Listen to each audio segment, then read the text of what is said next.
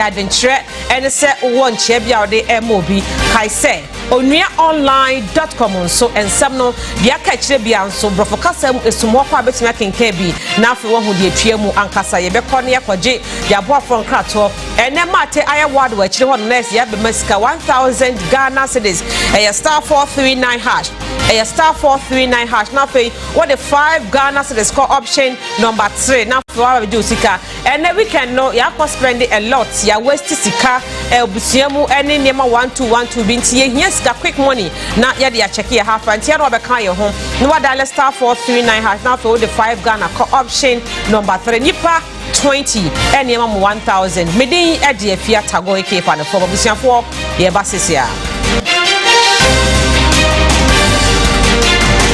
Onua Maakye kasiebo nyumeko amaso yasen Doc Charcoal Powder Gentleman Dental yen share amanebono ase na meka say arahosam bi esi ewo Volta Lake no eso na wotwe awieye ma ensemo efiri ho no eba enye ensemo a anika ya arahosam ewo se nyina ne yesori na yekasa epa na mo yebetinye atu na saade esi biewi ebi ense ne nyan eyese Volta Lake no so nipa mako edunum ene yese na wotwe awieye memenda no wonum ekofirigu Volta Lake no eso a yese omo ye ne mu nkwada ye du ebaako nipa dunum no mu nkwada e ka ho ye du baako ansem no akoya rehosema make say asue ya na say Ghana Maritime Authority for e dia beto dwetwem say ehyehyeye ne mra eda ensuo so akwantuo no Ghana hanam ye yi ni afiri so kra no a ase ye fa boge enye soan aka ho bi amanem ye de sama ne bo no ebeto dwam wonum ekire ne amanebo a eba ekire se na no memenda October bosome ne da na etoso edu ebaako ebeye awia empamu donkompamu ena asase misiye a ben ketekrachie no wo otimantemu honum na saa rehosami esiye wo hwe ensemu a Ghana Maritime Authority for the ho amanebo no esum ye na wo hwe se subonto mekire boat yi ebi ena na de ayefo firi aye okuma no no eye brono baako a ewo ketekrache honum ebesne akọ eye boveme a honum no eye mmea hodo anaso mo kwa yi wo ho enti ho nso no se utu kwan afri kro baako so akofoforo so a ekwan bia ni ho diso akotre so bonto no ade atwasitade yi na saro arahosami ekosie wo nsuo ni mfimfin a na omo ye ho hwea enye yem na hwemu kakra o ma ye kire mu se de ekofa asatu ranche ngoi ede ba ye se subonto nipa no anu omugum na omu doso chen subonto na ho oden ase ye overload and the coffers are who semi tibanti ye and massa so no ye full overload a wo mo nam ensuo so no so overload e bi ekoso horma enipa 15 a ye confirmed say wonum awu amu enkwada du ba ko eka hom wo mo kire nipa no omu wuye no wonum finhia no gina mfinhia mienu ekosi emfinhia du na me che 2 and 14 years a omu awu emu enum eye memu a ena mu ensia so ye mmaba ena mu enan eye omu a omu fie no apagya ko nanim kakra ena miensa ye ma ena bema baako eno so omuso ka ho ebi ena between 18 to 64 years no omo dem so omo ye adult omo ye 4 anei omo kra de nyame adom mo survive ewuo no na sensuo amfa omo timi dware pie ya omo do sa ma ne boyi aba beto empanifo animu se na medical Canada Ghana Maritime for mu se amwanka sabra sa rehosemu siye na yeso mo ebe ananso kire ewiase ne amansa no wo mo efa wo ho paaje wo ho gine sanse enye easy se at the point na at the point nipa adunum ebewu saade na mu edem ene ye de navy for one tax force e wodam by akogu hon mo na abroko na so wo mo mabe e wo maritime adwuma mu no mo nyina akogu hon ma wo mo ehwe kwan ene hyehye ye wo betim di agu akwan mu na sa rehosemu yi ebi ensibiewu disaster na se nadmofo ene wo mo a wo mo ho bo mu bia no so akogu hon eye mu hwehwemu no ma hwaboa na ho bambo bi ye wo se de mo manfo mo fa ensuo so etu kwan da ne da e wo dambai oti ene katekrat ne pata ahodo nyina mu no wo mbehwe na afei hyehyeye a eda ensuo akwantuo so no wo mbe ne pepepe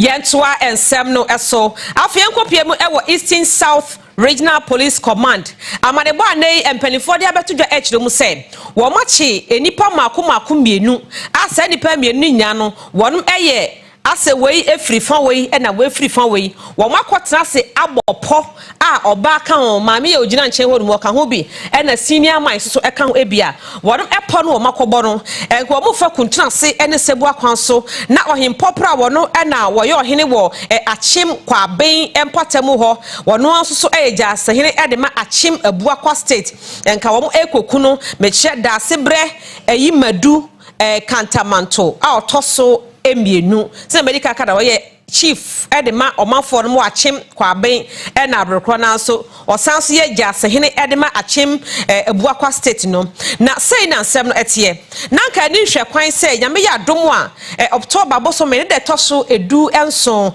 ase fie de edi animu ye yi anane fiada enanko papa yi ebe ye ebebo data na watena na pakan mu na fe empanifo abesom no ma bebo na moni apiafo esan so omode si ade de so no de edi kan a wonom ebe ye sa edwadata we no mayi na kire enim enti na no October boso me ne da na etoso edu ba ko meminde ye yi na eposifo se wo mote enkra se enipa bi epeso omufa contrast na ohene no wo mukokum ne firi ho eno da kire so a ohima oka ohene ne ho no eno so omutu na asese banjo no so omuku sa nipa akatifo mienu e de afiri ho enti omunya sa tip no ape no me yese da bia no omutena se nye yie so omanya ma obi atimi afa ba bia be ka kire mo se de nipa mienu peso omode ye ahemfo mienu eni a wo mutena so nye yie enti ene animani mu ya na regional police intelligence ye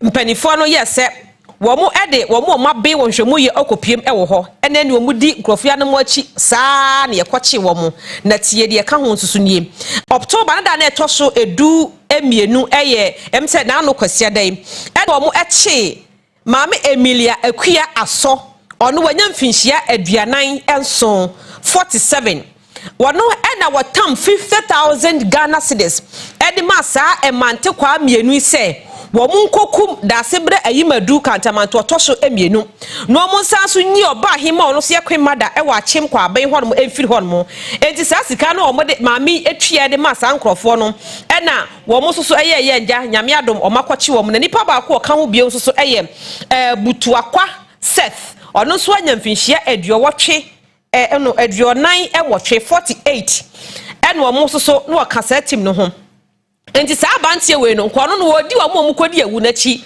no akire se ohini we ni fie nie ni dan nie the picture nie se no ote e na ohima no so hanum no ohima no wada wo sori anopo obefiri hanum na aba wa betena ha wa be yese nti wona na nko obekire baabi o mu nyina na mo ewo na wo mo so afa so e de akodi sa awuru no e na nyame adom panifo ho ye ha na according to source no yese maami san so e hye omo ananko mo kwa kodi awudie no ebo se so mu wie 50,000 kum sa nipa mienu we ewia wo basa ye 50,000 another sika e de aka wo ho no de aboma baso ade wo se wo ma ye adwuma so kese sei e de ama no mika sei enipa ya sinipa de de besie bia ye enti wo mo fa plus no e na obi nsusu afam akoyi wo maso tire ama mika sei ya che mami ene abante enti mika sei de wo de wo ja na ho e wo portifo akache a penifo de sama de bo we nsusu abetudwa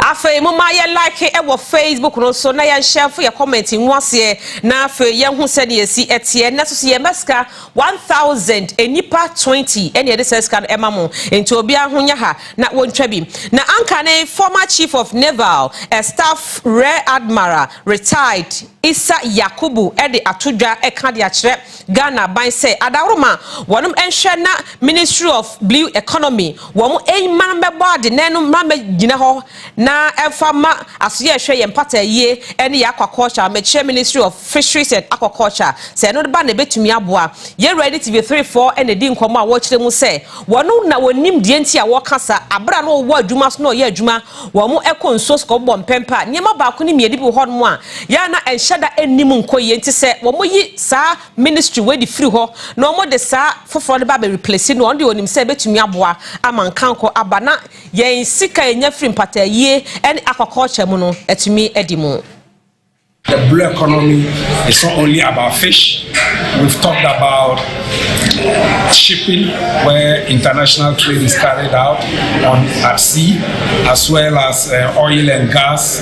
And we are now talking about seabed mining. And so a lot, including our data cables, all the internet we get, most of it is through cables that are on the seabed. We call them undersea cables.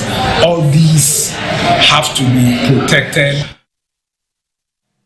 Yes, and some no so na kwansha for penyon the dad of su edumakona no e wo my Ghana posi edumakono emu ACP owusu ya treme wo de atodwa echire mu se adawro ma ho behia se enei ma yetieti wo mo e wo nwumanwuma hodo mu awade ase ene nkoda so edo mo fa yakayaka de ahodo mu no obibia de ni bedi achi no ahwe aboa ma yanya mpuntu ochihye ye koyie a ebo ma ene nkoda ho ban se na be ya benya dache papa e de ama o my Ghana Mami Edisa Maneboyan etudwa abra na wonum epaw new ambassador de ama dofsu adwumakono ne fa ewo enkramantem hanum ede no gina so a wode sa manebonya resede ensem wonyan so etudwa Violence Victim Support Unity no ehye Ghana posi adwumakono asiane wo mo apaw obi fofra wono eba be yes brand ambassador ediama dosu no sa dwumadi eka dosu wo mo nhyehyɛ ya hodo mo di gu akwa mu sane be yo mo bebo dawuro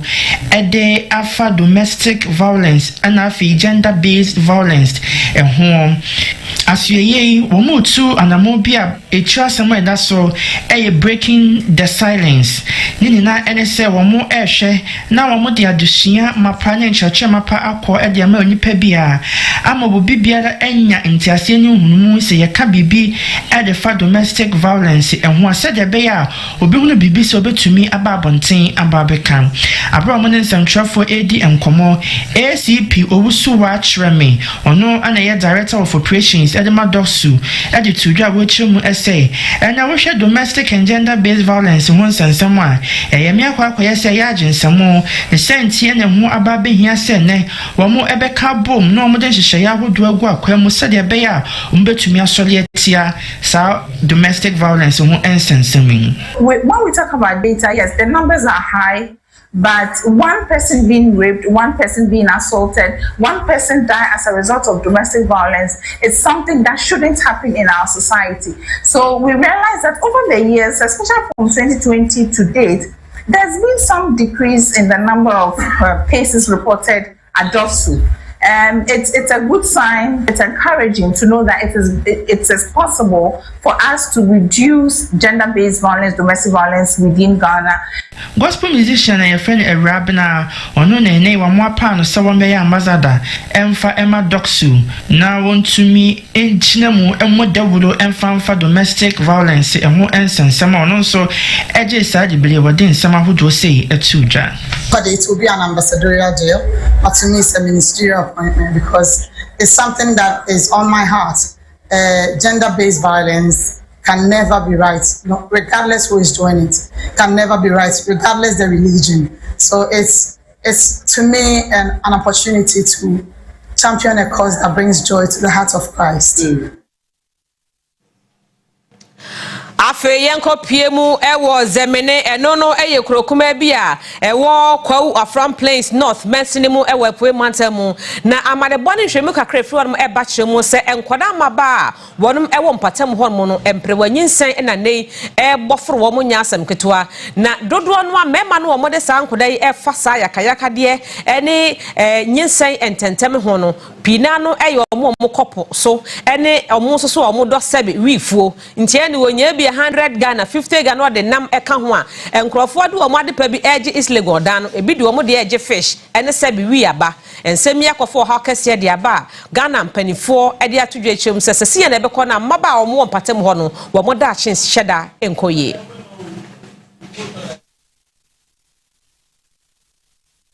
Freha Dwarf Island no eye bia enkronkra hodo bebre na atwa pete na ekekabomu na nyina ebekabomu a ewo saa empotam hanom na ade ba akwa ba hanom nso a obehunu eye wi marijuana ya yesenkofo edua ne afuo wi farm enya asem keto akra bonsam tawa ya yese woni agudua no dodo no a eye memu a ya wagya isuku atifi na oni adwuma bia ye ene yesa anema no hanom nso ade ba ko di kaditi eye ngumasua ho nsem yesi teacher fo a ewa hanom no obi honom a kindergarten ekusi class 3 anasa class 4 teacher ni ba ko penu ana kire mofra ni nyina ade enunti se ngumasua ma papa ye de ho fapem e ma mofra de e ade a eya ka ejeje mu pa ewo empotam hanom teacher ni ba ko pe ya wo saa kruyi mu a wo chade no woni ensentropoi etwetwe enkomo editu yenim sesede emprewanyin sen teenage pregnancy koso wa hanom no yade a ha adwene pa eyi. There's no way I'll punish them, and it makes when we need to have morning class sometimes 6:30, but we can't leave them behind. Sometimes we have to wait for them and start class around 8 o'clock, and by that 8 o'clock they don't report, so by 9 to 10 that some of them will come, then we'll go the class will start normal. So that's what we are following through. Openya wo hwe schools ho nsem so chief inspector of schools edema Afram Plain North mensini mu ura Dawood Adamu ene nsenthrofo kasaye ena wo simpenimfo hwenye bibi moa se de beya ibinya teacher fo bibri e wo mpotam hanom na waba betan ase a kire mofra na de na ama mofra ne nyanka sukuu mu se de beya wonya sukuu na wonkonkofa emprewanyin afins wo se mpenimfo enye de frɛ no allowance scheme yemfa ma teacher fo a wo inkrasi no said yebeya wonso woni beka adekire no ehun. It's a serious canker with the teacher deficit from place, especially on the island. Even on the mainland, the teacher deficit is also still high. Yeguso someone ye kai mo se muncha kashata no pe na monye 1000 kogu mo baba phone so na eja mo fa nkopa bibi fa nko check mo hafa ya *439# na mo de 5 Ghana pe eco option number 3 afa ye kopie mu na adehye no manfo a no mo ewo na kori chancer ewo apa west region ene kasai wonum afa akwanya wese so esre Ghana ban se adaroma na enim hadom no wonum ewo na chanta chips compound bi eno eboa ema apomode ho nsem kaya nsutumi ekoye na benfinhia miensani ena security man asabre no oboban ehodom nkonfro bi fa kuntuna se ene sebua kwanso ekokun no ene wo mutum efri sanfinhia miensa besise nei wo mu mienti ama apomode ho nsem no enkoye emfa ma wo mo ya enkamanfui ebekwa akwaje ayaresa na eye na chanta chips compound no ewo na kori chancer potamu hono na yesi inkura hodo bese miensa ya inipa bese empim wotwe enenka obaha no mu na obabehwe ayaresa ene ho ensem nanso free bese mfie miensa ni no eyade a asopiti no yato no ejeje mu ne niema nyina ayebasa se wo pe emergency health service se bibi ayew atrenchim biesi udu bi ko honum nenka doctor funya no so enhwe no emawo ko honum a enya ade bi yukura ifisi bibia enye adwuma ewo ehanom bebia eye washrooms ejanan bia ne ade yanka asopiti adwumayefo ene woni a wo ba beja yaresa ewo si yitimisi man ye kama no eno ena weni gusu a wohwe enam so ama adehye ya ewo empotam hanom kasa esempenfo enye bibi mfa moawon ifise wapomudi ho nsem ena yato ejeje mu every base in females and you know. I don't think for the time being I will be in a position to demand for health services from this facility in its current stature. But as a health facility, I expect that when I'm going there, the environment should be conducive enough to contain me and the one I am seeking the health service from. You see that the washroom is not, or is nothing to write home about. I contacted the MC and the Honorable MP for West Central, and they have assured me that they are taking steps, assist the hospital to come to our aid. Apomudini kwanchefo ya wo Upper West Region honomo Dr. Josephat Muzaki ene central for Kasai Chichimu the entire ama chips compound ya ewo Nakori chance and potem hormono. I was at Biawimuno. And the briefing I've received is that about 2-3 years ago, there was an incident that led to the murder of the security man in charge of the health facility. And as you can imagine, that created a lot of fear among the health workers and, of course, community members at large. So the facility was deserted for some time. Nanso wasini nyina mu no mpanimfo ani abre se obeye bibi e dia sachira asopiti ne hyebre. Challenge is that the amount required is a little over 250,000, and this amount is beyond the capacity of the municipal health directorate. Spoken to the municipal chief executive and has also reached out to the honorable member of parliament for the constituency to support.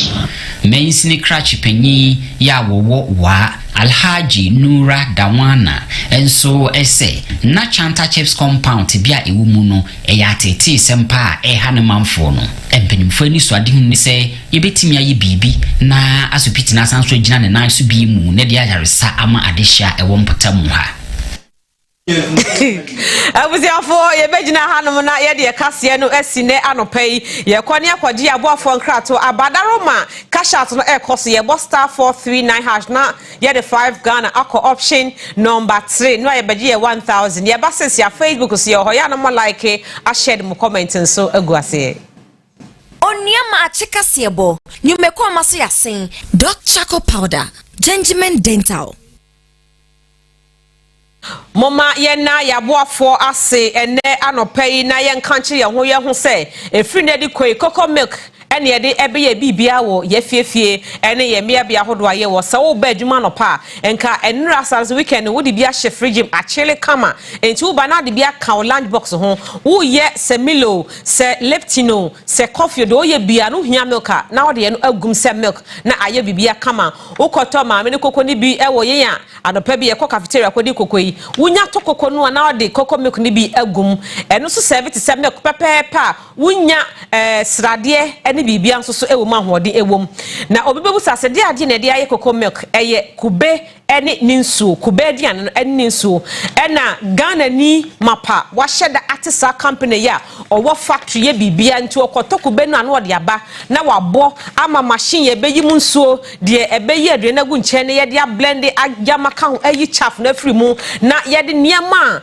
ye de afre beboa ma nipa dua na atimi akoye ye de aka ho bi ene ye de abadwa so nti se wonum cocoa milk you are sure say eba pomode ho nsem ko ade a you are good to go wonum pembe ye de obi de man kwala empanifo wo cancer kidney yade bia hawo say ye diabetes ene ni nuanam kaka ho bia no wo ta nonom ye products we bia ema wa ho ode ntem ti wonum nro edidi yie no na esa wo ho etontem FDA for approve enti wonum a eka ho bi ema so nya pomode se okopie mu ewo UK abrochima no emu a adwumaku a wonom ena wo mogi nuane ene enuro tum no wo mo so de wo stamp abase enti ye nyia no bia ebeboa ye eya no akai se ye wo shop akakraka bebra ukwa abenya bi se ukopiem ewo NS chemist ewo all over the country a ukwa ebi ewo ho East Cantonment Pharmacy so ebi ewo ho ena Tina Priority eno so ewo Tema Community 4 ebi wo ho Little George Tema Community 2 ebi wo ho na Poku Trading Enterprise ewo Dum Kumase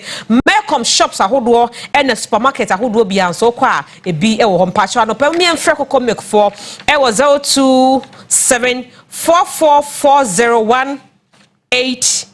0274440180 ofrenya ye ne wo ebedi enkomo afa muma yenko edu heba ho na yenkoti we free ho no Ghana ni ba bia 7 stroke yade ene edi asia won hyeda enia hoden ye ede eye wadwuma no adaroma ye be sre Ghana fo nyina se Mumienko piemu ewo edu heba clinic ho na won fa ni no ni bi enkaw na ubenya hoden mapa na stroke no a abubu agu dem ama busuafo ede wo musika betre nyina ahwew nanso ahoto emaye no ene wonya edu heba ne hospital na ya twetwon ema onuro de bi kwaha ede bi saw na no bia entem so wo beto na watimi asore hoka wo busuafo ensa ene yade ahodo bi aka bia no edu heba wo sa etu ase ewo ho na wo de SMB test aba SMB test no so eye duru a ebeboa wo na mema no ahomodin enimu no wonya bi no mu a o flap eni be ya kono na hodom ayede sebi eduru ahomachi na otimi emfa mema nya hwea na edi wo ha kase ba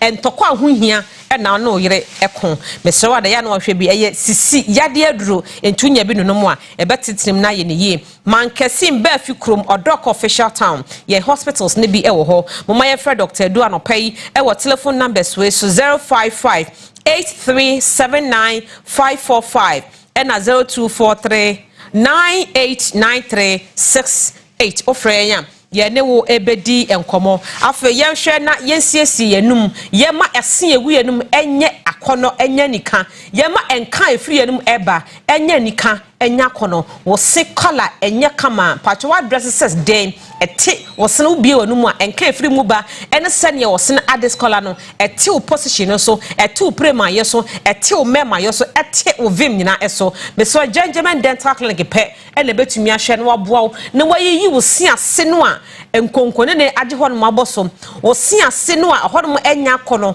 wo se no antokrontokro bi de munti cavities ni manema bi abo ho no go bi sia pro completely ye kaso bi sia pro me hu na se me hu se wo se nya kono sa ya na hadrin mo anum enka no enkoyie na emwa wo se kaka bi hawa wo ba ye besi ye betu se no ne yesi ne treat infections bi aso na ye de ama ye whitening ye sanso ye braces e bi a wo se atwetwe mprampra na wo ba ye behwe ne correct sa wo ha no nya no e de ama ye telephone numbers anopo betumi afro yen so ewo ahoma so ye 055 9139 582 and 0598405674 ye cha kwan ewo all over the country Kumase Abrepo Junction ye Ben Total filling station no Tachima so mazi ekeka ko ba bi adwakase no no ye cha kwan ewo ho enkran Nungwani Atomic Down so be hu yen ewo ho Koforodua ye Ben Central Police Station no na Takra den so pipe wana traffic light one ekeka ko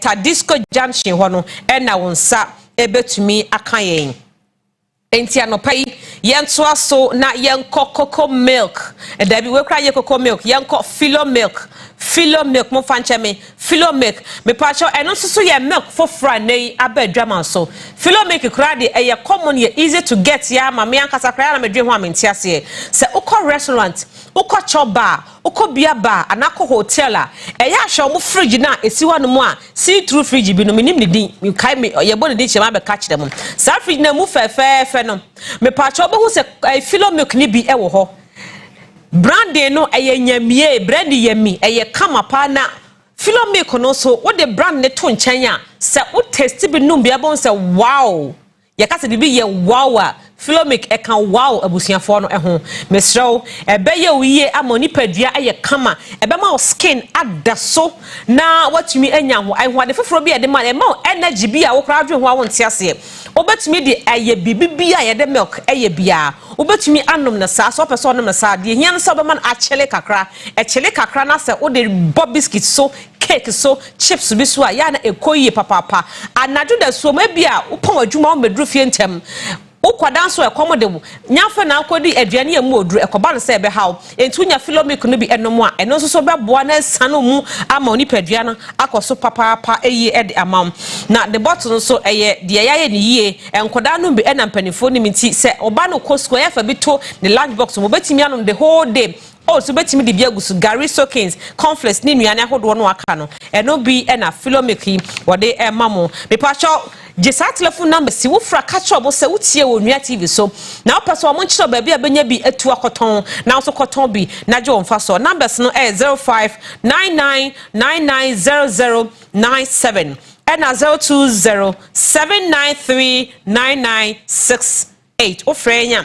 ye ne wo ebedi enkomo ye nko for Abraham and Herbal Father Abraham Herbal and Spiritual Hospital ho anopa me no edi nkomo se wo ye obi a wo liver problem wanya cancer ewo woni padua no ho akwa baabi wanya cancer etoni padua no yese cancer in the blood yade bi ha wo bia no abusuafo eya na wadidie de obedi ene de obenum akọ yem so ehu hia papa se okopiem ewo Father Abraham ho no mo a obetumi ahwa aboaw na yade bi a wanya a be hawa edi unya ewo wabodada brabo mu no wo be kire nro akire kwan papa be fa so a obedidi na ono so ni nro na o kire wo no eye niam a atwe ho ahie ye ibi o prekese yi hwentia pepre ene form visa suru visa enhama hodo bebre enu an wo de be kire wa na atumi atu yade na se edi amano asan so akire kwan a obetumi afa so adidi yie na wanum yie na abo ho ban o doctor a good said ye na enu anu a wo de emos wo de ya ya na eno so ehadwe papa wo so a wo pa wo kwa ye be ma obi na nyese bia ye chiche wo ho na emom wo kire kwan a be fa so a wa wode no ebe ye krado atwe be ma ho nsuo na be ma ho nsuo so ahodi abam na de energy abafie kidney any prostate enlargement diabetes ni bibia no otu ase edi friwa ye hospital mu a enti de hospital bia ye no ebia nso na Father Abraham wo yo ewo no ho na de ka ho ye se wobekwa na wakodware ate oni padua ho ate wo kra ho na aboa obi wo ho mo nam sasa di na chi sa de odne sa ebeso bia enkoye mfama no de obi abaji no nko akwa wonya ukwa ye bedware ne ya ma spiritual soap ni bi na nso atimi e de acheke 1212 ba chechira kwan ewo anko barrier asofa ye Ben Star Oil filling station no ye friend was 0244 371695 and 0559114122 ye adwuma from Monday to Sunday enti baby apesa okono eho ena yesusu ye betwen wo afa yenko doc charcoal powder hodomo eye jabidie ne ye aye ene akeka niema bom abrande de yi a onunum bia ahoden ena obenya no tentem so FDA for approve sem no mie no bi ebe ye se wanom poison wadi niema bi roba mu nua ne ama akobboboa e woni padua nim abobbo ye jefunu mu entinyame anya adoma na anu akọ hospital mo so wo ye enya cancer wo ye enya diabetes wo ye enya yare ahodo bi a mepacho e ya hwehwe doctor ko powder no ebi na onom na anopa ene enwumra anopa nso hie na de atremienu waka gum no wanom wo na wokọ no enwumra wo beda na nso why the same thing ebe fin ayi poison ayi toxic beer free padua mu na wanya hoden e de akọ adwuma so pharmacy shops ahodo herbal shops ahodo no ukwa ebi e wo ho anopa ye Fred doc e wo telephone number si so 0598206885 and 0206616620 ofrenya ye ne wo ebedi enkomo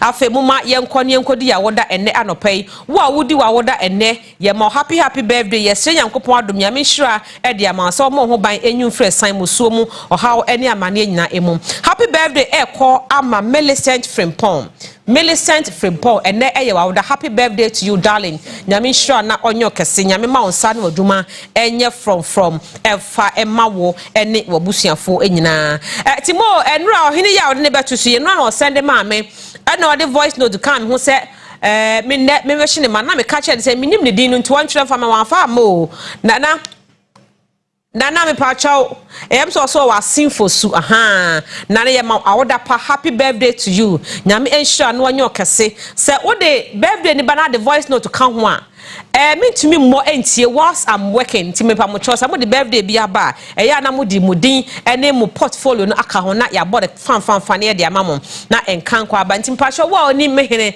my king ebia no frɛ na ka kyerɛ say tago oni the entire onua team ni na se ye ma no awoda pa ye sɛ yankopɔn ama no so ma na henie no enya kono na enye kama happy birthday kwa mami or your next ye frɛ no magazine Broni apia o Medina Polyclinic nyame ensure pa oba broni nyame ensure Fred Belinda hodom eno de ma woda pa e ma happy birthday call ama Sergeant Dina Ba o pram divisional MTTD be part of Vincent Dokuna de bae officer ye ma happy birthday ye se nyame ahode nyame nkankro e de ama se omo wadwuma ho nte onyu Fred Simon so mo haw ne nimbuase bia emu ADO2 Ebenezer now tete me pacho ye adwuma Ghana National Fire Service Accra ene eye wa wo de fi wo yire ene wabusiafo nyina ho ena no pay wonum ede ma wo senyame ahoden nyame enkwa tenten ede amaso ma wadwuma wo ye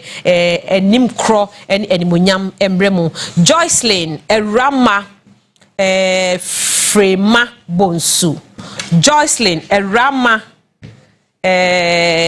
Frema Bonsu me pacho ene eye wa woda happy birthday to you nyame on shop nyame ma wadwuma wo yo enkoso nyame emo ho ban emfiri esan mu musuo mu how amane animguase bia no ye yifiri wabrabom ene anopay happy birthday to you obapa na efiri asan peja ho no de eba right Timo Lynette Smith Dan Aqua Lynette Smith Aqua me paucho ene eye wawoda happy birthday to you obapa nyame hrawo na onyo kese papa Olivia Nete efri omaho mama oma ene wabusiafo nyina se wonum ema happy birthday ene anopay happy birthday kwama Georgina Miles Obapa wapeja na hwewiem ye ma woda pa ye se yankopon kwatenten e de ama ye se yankopon se ohu mobo na ena wode afe baako aka wafe hwi Georgina nyame ema wanim kro ubibia enye kama happy birthday kwa ma sister Akos Sister Akos ene eye wa oda nyame onhrawo pa nyame hrawo ene dadua ene dwoyi nyame ehu mobo nyame enhrawo nyame enyu free san muso mu 13th October yi efri ene edeko eniema bia no secret prayer bia wabo ho empire ni yankopon ma ne embramu na wanim kronso so embranti happy birthday to obia ne odi na woda ye cheche Ghana fo nyina da mo se ne na wotwe ya hya ase yi nyame emie kwan emfa mayen nyame hu ye mobo nyame nyi emfiri esan mu muso mu haw ne amane so obidi wo mfonyini obidi wo den obidi wo na makwa ba bi ana ennenam abosom so ennenam asofo so egu so ensa etwa so enkoko a nyankopon nyi emfiri nyina mu obitu aduru a nyame adomti ma omano ensi message word quick one nyame ya adomu a Friday di anim ye fie da yayi me ankasa me mechanic Mr. Chuso okay mechanic na me kan asem kire se oyare call ranger ofiri mu ya no nyame ya adomu a Friday ya na wonum edi ni na wotweda Friday ya no mudi ni na wotweda ewo eye apoye mansam no emu ye boa Deborah kwajo ehukani no kwajo oye mechanic anase fitani ewo sotium moka ya bra rage 477 by na me catch them say madam me mechanic na yire owo nyemye eko kopie mu rage hospital ena nsem bebre ya fie ye kire yi no de ne kopie mu 37 or 37 be 3 months or 4 months yenkwa ankwa nkosiaga maame ne wafiri mu ya enti baabi akwadwo obia no yesi yankopon ho bambo nyame awre chichire ede emawo Deborah bia nam bia so yankopon mo ho ban na onyu emfawo ekra no ensie ye na dabi sine ya yeka no ye besan so ehia enti nyame ya dom a ofuase ayire bi Friday yeba kudi na wotweda ewo epoye mantam tia na jamfo ma be kan ho na yakma na wotweda die no aye akono fefefe afa muma ye mo cash out anopaye muma ye mo cash out anopaye na ye fa star 439 hash enko ye the star 439 hash eno na ye bo na fe ye the 5 Ghana akopie mu ewo option number 3 na yaba baji ensika ewo ehonomu ene yaba baji sika botin baji eye 1000 Ghana cedis 1000 Ghana cedis ena yeba abaje mepacho eya na waba abekan ye ho na 1000 no a ye che no 1000 na ye che no onso so waba abaji bi na ese ede boko aba star 439 hash star 439 hash mama yenye ntem ne fa 5 enko na yemra beji yensika one time for your mind yo enti asem no a eno no abusianfo ya cheche mo Facebook ni nyina mo Facebook nyina cheche am Jet Morgan very good morning to you now on Friday we me good nyame sure papa me pacho Queen BP abna wo Dubai very good morning to you mampokuya freme good morning to munyina Kofi Parliament Amuzu John Kwache ene abusianfo ni nyina ya chiachia mo Michael Elom Dosa munyina chiachia mo abusianfo afei moma yenko Onua Francis International School na yenko ti wetel emfa emfri ho no papa cha echi akwan ewo gomu abodombram ekeka kokwaso kaswa winiba kwantempon eso no mesro wo mu day any borders ewo ho enti na odo bako na obanso akakwaje entete ewo adesua emu ya cheche for omo ye correct papa omo chirade ewo ye hodom no omo ye correct pa enti ya fa obano ko na abane BC be ya kono obane BC be fe bo benya grade 1 for school ibi grade 1 for school ibi akọ na atumi aboa Pacho, Messi Ajib de any boarding for. You be fine. My member numbers ni Pacho. Boy, who 020 na board here? Member and waka one boy mama. Pacho ye 020-520-1113 and 0548-545335 020-520-1060 Ofrenya ye newo ebedi enkomo mkojo good morning. Morning no dey na bibi abokode. Adom ni ahwe yi na nso e. Ami ade saso ne so ase de fa ba so bra o ye fa saso krato na fe yenko. Enemu Onua Maakye fa be wo so. Nyumekwa aso yasen. Eye Saso insecticide spray and coil.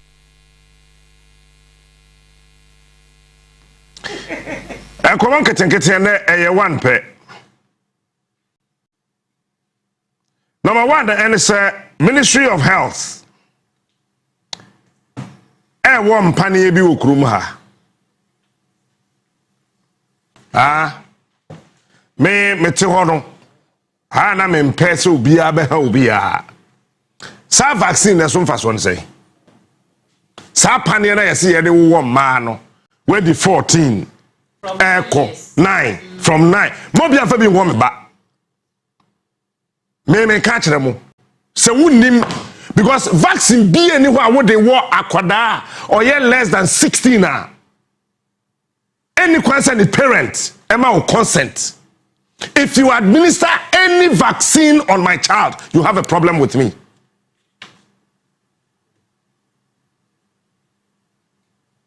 Because are we therefore saying, sir? Africa sabie buru sabie nyado mpani 40 nti yenimi nyansa to an extent say ye ntimi nya hwe for ourselves. The question is that Ebanisana Japan refusing that vaccine. Why? Ebanisana Russia say no until they are done with their investigations. Nobody can administer that vaccine in Russia. Why? Here. You are my very good friend. I don't like this rubbish. I don't like this rubbish. Because what they Almighty America says no. One of the questions say education now vaccine who course ye America for one problem no say o say say we yen church bi na what education as America. And we just get up and obia sand ya na me pesa me kai busuafo ya me ame wofa samosapon ye kwatam that time they say den kra na abai hepatitis B pania ho no pempa assembly ho nyame nkwanka regional minister bubugu ho no nidi say vaccine na ye papa o say nye papa me ba banka ho me fa bi wo no onya sa yare ni bia nya musika na ade behwe no and embre bia ni asase so eche say vaccine is compulsory. Ghana then how you doing? We just get up and anything na anytime me catch us say mo COVID yare na ba no mo na mo wo mo yare na ba ye we ya me dan me wo COVID pane ebi so nche me da wo na wo pe COVID kona ko na mo wo ye no mo ma mo ho 10 years 10 kra de dozo mo beti mo dan katoa actually wo de me bo bebre me. Have we done enough research on that vaccine the way man? Yet was it's safe, it's been tested and it has been tried, it is this and it is that, it is good, so let's administer the vaccines and our children. Not Ghana, yet me up a whole day. Yes, yeah, launch it. Weekend we na malaria be happy, but I took my time to read about that so-called vaccine. I have read a minority opinions about it. Make a minority, and Ghana minority. One microphobia we are so dream be our vaccine who there. Ebi mfakwem, but the bit correct. And I'm kind the majority report on the set vaccine. Bisa who say about Russia, China, Germany, France, America, Japan, no.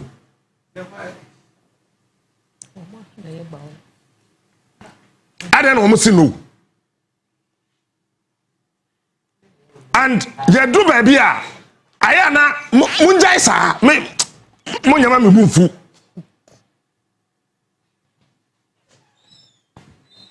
I munjai sa.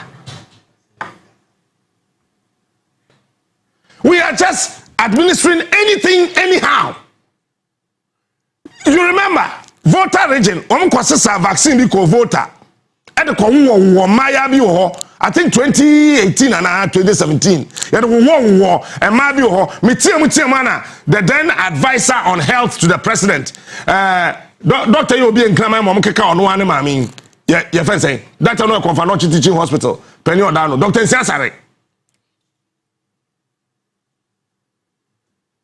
ebe kasa tin at the end of the day we see woman who say problem with vaccine ho enti ya ntoa so voter region ai before na ye moa tie ko wo mu yenkum wo moa onu siasa no wo ne baby onu aka so wo bi ni musu ni be na wo bi what was any atam vaccine near the aba Africa na ye nso sabe ohene fa cha me ye jimi nti ne ye wo patcho me mama doso 9 kosi 14 ne doso udu school abe wo smart so ne din so me do nyame when busame now the vaccine ne wona mesiu cause emre bia ni asase so ekye se we de pane ekowa akwada ondi mfie edunsia ese obusa ne maame ne papa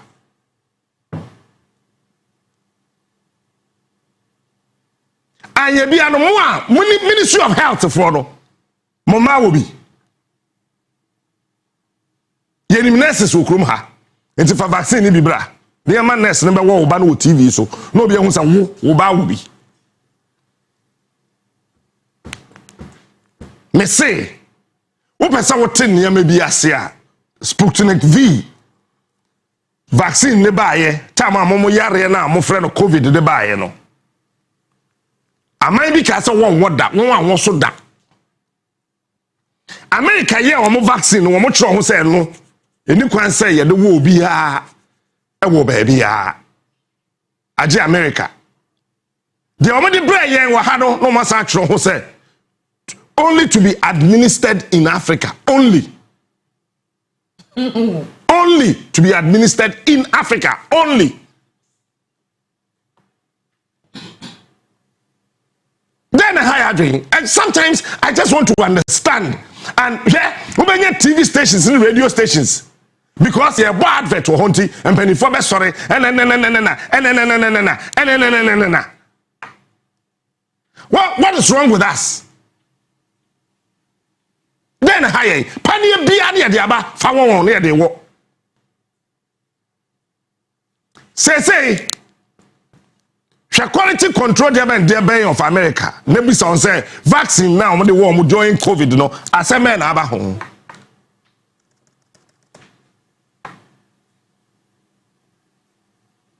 Assemble na aba ho. Kwabra mi ntaka no. My din na me hwe process no. Ba me hu se bebi ade ne kɔ no, as obi ankan hwe wo ho.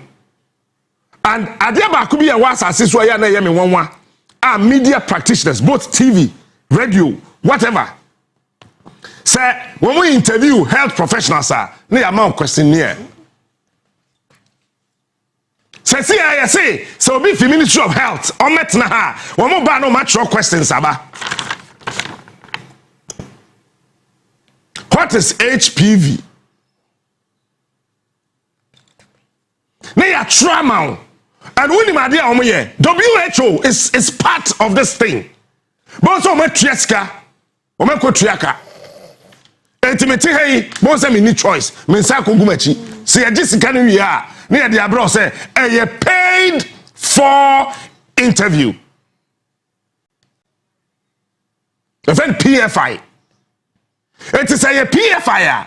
If you have to go, need choice. Captain Smart, new choice. You have to do it. Bring me PFI. You go see something.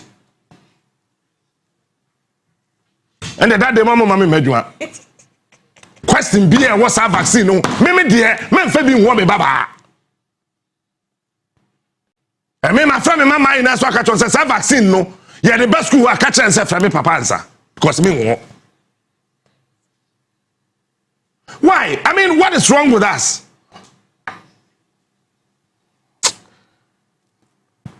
What is wrong with us? Must we accept anything? Because it's coming from WHO.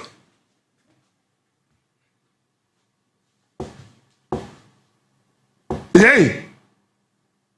Okay, Nema, woman SCS, yeah, the reasons why, yeah, what's happening now? Me trust Dina, me dream one. Me say.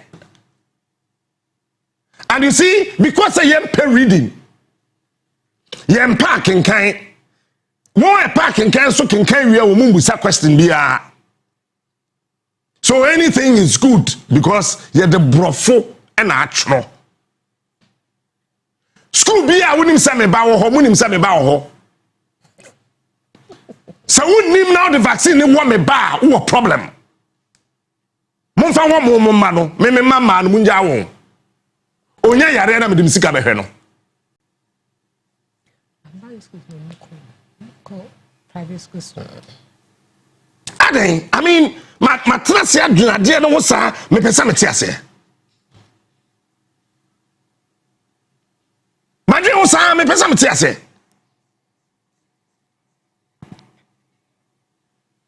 Japan. Me nche we enkomo ketekete me we Central region and then me we Kumfi. Because you met me na. Okay. Odoko. It's your watch Mura. Japan. Then Japan in 2009. Vaccine we nya na hebo. So what do you say vaccine we? And sa vaccine we eba asasi so sa HPV whatever no. If you say ne and eba asasi so you have a problem.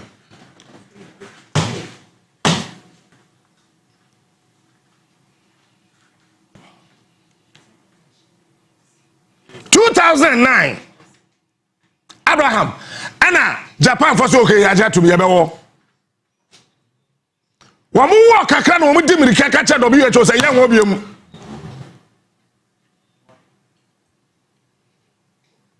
Nas wamu system no accept in 2009. 2011, 2009, 10, 11, 2010, 2011, Japan say yan obiom. Adentra, one scientists are finding certain things to be with the said vaccine, the chemical structure, and what it seeks to achieve. These things are open knowledge. Why do I say, Captain Smart, just Google this. And there's a whole report at Japan, a whole report on the vaccine. When we no, and I'm catch WHO say, okay, so the same vaccine and I'm be developing here. We will develop our own vaccine. Depending on the condition of that specific child. Japan so obey the day. Akwada bi a won memu ho no wo Japan ho no. Obehwe akwada no se de na bosu. Etie na answer. Ye the sapane na wo no. Even when they have developed their own. Now, one no Japan that time 1 year Japanese no.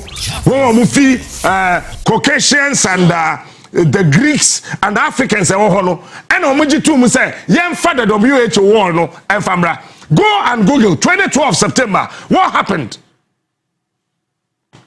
That WHO conference and that's across Japan. Japanese are buying penny. Because they thought that it's one way or the other was a ploy to influence their system. So they refused that. The king of morning shows. In April 2013, 209, no more approve here. Say Edu 2011, I'm saying Debbie. Edu 2013. To say the medical catch on WHO say, you include some vaccine no, and we a national immunization program our Japan. Captain Smart, the king of morning shows. And I'm catch there. WHO say, most young fan one kwada a 9, equasi 14. By yen Japan yen. Because a near my vaccine nimuno what the work kwada 19 up to 14 we be saying near maybe war ban system nim. Eti momo dia na modia ba no mo fa wa hoho a 1 year Japanese. Even that must start from 12 to 16. Even that must start from 12 to 16.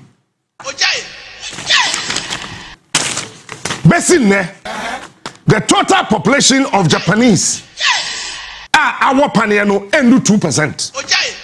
Parents, let's say 1 penny. Because their scientists are saying so many things about the vaccine.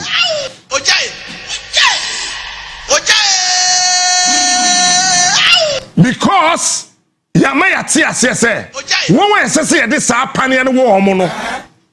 Between 89% to 100%, and so yeah, ma. Why am I?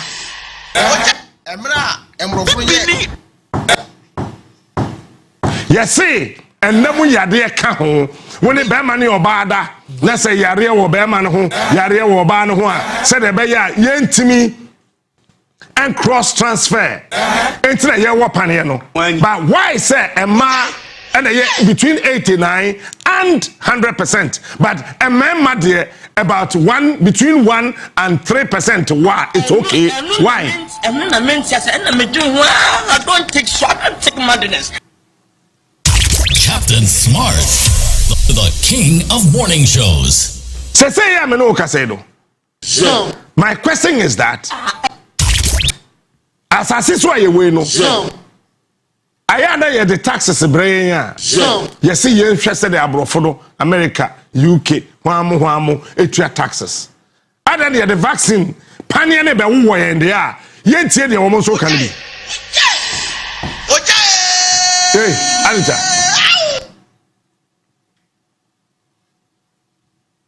Anita. It's a Maya who's one near the Pania Wayama. Wait.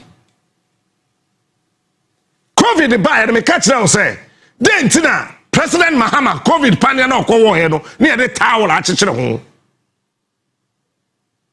enu na COVID buy no pania Akufo-Addo wo he pania Rebecca wo he pania Mahama wo he pania Lodina e wo he pania Baumia e wo he pania Samira wo he pania ahemfa kese wo ko mai na no near the towel a chechire ho e dey le yetwe wo na COVID pania ni. I don't take short. I take madness. I can sit here and tell you on authority. Ghana penny bien wo COVID pania. Because on my head say some COVID panic na yare no se be chiwumpa e be che osafumafo owobi COVID chi osafumafo e bibi duro ene ye de ma omo nom ye ye okroyim won wa beto e bibi duro mi show so mienu aboso won duro ene ye je ye ne de say bibi duro ye de say COVID edu baabi no ye ka to se wupuna na ekọ enipa punu ehwa mo na de ba wiase mu enye ye bi before ye soja na ye de nimtri ye twitwa ebinom fe na abode na ye de agum ni anoa na ye de ntiba kuru ho na ekọ edu baabi Donald Trump na me ka sa na oye rough sa na nibrisem o se yare a wo horo wonsa na samina atimi yakunu na wo se waye hand sanitizer dia adare ye nom sanitizer ne koyem Belarus one president am I to assess alcohol etimi kum eye mu COVID yare na ba mo yare na ba ye no etimi kunu then ojitum o se ansa na obewura asore dem no e se ma 2 shots bibini kwesi adani ya ensan kogina asoda no we ye be ma ka chem se we ye Pentecost ni wo Belarus wonnom we bibini we are Assemblies of God empato na wonya we ye cha petashi e wa asoda no ba mo se report na ba nche se Roman for the jinsan pa ho ba wo e kese pa Jehovah Witness for no we our Belarus almost Jehovah Witness for no wouldn't send do na sa na ya order more what they call na sa na ya order more we yes so what will be our crase a crase go mo touch mine why na COVID chin go mo touch mine no I mean bisa ho I trust me and in me be see a we are mampani, we are leader, we are obia, we that domano trust, never what drain to from na yedma. Why na COVID chin go mo touch mine, go mo takwa. I am for akachi abo, tavi, kanam prene tumu. Adan en krasin here. COVID no know to me nante when ro. We. Who on kayana COVID chew. Tema COVID a chew. Kumasi COVID a chew. Takradi Cape Coast a chew. They are brum panier. And I said this. That time name was angel. Me can say. Ye my queen my one a year bibi draw kromo hano. 1 year bibi to stop this so-called moyare no. E moyare o mo na mo pe. Me dear. When I'm from Minjindi, whom from me wa me Bible, if you say Yehovah Nyankopon or ya dear inano, meaning your mammy. Pilate said unto them, what do you know to Chaya? Say I'm no say a lot of countries. Reasons, they have their own reasons. Say vaccine be bana WHO administer. Na say Russia scientists be anka ho, Russia say onwo. America scientists be anka ho, say onwo. We nipa anka ho say menwo. We nipa anka ho say menwo. Aden tell me say omo interest e key.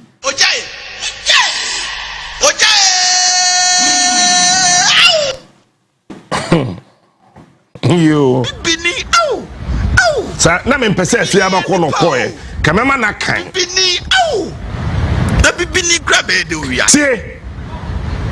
Here are some more detailed observations for the countries that have refused the vaccine.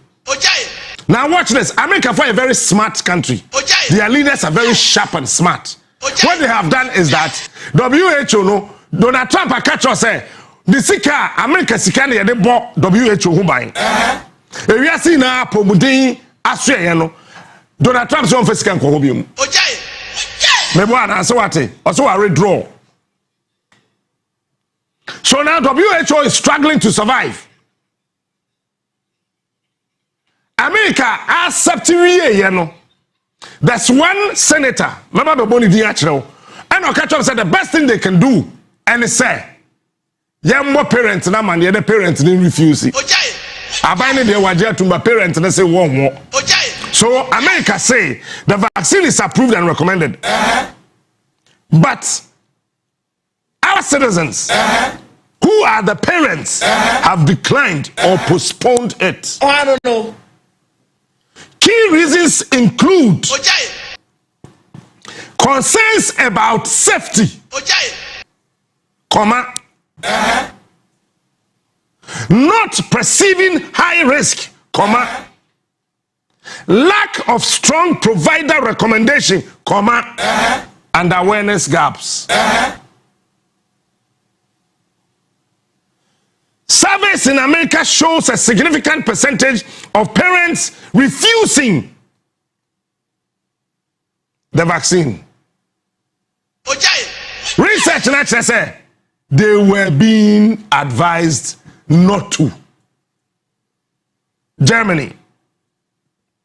Even though the vaccine has been recommended and covered by insurance in many cases. Now, Germany say, the say vaccine is Wait. Sa panel ya de wa ye mama na okroma no. Germany say ono onjindi. Eti de obey ina say, "Wa opesa oba ba ko obi no, ma yenye insurance nto so." Because one ya insurance na nto so, na say daache. Which daache no will definitely come. Daache. Yeah, sama. One share na aban na ntimi anya sika entua ni na. Enti even though the vaccine has been recommended and covered by insurance in many cases, uptake has been relatively low compared to some other European nations. Barriers include low knowledge and awareness, lack of school-based vaccination. Answer now the vaccine be wa akoda wo Germany no. SS school na nkasa mpanimfo editum say we fa akoda na o we school na because we are rougher. Parents no be see school no. School bi aso wa Germany no. Germany wo mo super smart. Uni ma me ka kire wo. Wo mo fa nuro eni agro. Etu wo mo say school no jitum say what they are. Tio say ye that President Mahama catch say secondary school say we na no ye de aduane bi aba but say headmaster no beja to mama didi a enye me president masem obama obedi aduane no obama obedi Germany aban si okay yate yen mo amu school na mo schools no mo be pene say yen fa aduro no enwo nkwada na de a eno ye mo masem dem pa na shimo e ma peni no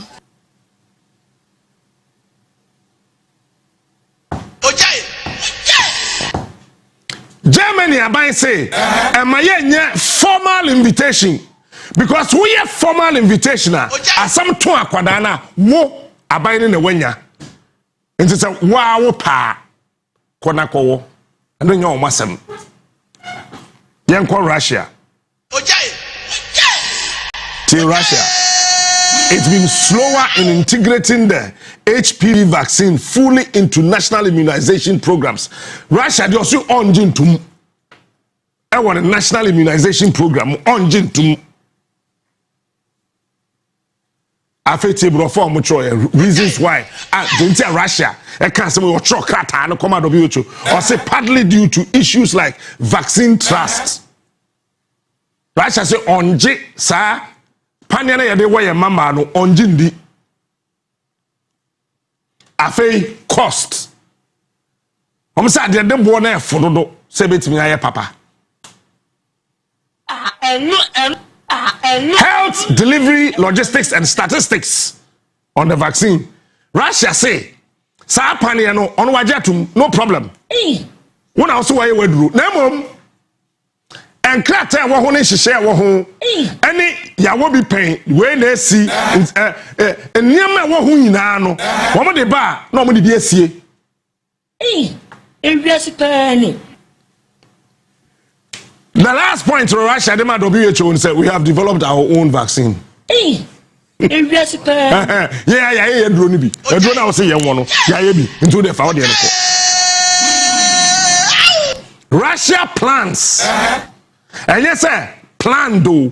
Russia plans a woman in the future to include HPV vaccine in national immunization after whatever by December 31st, 2026. A drone so ya catch and say by December 2026, October 2026. Let's just say we are seeing now where we and Russia then question December 2026. What it means is that Russia ni bia or baby anywhere or be wopan you know.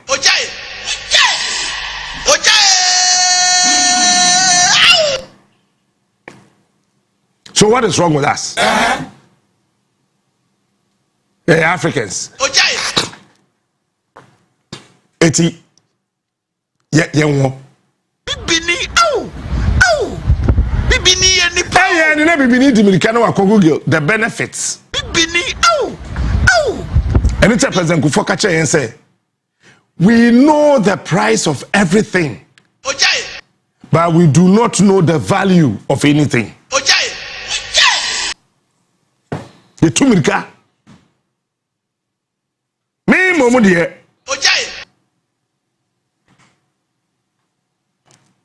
say ye ka say doctor for catch obi say ontimi na e den na course yempe ne to yempe ne no a niam bi wo ho a nwa e de brew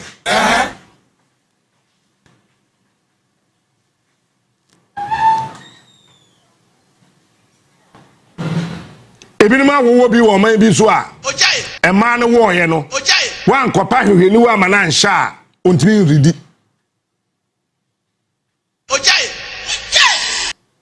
Ebinima war ewo Japan from 2009 209 besi ne nipa sese wutimi da ma hotel no nipa no wada ye 1 hour in 24 hours gwen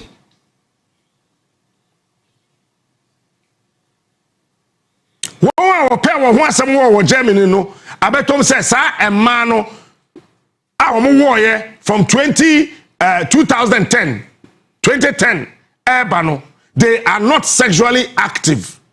And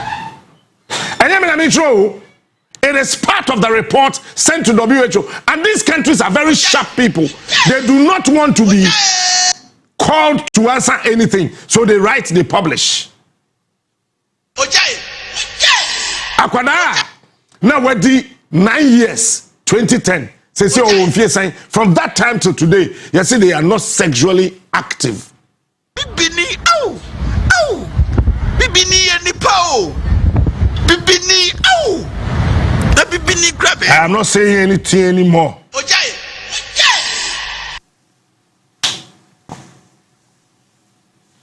Professor Obawa, Manewo, no you wasem. Me dear, Obian Fabi woman baba. Udru school abe mu se we ye mba fremi ansa wo de awo no enti won edi 9 ekosi 14 sisi an so mo wo wi a sa yare na wo wi asimu na firi hokko wana ka twa sa wo malaria pan se dem wo obi unya malaria bi mu na yare a ekuma bibifo pa ye malaria ye krom hayi akoye obetra hayi o kan se madedia malaria onu kwasa anu kan ya na tagod sere no malaria ada na ye nya duru a ebema malaria be fi wiase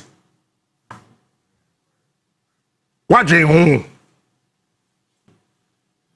wo de tenase na dwen se nti ye nyo bia se wa ye aduru a wo wasa pane we wom malaria enchi ubiem sa malaria fi Africa bibini bia ne wo be yare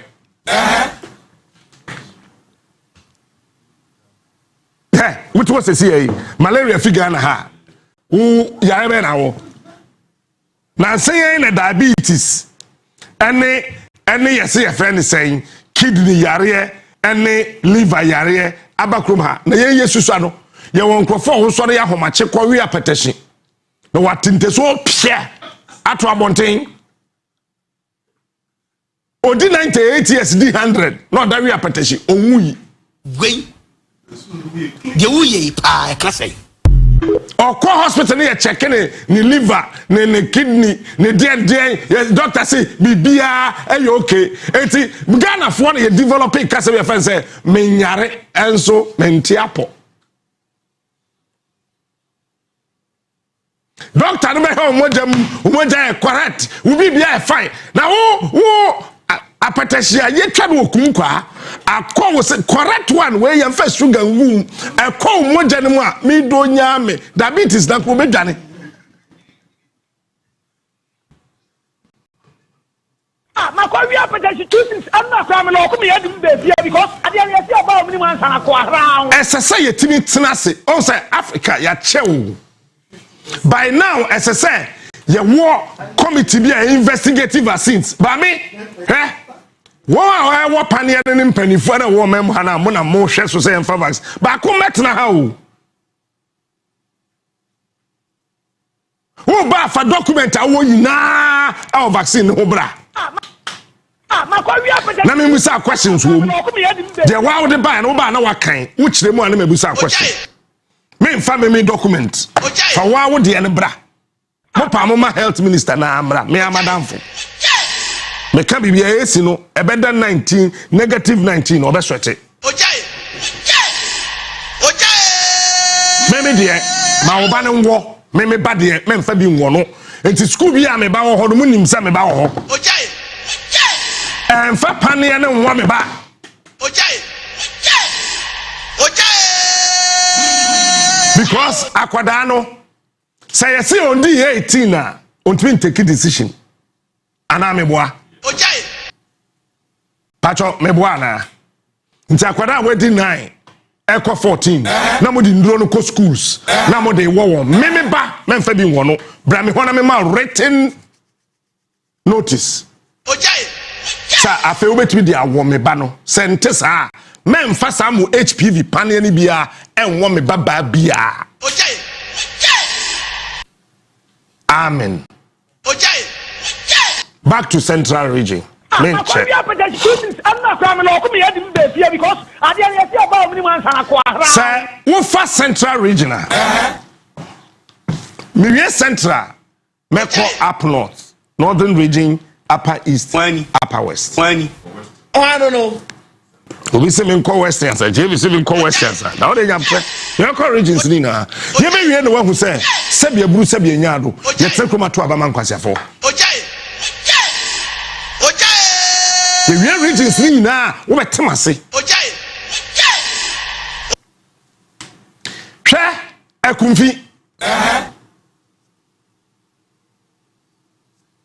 me wie akumfi ane boboro mfante which is mankasim proper me wie a metie sigomua ojaye na me wuramu asen ojaye na ma behwem wa adwuma ko ojaye no wa ba wutu ane afutu kekos de sampotem ho no ma wie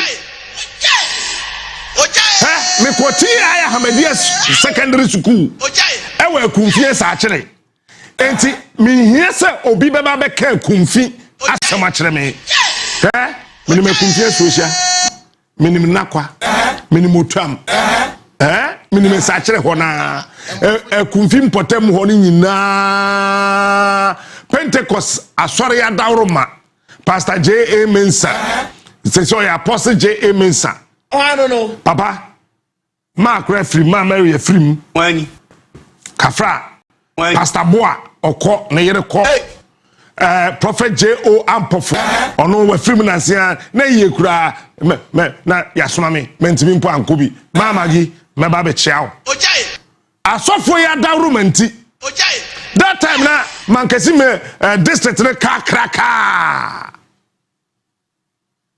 me ya kete awo gomwa ana apostle nyame tiase no na ya district pastor wa apam ojaye enso ya ni eja me botwene to nyom come on ye de mafa mu ho na me na makumfi obe na ejire so no kalew yo enu achi no oh me sofo yo ba wini bai Winning for Pentecost far more winning, but church of Pentecost are so funny, the mammy.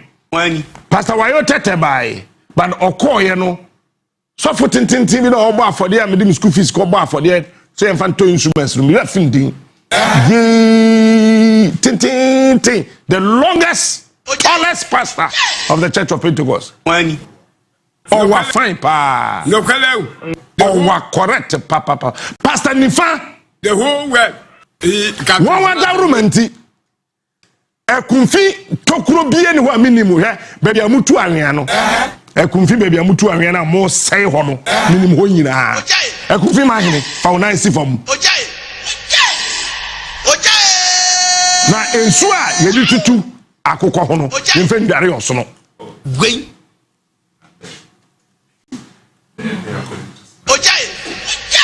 na ekunfi ma hene fa wo nan si fam na won jai saade na wo sai wa wasase no efi se ensu a eni tutu akokɔ ho no yemfa ndare oso no wani so manka hio mebube king of morning o frame so a metrim he is smart he is unique he is the best Captain Smart is the king who ra kumfi a baby obenya bibi aye pe eye pona no hofo no he is smart midi pastor mo akwachi ewiem ho ina ya to ho minim baby a cause pastor mo akwa na owo ho na kwa den Captain Smart Jerry the king who ra kumfi a ade ehia wo ye mponche ni nwan ni nkraman wo he is smart yes asma me kan boa so we am ankesima na kumfi enu na ment ya se wudura kumfi a hini ho wo mu ni akwan wo mu ni nsuo wo mu ni hwi adwuma bia ne kumfi. They think they are sensible and they keep on making mistakes. Enipa osapa onyem ye e wo Ghana ha wo ye no ofi Central Region me pese me boku ni kro ni din no we did 9 years e no onyem ye we did 9 mfie nkunu me mo kro ni din no we did 9 years that time ama benyiwa do no na ye Central Regional Minister osunti sa akoda because that's say otuka efi Cape Coast Emerson Kofasa akoda no de ne kotena Cape Coast that we ye Apam Junction to ayi ya fa say gomu akwan no no kale the whole world nobody who ra kumfi a hwini ho make no kwa na le ahemfa we kumfi nyina no aso bia ni plan MPs aba kumfi both NDC MPP obi ani plan regional ministers aba Central Region na obi aso ni plan ma kumfi assembly members ho obi ani plan DC is aba kumfi nyina kumfi nyina obi ani plan ya go bombo hu em obi ni ya na brofu bi wo krom ha ya mete ana me boso fono me yes cheap compound la ila bismillahir rahmanir rahim na when you be atimi abetena ha MPs ne ba na omoka say we see chips compound na nyama boaso wo show you so chips compound ya dey chips compound ya dey atwam chips compound atwam more than 80 years ago atwam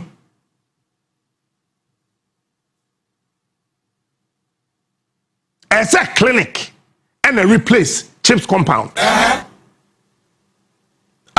na community health center and replace it clinic na district hospital and replace it community health center na afei hospital papa abe replace it district hospital na afei polyclinic abe shem finfin na teaching hospital abe to aso and I keep telling you esan say yadwe no wo fam ntino ade bia ne yeso so chips company edan moto baako ene ketekete baako a wo mo na esese yedi bro egu ho kacha wo MP say o kacha wo chips compound a ado obeba district ni mu a oyare no aye on chips compound ho me maame no why aduane wo say aduane no medi a me yare ntimi ni bi gwen na wo tete maame ne me papa na me dey na medi ade a ya pan say wura akumfi a wunya hospital papa bi anko bibini au obi trabe akumfi the entire akumfi wunya tra gomu a ohye ho ojai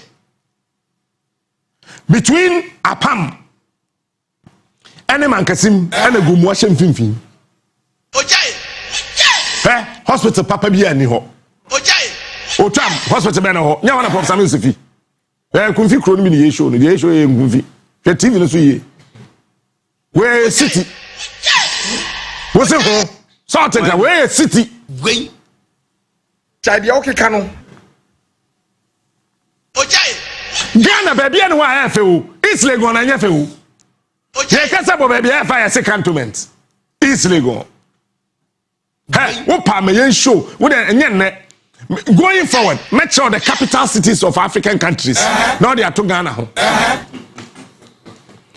wodi ma dia Ghana for ye me ye ko ni ye fe ye twa pictures ni videos ni wi a me the color fofora wo no Ghana for ma ye twa pictures a so onye makeup a on twa picture gwen chade o keka wa ye makeup awie eso no wa setting the camera no na o twa picture na or 49 years but no look so 13 chade o keka no and your friend saw the compare retirement package chade o keka no fa kumfi no to so biem wo wura kumfi kro bia mu a wura be ho adwuma ni ho chade ojai school dai papa ni ho ojai me kwoti Ahmedia secondary school esa kire me ko esa kire kakra ojai esa kire na wie yete say school dan kasa na wie yete say ojai bibini au bibini ye nipa o yey bibini au ade bakwa eye me ya pa ne say wudru akumfi a ojai emema wo ho ne ye natural macho yes me taking me time to me wura central region ni na mu asi because the whole of is it 2 weeks ago my medjuma na me ye na say na central region na me me nua ba ko e friend Tony on Cape Coast I don't know ye wura ha na ye pie ha ye drive nam ha na ye kwa ha wuduru akumfi asase so a ememma na e wo ho no wo me ye natural macho ojai obi abo enso wo mpagya na de bibini au ade we na cafe na me be kan afa wo de atoso ntam do wo de yi free so meba mema wo de atoso central pen na conforsa adwaye ojai konfo osa wani mu achi ahomka wo konfo konfo professor Abraham wudu akumfi a wo sede wo ma asase ne te no emepo na twa akumfi mu se ya na emepo na ka wo mo ahye between epono eti se wudu association Kwame Nkrumah ye state farm ho na yedua nkube because Kwame Nkrumah hu say emepo na ewo ho no emma na nye flexible emma no so ja unim say kube dua say kube wo ye oba na ota no kube a kube nsu a emma wo body ni sane nane say da be ya wo ye oba obeye relaxed na what me akọ straight fe say kube dua no say the city no na wetimi aye fe wetimi aye akono enti Nkrumah hu say no apart from kube kakra na ewo epona no ho no akumfi mpoa no nso nkube nhyeda ni ho enti ode nkube ni ba esuesha ana obedua nkube no esuesha oje almost 118 hectares na Kwame Nkrumah dua nkube say half a snin ene nzema land no kube ho se ho kube ni na asa na yenya bi produce anya kube oil na coconut oil na yen rely e we switcha and our plan say obeba be see the biggest ever coconut oil factory e we switcha okọ ha na oyaba na yetu na konya so eti odua nkube ne fa mepona Adimakate Ekumfi and the other side of Central Region odua wo anu se ya tin sa edikodu Esam ye okrobi ho ye fro ho Esam Ekumfi Esam ete ho ena odua nkube no bepemye because unya tra Esam a na wawura borbor mfante ti odua nkube ni fa ho sa because that forest in Sheda ni ho and on the Sam one on the coin. So we do Ekumfi a emema no mpejanda de wonye adwumaden but naturally no who say ne bo to say the wakojim ne bo no ho who say ne nsa no a build the whole Central Region say am no ka say wo mo ho dempa ye Ekumfifo wo mo babu akum so we share Ekumfi ni small boy I don't know now what do you say Osa it is a one in the back one naturally on say something Ekumfi mema ho den so kukuwa aho ya tam to twene Ekumfi ni be ma no njira ntoto bro no o say awala yes small awala yes small me nya daje me njun de eto adama ato Ekumfi o eto onto wo pa bone 300 obeba nanim 300 o tabu say ya no wato atwene Sana Ekumfi forte Ekumfi nwu basabasa Uko Central Regional one enclave one town basabasa Ekumfi because they emepo na etwa aka o ma between wo ne epo enti emframa papa fe punum ne ba na emframa papa so efri mepo ne wiade mu so aba na wa firi wa ba na wa benum kube nsuo na wa san wuram enti naturally Ekumfi fo ho den wo nwu basabasa it is like what the factory ko si Ekumfi a ubenya mema aye adwuma say ufa enipa 10 a area JSS ewe Ekumfi asase bia so a emu 10 eni adwuma ye 10/10 0 chai okeka no ufa Ekumfifo a area senior high school 10 ewe Ekumfi a 10/10 obi eni adwuma ye chai okeka no Ekumfi na kwape na obenya obi okuta degree one ne papa kopo otutu yi ka say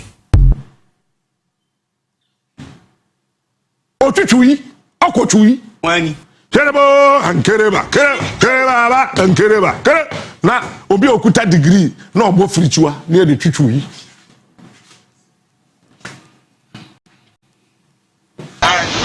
Mika say awaja so captain enye Ekumfi kwa baya so ekrom ha na be meba medu ukrom hwe ni Ekumfi ade e wa Ekumfi asesei e koso pa enyinsen wura Ekumfi kro ni nyina mu a ema enyem edo so chen adwuma e wo krom ho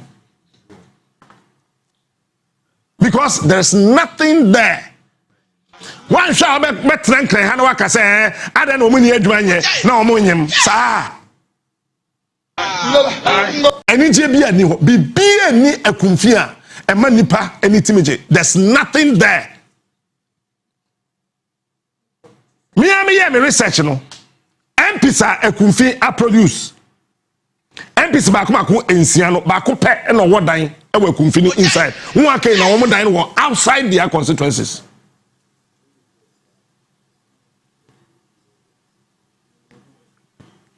One MP pe and West dying ewe Ekumfi ho eti de che say so obi di MP ewe Ekumfi a onko back to Ekumfi adentina MP no obabaji vote edidi MP won so but odi MP ni wi a on person no betena ho bibini say Ekumfi baby amadru ne say obi a obepe MP edi bia munka che so onche ne dan ewe Ekumfi enti sama mo ntoma no obi ante ho DC is edi DC ewe Ekumfi from 1992 2 pe na what dan ho once wo mko hotam ayie ewe kurunim gwen ayie wo mpotem ho gwen obi ante ho gwen bibini obi ante ho bi ni pa o ojai wudu Ekumfi a wo mni kwan wo mni nsuo wo mni aduane hwini akumfi gwen yen yesusa no na ye wo salt pond omo de yetna kam Harom is it Harom ana the one fantiman opposite one many apagya na call Harom say Harold say den na when me call primary school me so me chin school so che de me chin no makwa wa kra me ko school wa kakra apostle J me nsadawroma o tam me fi mankasim no wa me ko di wa 2 terms. Oh, I don't know. Yakwahe bonsu whale wawu na epono de na beto epona no na konfo kom te se konfo ya ekumfi konfo yi konfo de adwaye kuta bodua na odesa je ekumfi professor konfo aje ekumfi osa adwaye and enipa ete ekumfi nyina no Abraham obi ani hwe yewu me na meka to say who posti obi fi nkran say onko kira de wo central region odura kumfi a na wa hye da twa sick leave na wa ka to say oyare oye no ho hwe a enye yie because Ekumfi is the most expensive space in the whole of central region but people don't know it's not Cape Coast. Dokuna obeto Cape Coast 5 cities no one nya careful udura Ekumfi a the same 5 cities in the kese no enso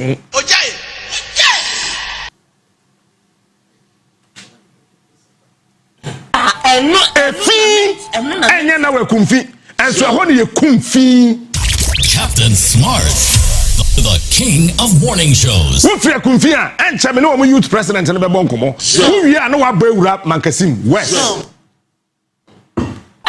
Mankasim Basia manso anyansenim otan benye adwemfefio edam me tena ho nyini ho enti nyo bi na be ka ho potam ho nyina asem akere me tena ho nyini ho Wobruma kume Mankasim mahine ene Mankasim mahima wutu na enye yie wo pam na enye yie ye omo de manso over 20 years enu na mint mia ubisa mahine ne mpanifo e wo ho a ye investors omo ba Ghana I think 2023 and 2024 last year mo yai said that we see youth development centers, hospitals, den and I'm Dimirika, me kobo mahina mane. Say microphone buy na me no mu share no. Almost the way I me no mu sikasa ye nti no. Omo per space bi. Eti ye be wie Mankasim bobo mfante ni abawura gumua. Ni abawura kumfi.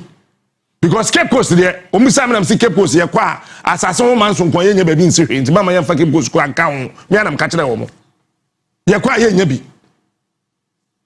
eno bi ka kire sa ape osika wo soro ho ba bi no ye betimi nya asase no bi wo ho nam so ke na ye fa Cape Coast nka ho hwe ye kwa Mankasim wie ye na me ba ye no na obi yetimi age investors ne number ka chom say chieftaincy problem ho nti wo mo fa youth centers and then Yamanema. Bisama Hene. Aside from Fedu, Uncle Su.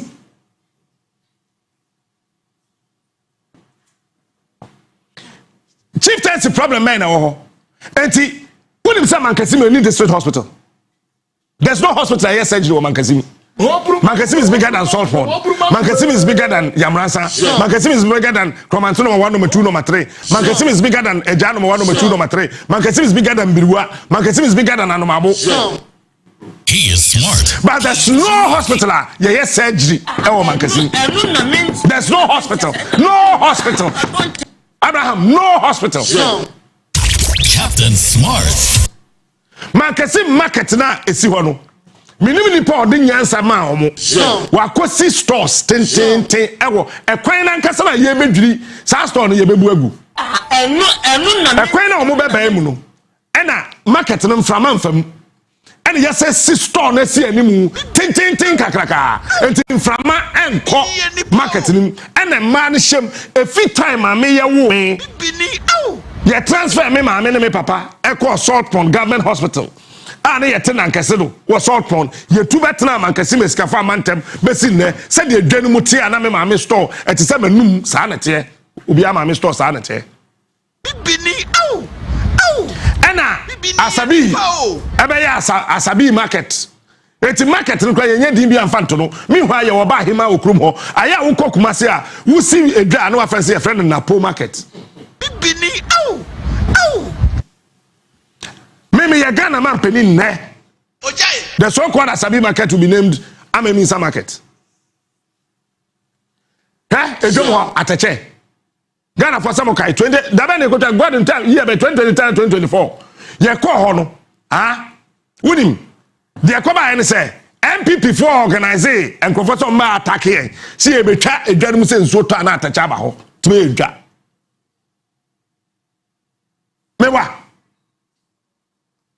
wo fie na MPP for me wo me ma me ho ye to didi na o maba o me ba amane o so mo ne ye wasem na nyame ne sevi wo mo akwa bi na oba mi bonkum so ho pa na nim asekato no no ade bi saa no we mu na wo ade bi saa no saa de ntina ye ba ye no ye betwa market no. Meanwhile, na bola esum mankesim na DC no ho ni tibon koso went me entu so a Pentecost dikin me na me dimirika call former general secretary of the New Patriotic Party you say honorable Damote and omo ye no the council beba betu ye kwatu bola no Mr. Ma Media General Penny for Yaminchram, Auntie Mr. Mam, Sir, Auntie my name, Mr. Shandoff, Mr. Nyama Yaminchram. And I catch him say, you could 2 man Cassim Bolano. When him say, a fear 12 in 15 years, they hold ball and in into what the ball and so one time. It's me and I'm a G, me catch having mosquito coil for me born Mr. Ma, Amane, Media General, Commercial Manager, me na me born Amane. Last year, I think it was in March, was all baby. And Mr. Man catch him okay. Yenin crofobia casa. No my bro mosquito because started say first day na ye call na me kofa. I na kofa to one almost say obi na fa. First excavator na buy the two ball and me tuaka. So when me catch man kasim for ball and first excavator na buy me tuaka. And so this is assembly this one penny. Cause anya me ma say say me two baller. What be that? Ye no mko catch Ophelia. MP say me MP edi. Eti me nya metu no. Aba. Obi a me ti radio so ye campaign man no ye ko catch say me nya na metu no. Ma ono so ogidi. Bibini ye nipa o. Obi a wakọ primary sewie. Sama Captain Smart or MPP ni. Na o de o two baller. Na ye say ba no. Wa anya careful beba betu.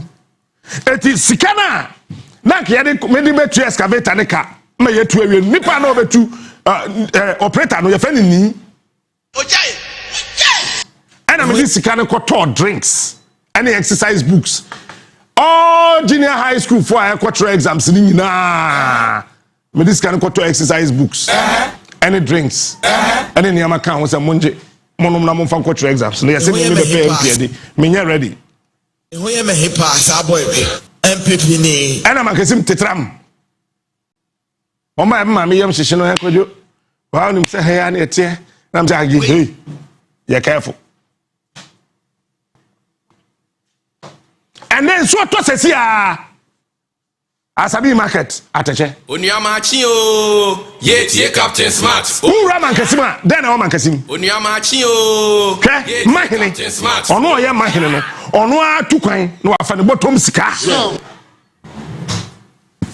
edi sese mankasim mi hwa ye won crofort kro no mu a om say hey ye pese etu na konwa so enti ye mani ni me ye timi achi Paramount Queen Mother near not to sell. And no meant yes, and I'm doing well. Beside Ampare. Me and farm phone and Fred Ampare say, and that way, your queen madano, on my police headquarters. The king of Bisa. He is smart. He is. Me and farm phone, that Ampare, or what? Let me farm phone and catch us of any Ampare. May catch that one neck. Yanya Paramount Queen Madano, on my police headquarters. Because Queen Mother, your catch so won't you report to a police headquarters 5 a.m. JB, police station man, you'll be at 5 a.m. Chief Inspector, now whatever person or you receive or him on it. Now, I mean, set me at Nakam, every man Kasim, no, I better police headquarters 5 a.m. No, what's not what's happening about 5 p.m. They are catch and say, Naima, Nipa no Besho went to me a man to Soroko. They are sick people. Mankasim Bola na can watch many 2 years ago. Bola Nisuano. Mr. Ma, yeah, media general. Me boy TV man no say, "Young friend Mr. Ma mano." And now, offer Mr. Ma buy no man mosquito coil name spray. And na kanda kabibri. Any exercise books. Mr. Man Kasim ska fa mantemo.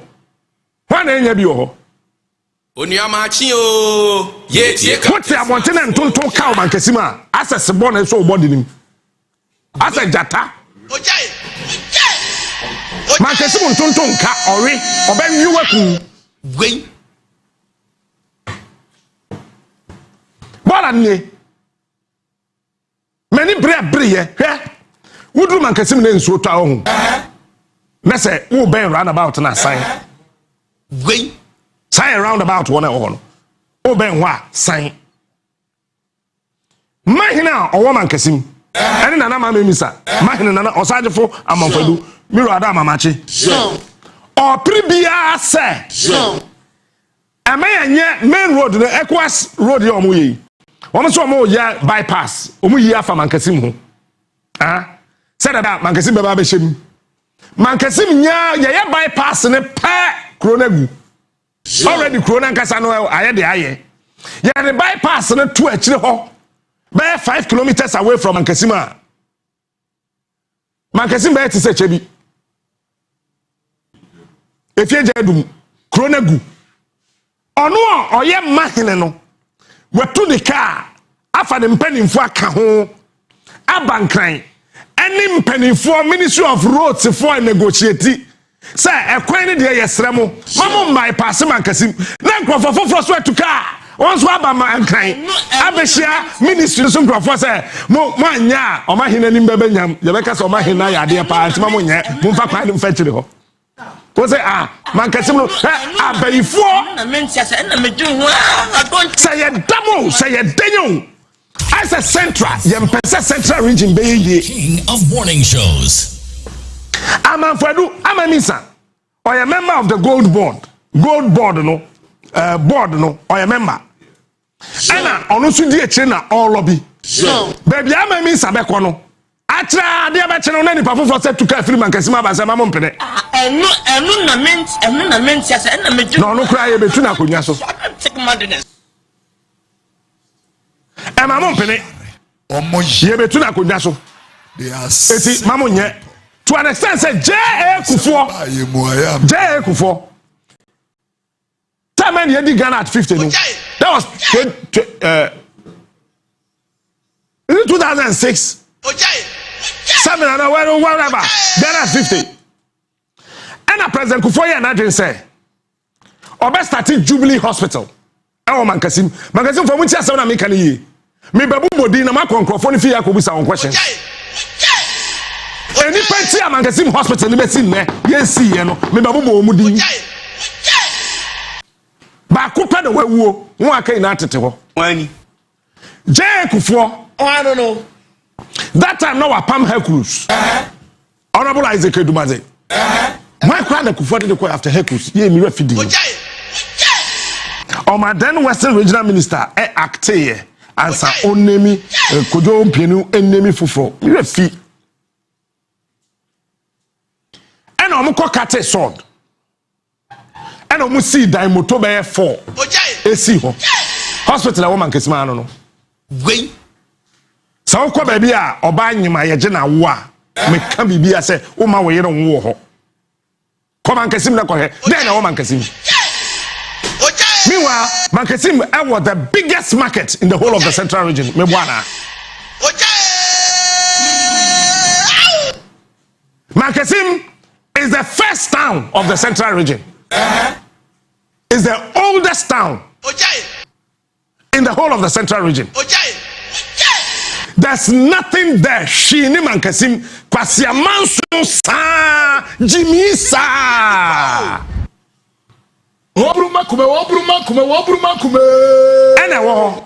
Ade abroni ba Mankasim baba be hwa ye pusubai. Pusubai to aduane. Emra. Me de work with ho. Oda pejani osunu ni cement ya da pejai. Cement osunu. Cement oburuma kuma. Me de a church ne ye wie. Pusubai ne kura no ye si de ye twa ho hye ma wunya kwan kura mfa ho. Ukwohwe kura wunya baby ndunso. Me wa.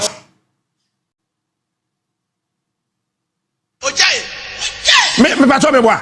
Abraham hospital no. Kodjon pieni. March 2008. Ena budget omo ye no. Mo ko he budget no na mankasim wom. Say SSA omo expand Jubilee Hospital no to District Hospital. Na a support Saltpond government hospital no. Because the whole enclave Akumfi Gomua Barbara Fante Efi Kaswa Wunya hospital kase bia wo ho je apam hospital so me am nyanko Gomua me du Gomua na mekwa apa ko na school ntimi ni apa ni ma papa do apam hospital pane e kwede woni pakro bi ni ho doctors are now apam 2023 nyame nko anko mu ina mu jahe mankasim biggest hospital wo ni gwen mankasim hospital na ni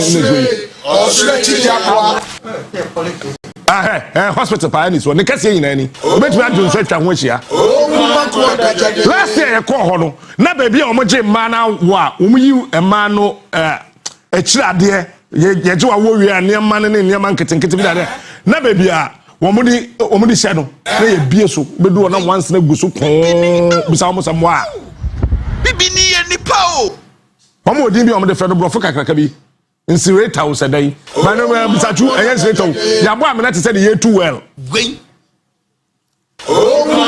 wama nye nti omunyi ekirade na tem ye de akotum ye de asawa pepa moja tem ni ekohwe agum ho kan ena asase na nkasa na president Kufuor ye tuaka say ye mfanye hospital no enkofo so enkrochi ena o masisi adan ye si hospital na asase ni nyina so na ya ka hospital na mu ya obi ye no kokasa mahini ko bie na no ansi boy uni asase okrum ha oba hima amami se bie na no boy uni asase okrum ha kwanu tum ye nton ye nsase eti se si en se mahama ye na adwin se hospital we obeya uni asase mfanye nkwasiama nso Robert Hunkrom ha Central Region sa de ye njaya yenye ye da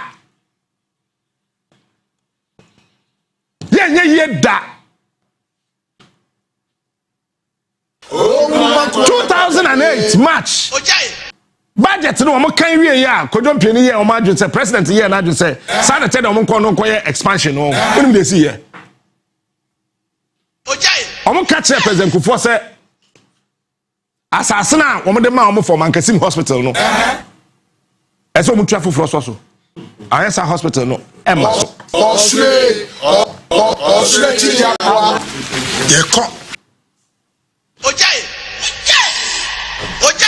I say ye ko kan me asase free ye fa ha ye me asase free aha ya ba ya man ye ya je kakra ye de bi atare ho de aka no momwa ye na fe ye ntimi fa asase ne ntare ho eno so e man so amami se twa kwan twai o ma hini we twa kwan ye twa aye de aye and a hospital na tare ho say what Mankasim he between Mankasim Eko Cape Coast so we yare bi say your surgery aje do ko interpreting Eko Cape Coast and a Roman for ada room abesi Roman hospital bi ho me papa yare ho no koda ya me tam na free ho de na ba UGMC Roman hospital for nyame nchiramo enye wo nka papa wuyi wo mo na soso ano asametam na bankran asa ko Roman Kasim Senior High School secondary technical wo mo ni hwe wo ho ye de technical she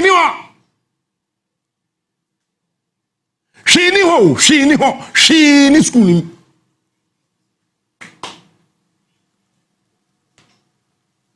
she ni man Kasim technical secondary technical then na man Kasim she man Kasim akwan fiamfia ka current ni nsan ho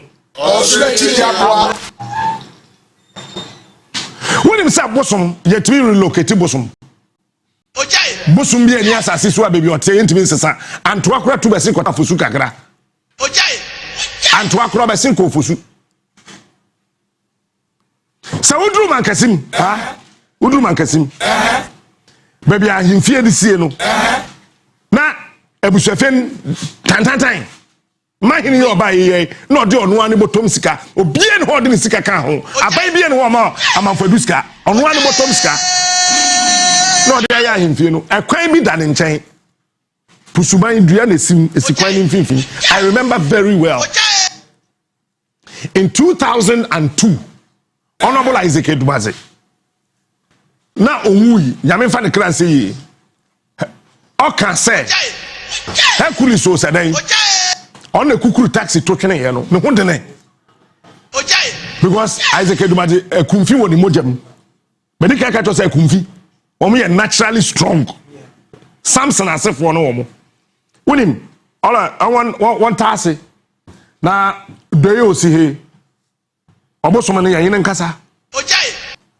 na obosom no ntaase da yempe baby ne yemfa obosom ne nsi na okwan onem me yenye okwan na obosom so openentwo obosom so pe baado obosom baado no opeo yenye na yemfa obosom so be ye kura pusuman chen won dan no ho na aban boto na aban wadwuru agu ne ye obosom na si ho aka pusuman ho wasada eti yagu kota na bosom ni simfinfin nja ye one way kwan to say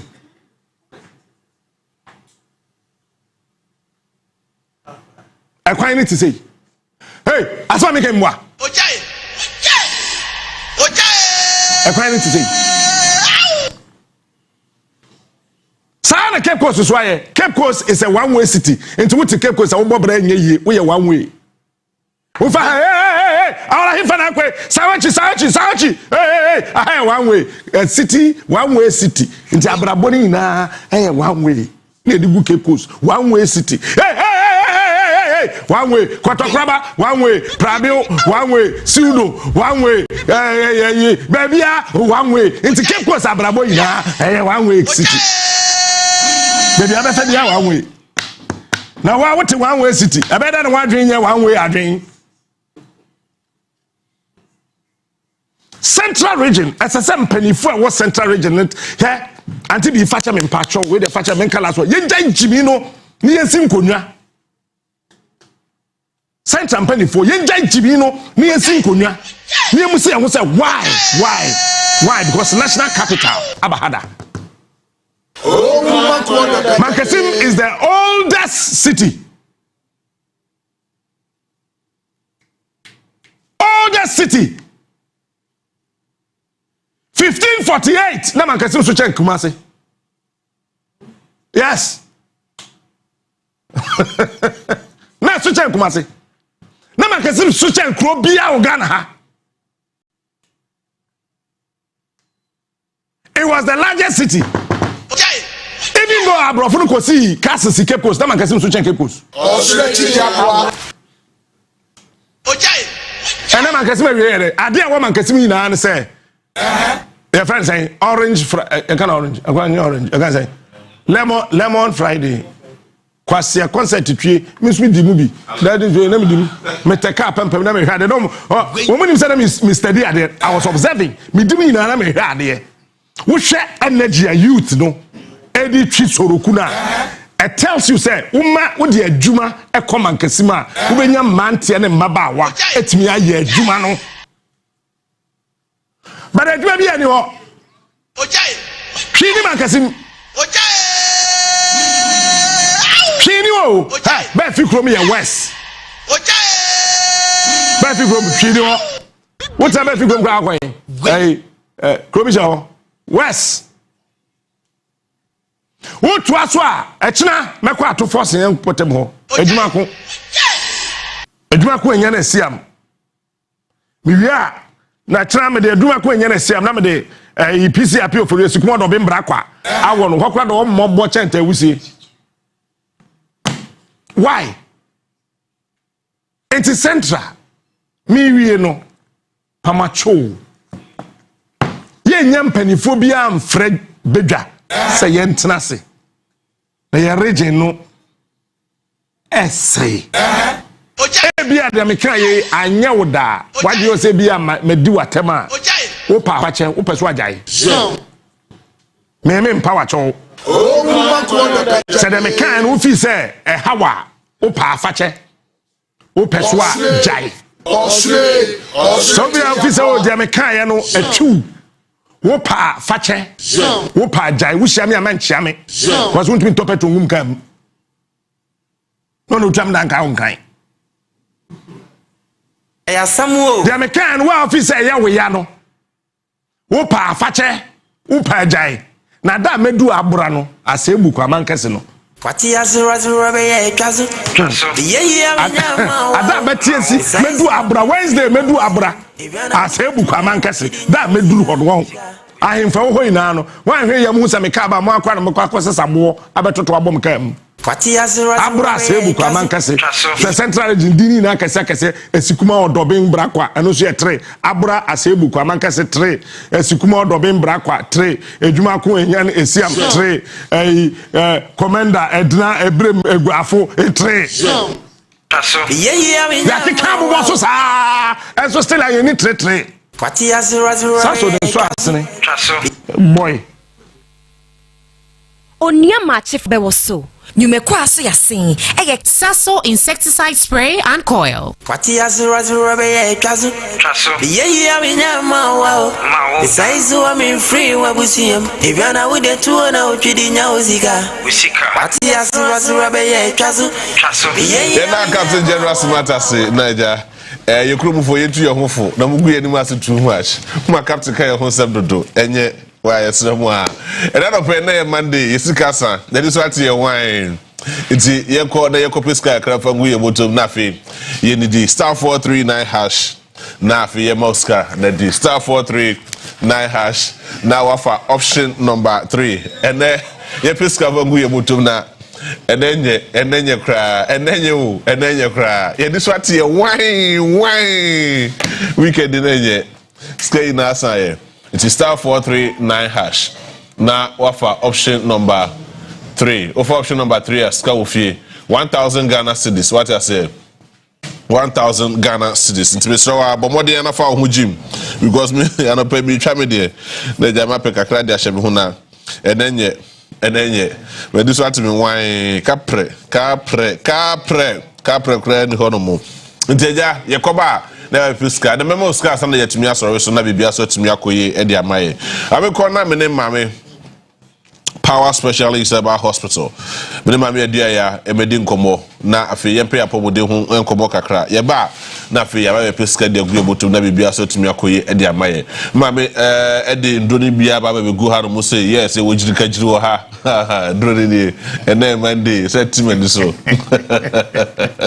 but em de wo mu live okay na ye draw wa so a odi aba dwama so a ebu akofo yi pa ebu akofo liver pa ena eske no so de ehwe ye funu mu bibia doctor wa ha no say de odni na ba betu dwa afi yetumi edi nkomo doctor bibia boko de bibia fine bibia ya heba ointment no dey abodwuma nam ya okoto dwe bibia o ye adwumaden so ye fitani o ye carpenter ni adwumaden bia wa ye tamu amotana se na musisi nyina ya mu ya wa chika se mututu yidi twitwu ano no beda se team adeba chana ho den abodwuma pa general the massage sure unyo baby and the same way mra or the chuchu the mimia but from crada na kwa bejana don't any come way I said if you yes I need to yeah I was here you have power time bread at so power specialist herbal hospital ya the chef ya Dr. Penya or the hospital and doctor akosia edu ayaho the mo bibia bibia ojebre na ohwe power time da bia nsema ka nyina ne say adanse die papa nkrofo edifa power ho TV so radio so internet ene emia hodo no won so be ka adanse die fo no bi power specialist herbal hospital dodo na afen last stop yo Kumasi won crime ena ye water cry the Kumasi wo fe yase ye ni Jasper Flint station di enhwanimu wo aputo ja kontanse kwan ne so Lake Road ena ye wo akra wo kwabenya ACP Kwansani Block Factory no edi enhwanimu na fe takra de wo Anaje Estate Customs Road ye ni single washing bay no enso di enhwanimu numbers e di adwuma na mi ensamesro fa mu bia ne frɛ wo fra branch na eben ono ni ama direction aba ho na wa beje wa yaresa numbers ni 0555 797878 0200 3831 and 0244544422 Monday to Saturdays and the day Sunday penny da yen adwuma even holidays ye adwuma our your branches nyina mobile lab papa bia wo hia sem aye no beye ye di mfiri behwehwe mu so hia sem aye scan so hia sem aye x-ray bibi bere asase ma wo ye ne hu de ekoso ni pedum ye beye ansa na de drug county power nyame adom yen tom fom ya de yen kasa osem to we de be say ya de we no you make sure say symptoms na wo de aba niema hodo a e betimi ama sa symptoms na banyina behwe na fe ya tackle the course na tuade no ase at the amount. What call hospital? What call lab? Your diagnosis of hepatitis B. TNE. Hepatitis B. Ya dear Bakwa. Baby, I been ya resape. Power specialist about hospital. And kwa tu sikangu baby and kwa tra baby and kwa sawa daje. Womba dijewa when baba hosonda ya funa hono. Dabi ameka chansa na boso ya funa hono je to live no. Esini say ya kwam. Say nay when me say what test hepatitis B positive. Say ya ukunu say ya oyire say ya oba say ya unua bi. Baby asase odu ani kire ba kope. Edin ne ya ba kope. Hospital ne ya ba kope. Eye power specialist about hospital. Ye nka ne ano sa keke. Ye wadansidie. Ye wonipa ye treat one mom no call negative. Ye manage o men kwatena ba bia so. Ye manage am ye so. No. Power specialist about hospital. Ye say ade we etu ase. E be call negative. E be fru moja no mu. Intimisro and kosawo sika no adaje obabia oba power nyame adom ayaresa ho de maw ye be profile na confirm sample ya na wo ho be liver function test be viral load count wan ka so bo hu na mo adodo wo moja no mu wonu ma do no kakra ko be sam wa ye bi bo hu ma bi so ata kodu nyame ya na ko ye bi no say negative a ye no kwa ne mfa ne sa be say profile na confirm say e mo an ba kokko anu mojam nti yen ya ka say treat hepatitis B e ma no ko negative a be bia be kwa lab bia e negative. Ya na oten kasa onfen ene onfen aya wo ya wo chika se mututu ya de kakra bi na wa bre bia fli se hit oni padua ne mu ya na honam hyehye honam keka otumi titi ho sa na honam nyina twitwa wonim nyina no aye hepatitis B ni signs and symptoms no bi eno no wako hospital wako yes scan yes wo fatty liver wo liver enlargement wo liver cirrhosis obri abo no aye srade se twum obri abo no ahonhono aye kese ama wonfe o right upper abdomen ha no unufu ne fa na se ho no aye wo ya aye dendenden se sem no kaso aye fu na ho no aye dendenden wo liver cirrhosis chese brebo no achenchene aye bawe bra power specialist about hospital bibi bere fa liver no ye wo do aye liver care e wo ho edo aye adwuma papa wo didiketo bi na ye fu no na ahye wani nyina ye very yellow ye so nya jaundice e bon kan so liver no severe problem we here do ya liver care e ba boa asa liver no yade ama liver na sa nya hodene emfa liver ni agro won so ye fu no hona na e hono wani aye very yellow o johnson ne te say lipton na say coke wodi aduane ketekete say kwa na ye fu no na etu unya do ya liver care ba boa na say liver na sa ne ade e de amount o de kidney stones ana kidney cells ama osisi achilo apaka o aya wo ya ama severe waist pain wo na sa say tata umi na atom mesro emfa kidney eni agro kidney stone, kidney cells, and the master, a power specialist about hospital. Bema Osha power time, we take power time. O Johnson smash and say, I am one. Why, yes, it to me, say, I am Johnson intimate ma. What Chiman Sana Johnson about Kituabi, Quaka Krebisonaba. Johnson about Bema, we are Bema, which show.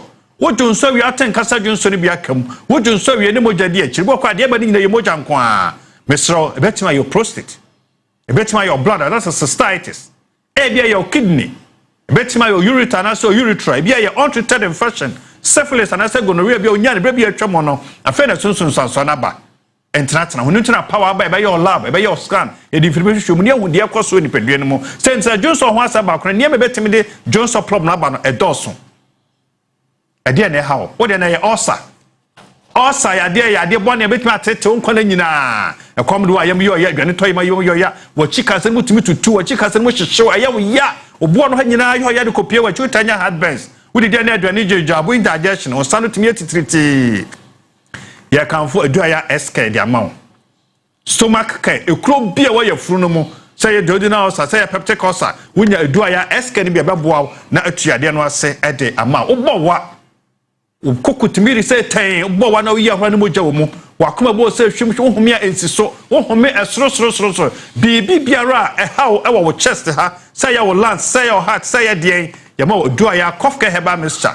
Your friend a chesty cough, be biara our chest or no edu nyano, when you do a cough can be a babu to us say, Tawab could say day, say 3 years, say 2 years. When you be a bit me up one to one, say, I'm on to me at all. Yo, jiri, ka jiri. Jiri ka jiri. Yesu sani I say jiri ka jiri. Beme be one and it is no. Way a me vitality. And ya for this no. We be in tina. Moja nintimi ko jini muno. Ama bema nintimi nyina so no. Sa adwuma na be ye. Nti be saw ya de be yi ntini mu moja afiri nyina afiro. Moja no kwa kotai mu na afi abodwuma te se bema. Ne so nya hebaten heba mixture. Immune system booster. Na se immune system support ne de ka ho de a. Je se ba bia wudi ama. Ene go no sa wo hye ni. Na wo hye ni. Na wo hye bomode ne peye ndo ni nyina bi akira kwan. Ye wo do ya ointment ho. Honam ya. Wa ye adwumaden wa kwa adwuma ba. Fitani wa ko boda de so ken. Se wo ye carpenter ni, se wo ye hwan, so wo ye adwumaden wo ye kuani. Wo de wa kwa ba dware wie.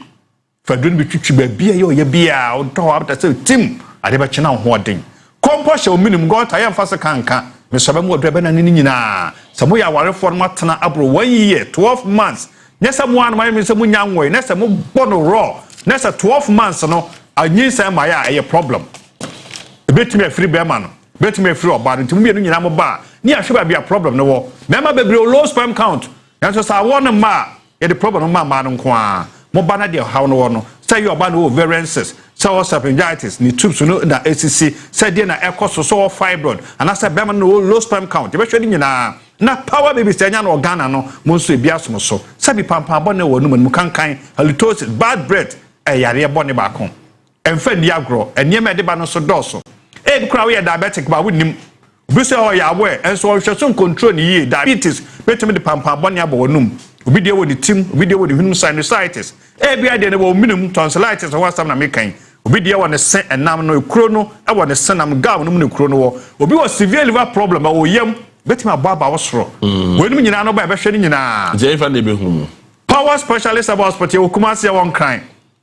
And I water cry. The Kumasi of Yase, Yenny Jasper Flint Station, the Enshani Moon, war a put to ja contrast a coin so, Lake Road at 7 America. I cry what Quabenia ACP Quan Cerebral Factory no, Eddie Enshani, Nafi Takra, or Anaje Estate, Customs Road, Yenny Senga Washing Bay no, and CD Enshani Moon. Number Senia Miensa, number Senia 0555 797878 0200 3831 and 0244 544422 Monday to Saturdays and your day Sunday pe and even holidays yeah juma our your branches in them to be a ya more ya so and no enchese enye ho juma bra power specialist about hospital Kumase and crime na fe eyetakwa they do say bia ojebre na ohwe power time nyame ya adoma da sene sabre ya nso ye dia pom de ho nsam no ebebro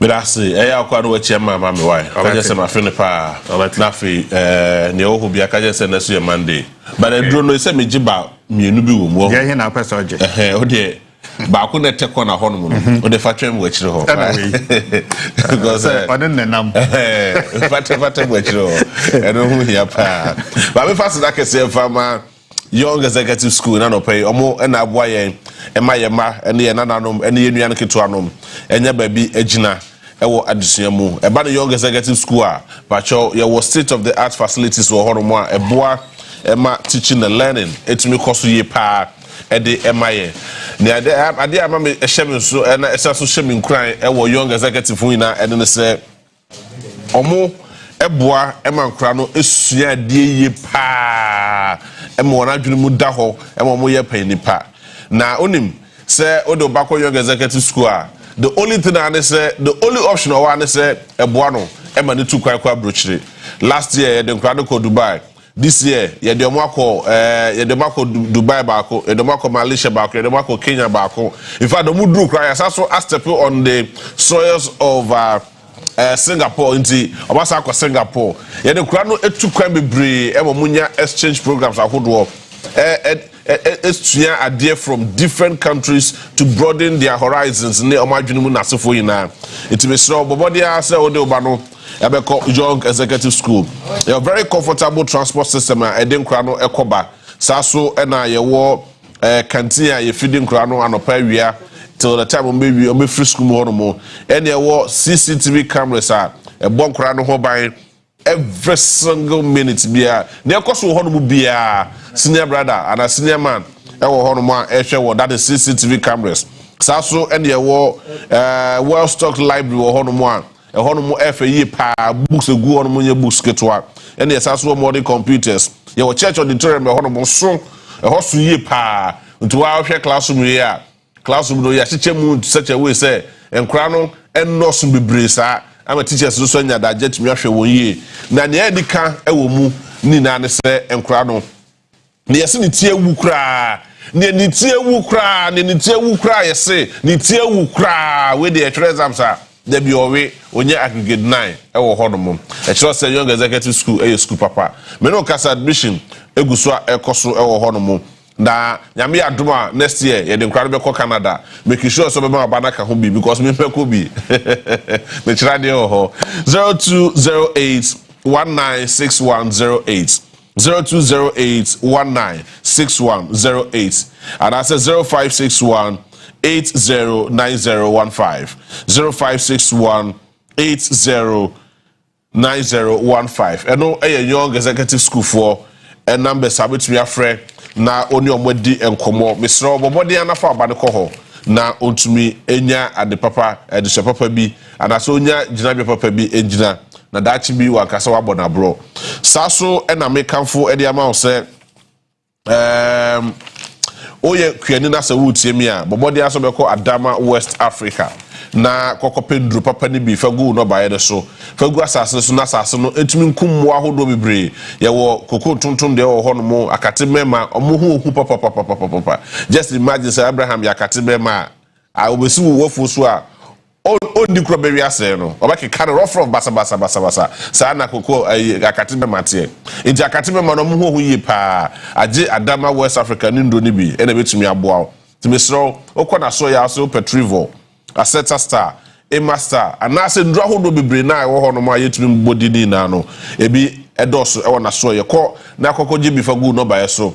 Need to be man no by any so doso, Nasasano, it to be so in your value for your money. But your number is 0544 325030, 0544 325030, and 0270 575030, 0270 575030. Now ni Adama West Africa for it me enim komo no mutumi mu a we yekua ni nkwa dem enije because nso tutui e chance ani why me embrafi na ebeto ankomo no so e wo ha no say na me nko Father Abraham asoye na me nko kwaji adusua papa emfamfiri ho no mo emra so what the kama oba na habanhye no ho wako wura mu aba akotete wura ene ba be kire ye kwan betumi afa so na ye de wura no etumi ade se ye ho yare doctor bebi aboko de nyame adom ye do bo ade ase nyame adom as a flower ye bitimi kakra matenti ne ye wa he ebe wie na bitiu as ye bitimi kakra we nya we de ye bitimi kakra because with the flowers we was Roma. Martin. We pa ntinko won we do anim no. Eli wie beti. Mo. Ye komo enf. Yo, me da se mechia wa hwefo head on hwi me fa Abraham Herbal and Spiritual Hospital. Asia ban hunam femu a ye di ahan ene sayare sanso ne ban hunam femu how bia nso a udi weni chwe ye fa Abraham Herbal and Spiritual Hospital I better ne tama.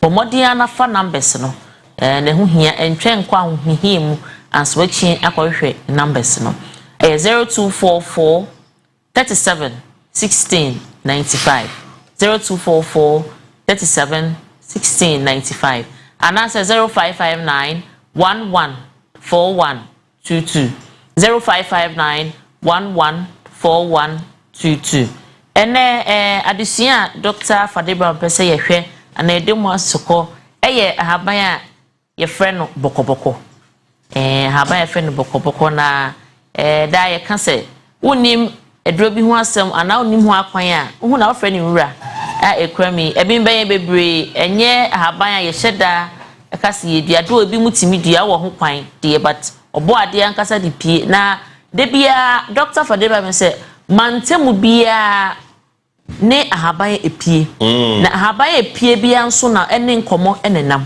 na kire wo se nya nipa femu a na ya bo bi femu no hia saa ahaban no na bokoboko egbefo bi frɛ no yevugbe sana yevugbe sana egbefo bi frɛ no na wona wo mode ye huhunyuma no nso frɛ no gidegba yes that's agrada yes mutumi no edi akotini pa oba no huhum femu a Dr. Fadeba me say edi dwumedie bebre na ba no huhum femu nso a edi dwumedie bebre da emre ni nti yen hya ase ene hunam femu emoa ye nya free yevugbe before friend and I say friend bokoboko diabetes eduro kese pa ni oh yes obia o say diabetes eduro no nduro no wanu ma wabre ese ne said yem say obefiri one wa firi mpacho yese bia ndwane abaye wa bredi edia na ope diabetes eduro ba ko tatahwe Dr. Fadema say eye bokoboko haban ewe bembe wa fa anya hwiu na odi nduro kura gusu crashing cry and no so ye no eye very very good for obi or diabetes na obi a owo stroke baba tese duma etimi ye no eye ntin mu aduma ye wo stroke no obi wo ho anane de no ama wa paralyze edwiri na egu ho ye obi wo ho a aye ne pain na ye se stroke na be che ne pain ama o recover ye na asan aba biem ene o mo de no so stroke yare no aba aye ne ma na ye se ne fa ebi aje ne nsa ene ne 90 ama ne 90 mu so asesa because you can stroke na nyina ye yare a sha se fi yentin starting from the brain ene connect ma ye yentin na ne nipeduenum enu nti e obu wo ho stroke no eche na wanya fortunate it me affecting the brain no ese wa ontimi nkasa bonsa ohunu a onse kasa no nyina woni tirim but kasa no emma obu na atena matachema no nso ayeduru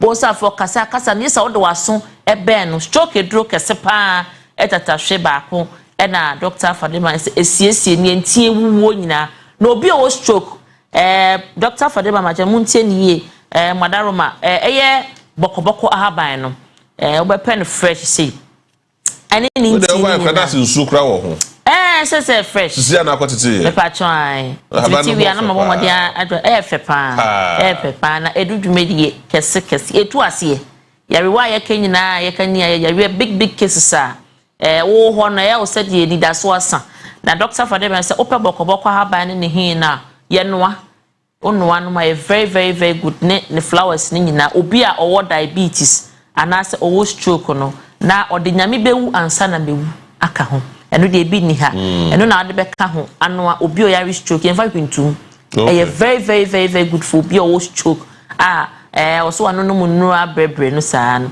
stroke na nkasa chi wa nipadua ni nyina mema ntitia na emobo oba nso no wa yemre eyare bi aje se eba de oba ho nche no se duru gu a wo se o support bibie mu wa ye se abofra very very very good na obi a o ti de bia ni nipadua no o ti honam mre very good de bia ma o immune system no unya emu ahoden obi nso a opem moja titiri opemfo very good for opemfo say ni moja wo fem na why anemic and as any ordinary person now moja wo fem moja ye nipa kwa ba kwa ye funny serious obetwen ya wo ho ana se woni so brew ebe once in a while be within a week I say wo out nya some blackouts bi wo ho na oni so brew bi aba so obi na hye de wo utiko nso tum say mitie bi mo na hu so ye na afi wasa aba back to normal obo obey djuma kakra no otebre enye djuma bi a wasa otebre ntemtem susumo se aprekope otaite bre ntemtem ni nyina doctor for them say umoja wo fem a bebre na etimi eyesa na opem jedro ba kwa tatahwe na eye bokoboko haba na doctor for them say emam moja nkasa eboa na oba oye opemfo kra onua na onomu a ode ye abedura very good ema wa hoden edru mre wasa wochima ochim normal sikan twebia asamunim enya afi na no kosekan ya no ema onya hoden surunku bi ewo onyinse ni mu eboa kola ne ni wuntie no ma utimi chimya uchimmi eba kama na obi a wo pressure high ne pressure was pressure drop pressure yes obi a order pressure pimpim tu so say pressure no ono abrofu enro pressure dru no wano ma fe say no nom kra ohu improvement na pressure ya yare bia doctor Fadema say e wo so no wampa fanya asema e de yare bebre ene eba obo outiminya heart attack de ni say enkra utimi kasa say ya na aba mpofu obo okra oso mfidie mu so okaka ni beti out ni titi wa tim keja oko yes wo pressure wo so de ampacho empe entina oto so kra so esimi ma wonya stroke so easy yes yare ba kwa eba ejinti ne boso ma nyama ebetimi edi wewu ni peduani mu no be kan say na onyare o no yare o ye be ko say ne pressure koso yo bo ana ne pressure crisis eba ne hutimi ne basabasa obo ana ne de ne constant headache I very severe yes one compare na bro full pressure do na bibi no obaya nti obisa ho say enti edro we na de nti na say that pro one no a o pressure ne ba na just say manage abrofu no na onom no manage na o pedro pressure do ba kwa doctor for the just etu pressure within wo ba be check here wo ba be check remedy ya doctor for the just wo obi a wo high blood pressure odi achinie bebre no ana wa check na wa start say actual remedy we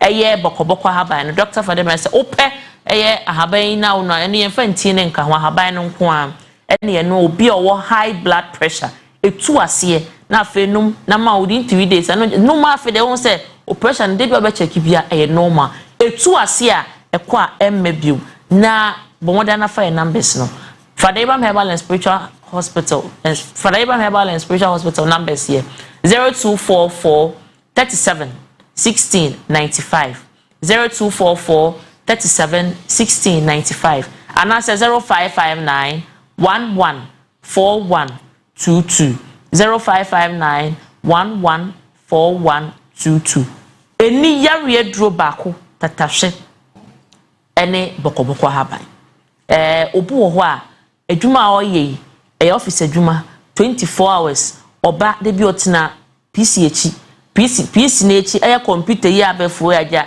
se eka ye ho nti uje ho untimi nya hwe mfa ho nti utum se edwuma no eje ne mrema de bia no otimfidie na echi nti ube hu se uye we ya fo se bia adwuma no wa for 3-4 years a de bia otimfidie na echi enye kom ana adwunso na dewa ma wa twani efri so a onu nipa ne se owo so constant nti bo se obeyi wani efri so no eye kaka wo na se wani ayekro ana se de wani na akom obo ho na ye se wonya cataract on pen fa anya asem ana se glaucoma aba wani ne so ana obo ho na de hu na fe ohun na de a na se aye blur ene obo ho na ni na nkasa o hwe no se bo beka se da se 3:45 o hwe right but mo say nifa na o hwe ni nyina no esiesie sa haw no obo ho na ni na nkasa to mo say ni ko se ne timi wo so saa ena obo ha eni yare na nkasa no na nya ade e won so ba ye be say diabetes e wo so che na when treat ya e affect wani e ma eni yare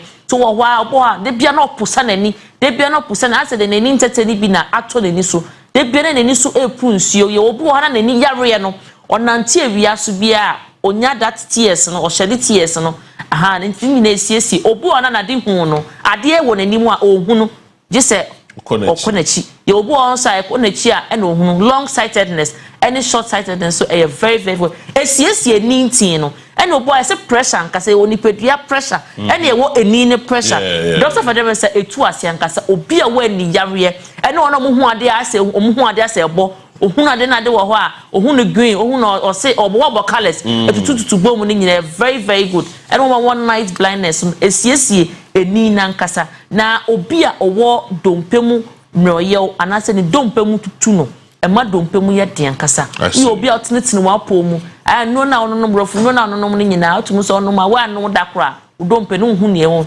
ema odompemu ye de iwo ogidie se obo 100 years o si Peter na no ho odin ni nyina e bibiduro. I see. Doctor Vanessa esiesie dompe pa enti na ye very good for ma mo open for boa akola no so man dompe no nye boa akola na ne nan no ameye yes mo say mreoye obi aba na se bi fa ne bolega na esiesie ma unya ni wa dompe wa poso eta eya wo ye brebre no wo so dompe no pedwa na se wa hojo esiesie na no ope bokoboko na doctor for them I say bokoboko ahaba no ka kedro pe ne ka ho obi odompe mu yare no eno no be no anom na o de we eni yare no eno no no a eno na haban no ene ni hini no ena ye no e fa hwintum e very good for obi ema wani no e na ope adwinmu adro ba ko a obi sa ho se na wo ma mutie ewu no ye be o mo den owo ne nam ye ntem mu ye den o kire mo ade sa teachers for yard ankasa ye wo mo a o ka e osisi o ka ebi no adwen no IQ level no ewo fem nya hwe na be mfa nke enya adwen enya obi na yi na adwen akoto baabi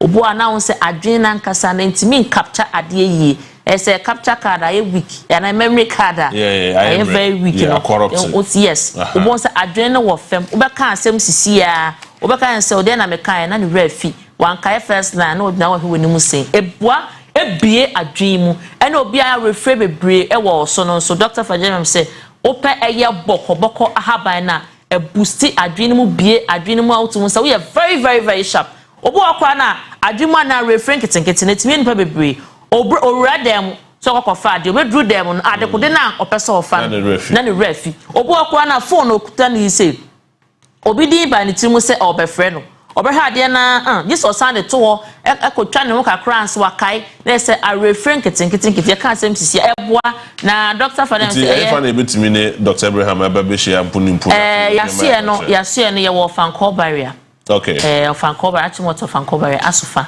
star oil filling station na ho na ase no we adwuma de bia na eba no hohom femu nso a edi akotene ye obo ha na tete no say ye odi say obi timi de tender ebo obi dua na tender pa esi obi mo agrada pa esi obi mo no so doctor Fadem say ye wona kwan a ye de ye reverse and yi sa how no e feel so na afi obi oyare asthma so e very very good for obi a oyare asthma ye adwuma de bia enti fa numbers ya mo oyare so enchese yensa ya wie bia odi weni kire Fadem Herbal and Spiritual Hospital say ye hunemu how ana say hunhum how bia de e better ne te ama your numbers ne 0244 37 1695 0244 37 1695 and answer 0559 114122 0559 114122 ye juma de bia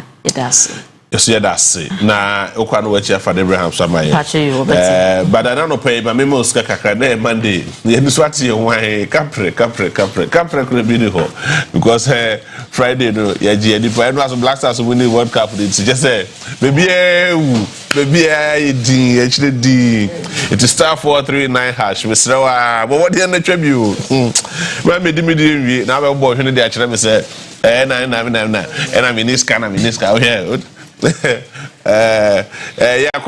ya qualify for World Cup ya qualify what yeah the boy ho Yeah, boy, why? A boy, they see a World Cup.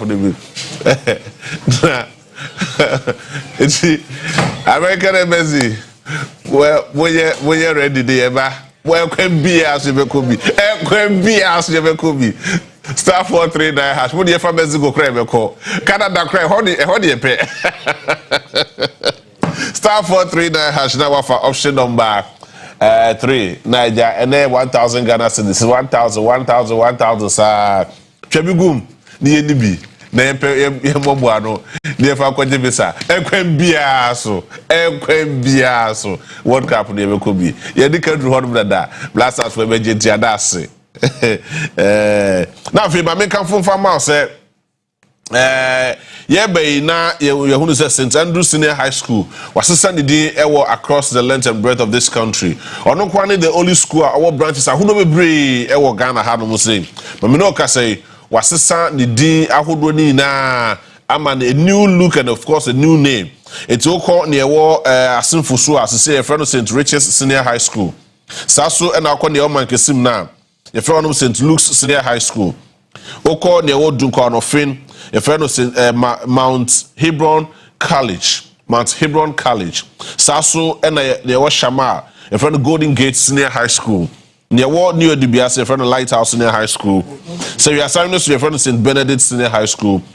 And Miami Ahudo be Brenina and the assistant into various names.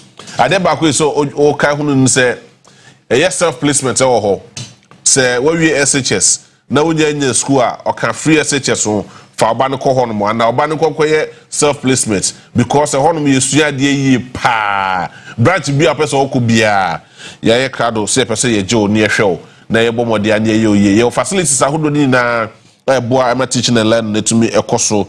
Ewo ehono muntimisro from paying for 0244 696911 0244 696911 and 0207 891004 0207 891004 Mr. Obomodi afa baniko ho ye general arts ye general science business home economics ye visual arts and ye courses ahodo bebre ewo hono mo a ye boa business ni na ye enti misrawa oye babunu no wi SHS na nya baby ankwada so wo baby kwa make this school your first choice and you never regret it na yembrafi na yebeto en common so ewo hado mo say the doctor's doctor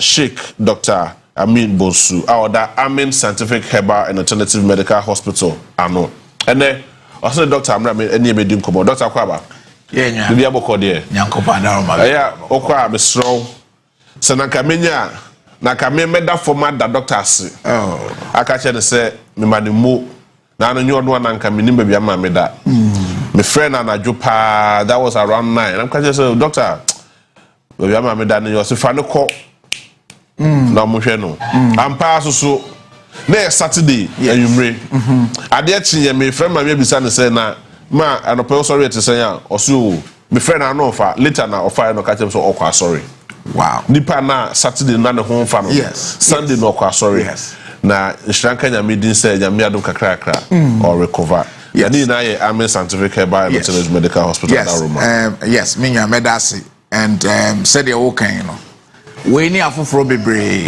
and Amen Scientific Herbal and Alternative Medical Hospital nyame nam yeso edi for over 3 decades and nyame nam yeso edi apomde ho ahotopa abremanfo no bebre eno nti se eba apomde ho nsam dia onimi nyina be yagen se baby bako nso dia na Amen Scientific Herbal and Alternative Medical Hospital yes say Allah shafi chese onyankropon ono ya sahene na minya said ye odi adansidie fefefe edi kan die said there be Amen Scientific Herbal and Alternative Medical Hospital ye tumre ane ya kiresie no adansidie no da bia na eba na ene no ye be pese ye be twetwe nkomo kakra dia fa yensa ye kidney disease yensa no honama kwa bia edi dwumaso ye papa edima ye nipadua no na dwumaso a edi ema ye nipadua na ebi ni dan yensa no akoye te se eye se bisone ye eno ene sone ye moja so eyi fin eyi toxins ni ade efri nipadua num ema ye nya moja krogen edi afrusane ewe ye nipadua num sanso na sabo kro yi anso so eno obrani beka se fluid and electrolytes balance ewe nipadua num ensu ahodo e wose tena nipadua num ensu a wose free nipadua num electrolytes bit say potassium salt sodium num de keka ho nyina no sabo no dwumadie se wose regulate na bibibia ye pepepe ewe ye nipadua num sanso na oye no free won so a sabo kro yi anso so ade a eboa ema moja red blood cells a ewe nipadua num no eno ene boa eme produce because they also tia say ne say moja red blood cells ewe nipadua num ebre bi so a ebi wu ema afoforo be sha nan eno nti sabo yi ene boa anase kidney ene boa ma sa adwumadie yi ekoso pepepepepepepe ewe ye nipadua num sanso na bibi ti say eye de kano eye blood pressure ahoɔden akoma no de pumping moja circulating moja ewe nipadua num no sabo no di emu dwumadie dwumaso pa se ebeboa produce bibi efe no renin na a regulate se de akoma no esi ye adwuma ewe nipadua num na sa dwumaso ye a mebobo so nyina eni afoforo bebre ebrenti entimi nkeka ne nyina sa dwumaso ahodo yi eno na sabo no eye na ye ka so obi enya kidney disease anase renal disease a na chese sa dwumadie a ewo se sabo no di edima dipadua no sabo no entimi nyedei entimi enye sa dwumadie eno ene yebeka say there's a problem with the kidney and as a kidney no or how ayedei aba ho na minya be ma de tie ne say sa wo hwe sabo ene emu or how ahodo yi ene sa abre ya ye wo mu ya sa yare no adoso pa na ne enti yare no adoso no ene dei ene say sese ya no wo hwe nyarewa bi ti se moja broso yare wo hwe nyarewa bi ti se eye esiche yare diabetes wo hwe suban bi niye bi a ye danadi ewe nipadua nim ye didie aye basa ensaden no bebre apomo atenatene ya ye nyane bebre sabre to said ye anade bi amokan yensu okura ye nom nya papa exposure to certain these heavy metals here ekwo ye nipadua nim ye nuane a ye kodwa sokoto nyina enya papa so we are always exposing our kidneys to these kind of problems are ebetimi anam so akofa sa ohawi ede abaya nipadua enu nti sese obehu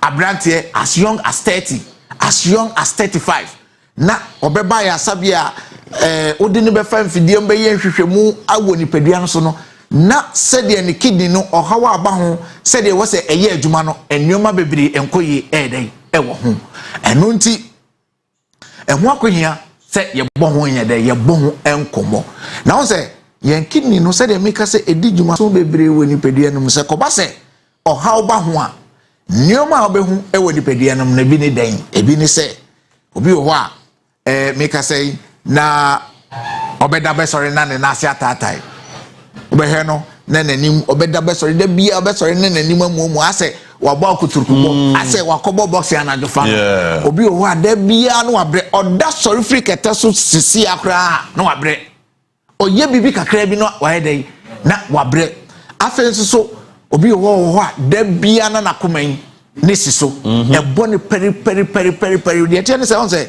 enam se kidney no eno ene boa regulate electrolytes bi ti se eye potassium no se kidney no how ba ho na entimi enyi potassium ahodo yi free the pedua so what it leaves the body in say it takes the body into bibi a friend eye hyperkalemia so hyperkalemia potassium e dose a e makoma no bomro so okay ti de bia na nakoma na esisu peri obi on so abon say de bia na ne moja ofam de bia wa ya anemic the bia wa ya because enam say kidney no dwumadie hormone also produce erythropoietin no entimi produce as a result of the problem abasa abono so ti da bia na ne moja so ayedai na ne moja so ati afenso so obi o a okokete so kro ontumi na okokete so obeye dai ontumi na severe insomnia obepressa obeyanam no ho se den ontumi na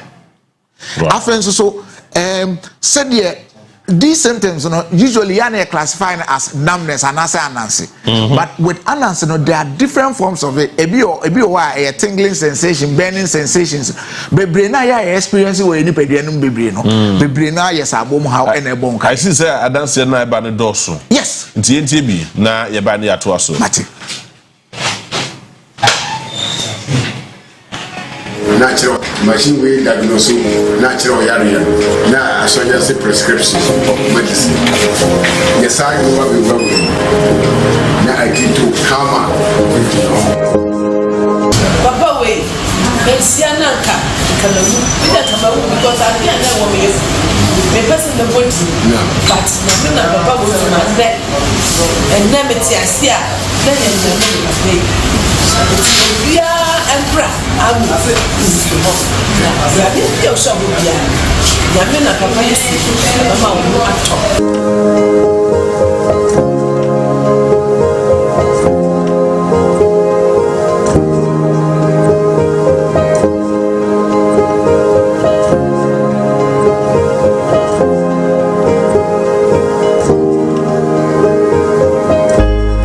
na say yare chimi yare de chimi no me too come na me buy kakra so me buy no in fact mo rushing say na me two machine so chese de na masi the machine kakra in fact de na me gina wa mama ye sese na ha man kasa mu say me say yakopon adintu mi chimi say duane kura ko ni bi enu say me ye fuwi ahon me na we nyina me ti we nyina ahon de na aka me biom attacking the wo pe amanya ko ba fa me akọ yan ha ana yakopon before amen so amma enne sorry achira me nansui tie say yesterday ewo emma onu ene yakopon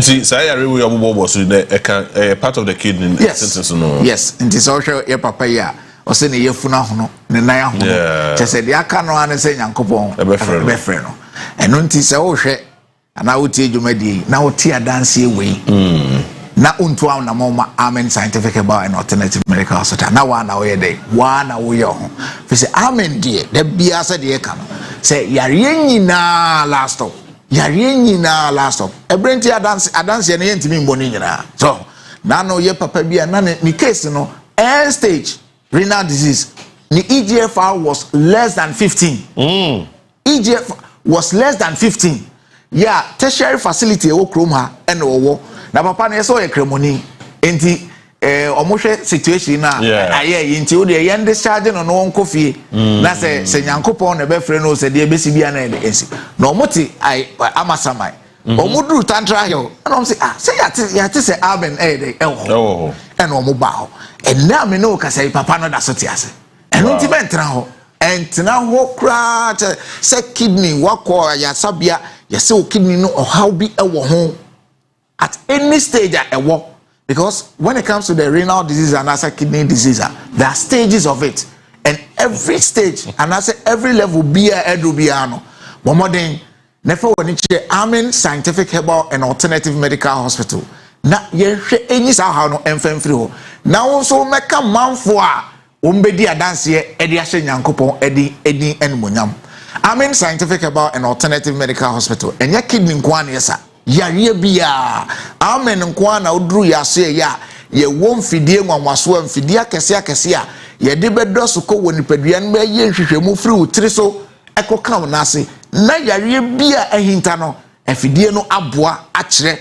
yare no ba bi ewo any level aduru asakrampo akire enura ye de besaw yare amawaye de wade ho afiri yare ho eno nti mentrase kura Amen Scientific Herbal and Alternative Medical Hospital yankopon adama o maimu ha mantem bia abekoso no yase ho mantem bia abekon yase ni bi ho mo hwe dwumadie no on TV no number no e was screen so sanso na mo tie on radio so ye numbers are Amen Scientific Herbal and Alternative Medical Hospital ye didi dwuma no ye di kan e ye 0245 275 254 0245 275 254 afenso so 0207 229 505 0207 229 505 and an etwato 0244 227 192 0244 227 192 friend number si abdia to mu bia on sabeka amen scientific herbal and alternative medical hospital but then cry there odome senate flat on wo sane akọ train that there so ho and amen scientific herbal and alternative medical hospital e wo sanso na yen krabata bako e wo Lashibi Klagon akaka kra no odu ashama underbridge no e ho so amen scientific herbal and alternative medical hospital and krabata ni bi e wo ho Kumase Achomata Chimai kwada so hwemase kwan so ya se no bi e wo ho takrade eye apramdo eye salambije bridge kese na no ho a wosi ho a obehu amen scientific herbal and alternative medical hospital ye signpost kese e wo ho ufa chire ho no a ho e na ya se no wo ye wo ho housing e ho e na amen scientific herbal and alternative medical hospital ase no e wo ho enso so ye ni Adabase Rural Bank e di nhwanimu e wo ho eni mi aka ni nyina so nwane Tamale Chogu Hilltop wonum ya se no bi e wo ho chese edoso de fa numbers no wa frɛ ye betcho amen scientific herbal and alternative medical hospital krabata ebenwo na yare a wodi achinchia wunya no edo fi se America for ba Germany for ba London for obieba enti uti Ghana ha entina ho emma yare bia entete fi se amen ba emfi aduasa na yekire ni ya ade se ye mo ye homoden ena nyame mfa ye so enye nwonwade ensamanfo yare a senka sabrinka enke ni hobi mu ana mebo a enso so we de nyame adaroma for over 3 decades nyame nam ye so ade achi ade se nyina danse no koso a ena ede eguso a ekoso and so hwemu a it is all based on your improved services research into herbal medicine because we were the first people to bring science into herbal medicine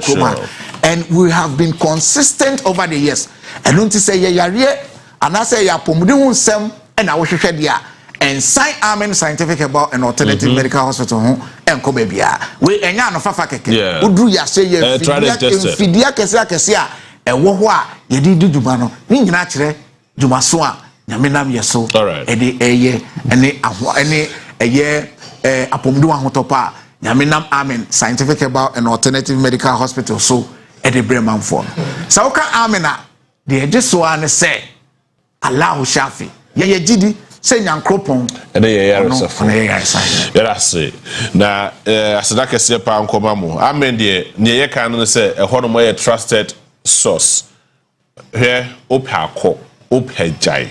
But the best place I'm recommend them Amen Scientific Herbal Hospital. But more than so be hobby.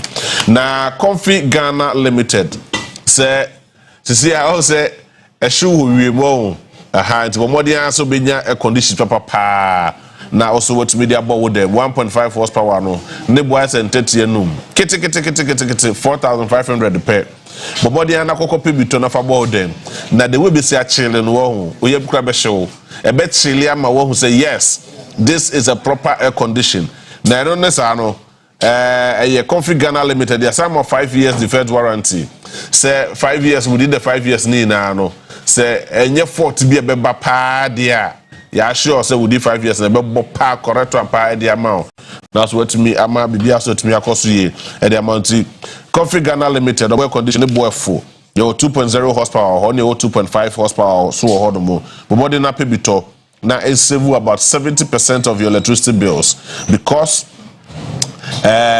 you're making sure say to me ama the energy consumption no ewo form power but e be ye adwuma ni ye pass so e the amount to be software 0256 230075 0256 230075 na bomodin say ubenya Comfy Ghana air conditions ni bi ato na bibia so tumi akoye e the amount but me ska quick one na fe memra na medim komo e wo ha no mo say *439# *439# na wafa option number 3 but your mama yema obi ska back 1,000 Ghana cedis here because this is ska we ho Maka nti yema obi 1000 cedis here star 439 hash yes star 439 hash now wafa option number 3 but your wow number 0245 004 what the 1000 Ghana cedis 0245 004 what the 1000 Ghana cedis but your must say to ho my friend that been in the komo no be say Monday no sikari bi wo fie bia ba the bottom nti onhwe no hye so emfa maye metwa me de tu so bomode so betwa wo de na afi yetumi edi enkomo e wo ha no mo say na afi wi ane ye ba fie aka just about 5 more minutes to 9 ye the 21st clinic e be di enkomo e wo ha no mo say Dr. Payne pa ba ko e wo ha no mo ene oba be boa ye amianya ye ka 21st clinic ayi na ade ba ko e ba yetrim sciatica Tayari the bichi one who say yes to the first clinic for who here. Doctor Bibi Aboko there. Nyamina dum. The body ase. Pacho so who here. Oh, e wo betene. E wo betene pa. E wo body ase. Yes, e wo betene. For you go school kakra. Na e se me sheda bapa na munya daje mi etwetwe me. Oh. Yeah, the 32 pound. Last mother can say no papa but enye hu nanim. Ah, obeba no dey na the time no. On this onya so ya no pass na na dey asa na dey achimbi. Bia very fine. Ba dey binya daje aba. Wo nya daje akohwe ho yare binya daje awu. Sir. It me sro body anako to the first clinic. Doctor for your school kakra. Sir pepe net ye say dey o sika ye wanya adaje ambesa ho yade a wan wu krampo abaka dem.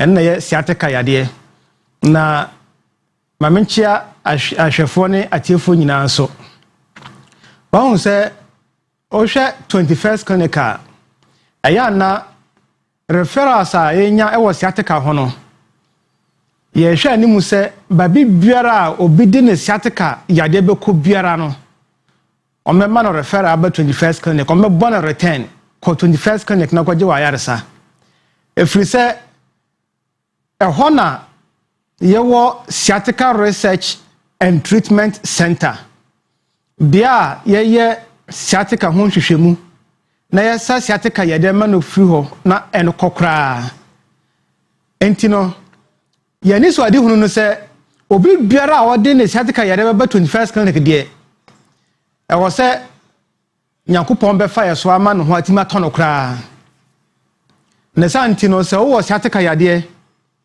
na one famba 21st clinic I said there o car na one anya electrical fault na o dey come fit ani okra engine emfa yes enti nipa bebre ewo yade sciatica nemom abra onimu nti no o dey num endura hodo ebi twetwe endura hodo ebi wo panie sanso na last woman mi ba ye o se ye the blade as twa no ho saa na nsa ho na sisi ho na nan ho no kotodwe ho ni nyina kire se ye se wakotia aduro so yes se wante onipadua na ase a enya de se obeta yare saa se da enunti a tambia ba okoko se tambia no o de o se osisi ena ye o ya sisi yede ni nyina no efri he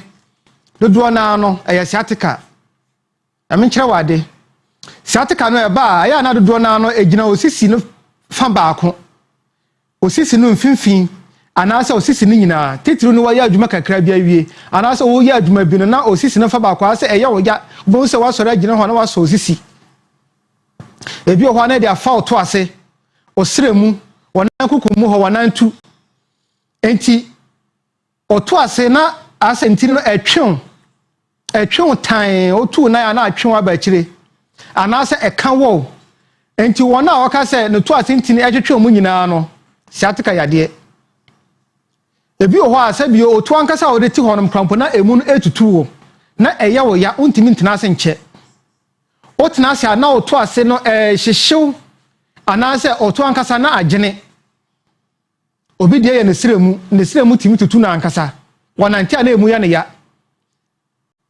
dodo na agina nesira na chi afa ne nan kukumu ho wantimi nkwa na nan papa because nukotodwe na chi eya ne ya ti okwa ne nan ne kotodwe no mu a na ote yawo ebi so de agina na nan tu ti wanantu ho no mo no gina wakakra bia na emu no ya wo ya ntimi anyina ho nche anasa wo nantu krampo na emu no ya wo ya obi de emi kan no kotodwe side nko na ye ne ya enam so ma okase ebia owo kotodwe mu haw ti obetwa x-ray ahodo wo kotodwe no mu onhu hwe enti so opese ohun se okotodwe no free sciatica se egina okotodwe ba ko a na afi abeso osisi no so fa ba ko aka ho to bon se afraba osisi no fa ba ko enti wo de se yawo biara afri osisi e de fa oto ase osiremu okotodwe side okotodwe nachi wanantu e de ba fam no ka hu se yare sciatica wa se otu ho anamon ebra 21st clinic na etimi se yade no e ma obi o hono ma me se oti ho kra on tehwe na mum se pa se obe sore prekope e yasem ti o sore ana yawo na o tene woni sisi mu no enti obehu se o sore kakra because enye is a man ya de sciatica afei hwese wada anajo na ase de o tene ho na yawo bi na e kama wo sisi mu obetino na mu ana so yese mozu pool na bibia be hyew na ho den yisa wo de wonsam miamia saa sana atima to kakra hwade abra wote ho na wonte hwe no woda ho a wonte hwe na mom sa wona nte ko anim kakra na yawo na baden den onan untimi ntoa so wangina ho abetofom obi na timi gene ye titiriti enye se bia mogya ndia fusani wo onan mu eye nerves ka hu se sciatica eye nerve ni bia enti ebe fo ho ama onan eye titiriti onan ho ahyehyew ase de edi makwa asraw onan ase ase de edi panen kitinkiti bi wo onan ase no ni nyina sciatica yade na hu so no doso enti de edi sciatica eba no different from the edi obi sciatica eba ti yawo na wo famu nyina no menkono painkiller na yebo hu da wurotan bia yase menkono painkiller because painkiller ma yare no koye den pa na o de ko abrafo yare sabia say ya bochire say hefa na ya so painkillers na ma ntu no ma na asa ato kakra achire ebeba obenum ebeto kakra achire ebeba ebeduru mre bi obenum onsama enya adwuma saa mre no na obeka say udi achinia enye chini na odi achini no eduro na obenum no ene na hia se ebesa yade na ma na firi ho ene ntia wo se odi wani ekire 21st clinic asense obi ampe ehwo asam anka ntam nti no wanu painkiller saa ende okutapoma ende otehwe chemu ko sciatica kana to ho na na sha se eye ne mre yawo nti ontimi entia na nan so enti waka hwe chemu ene e ka kire se men num painkillers na ankoduru sa pempen so na wo so bekutapoma ana se wo so betena hwe chemu ebi ana odi akawa to hwe chemu enka chie yase obeja painkillers no nom na 200 number 21st clinic ye ma wo no painkiller bio na ye be sa wo ya de no ayeden ama ye branches no do so pa yi e wo Accra ye wo Tantra Hill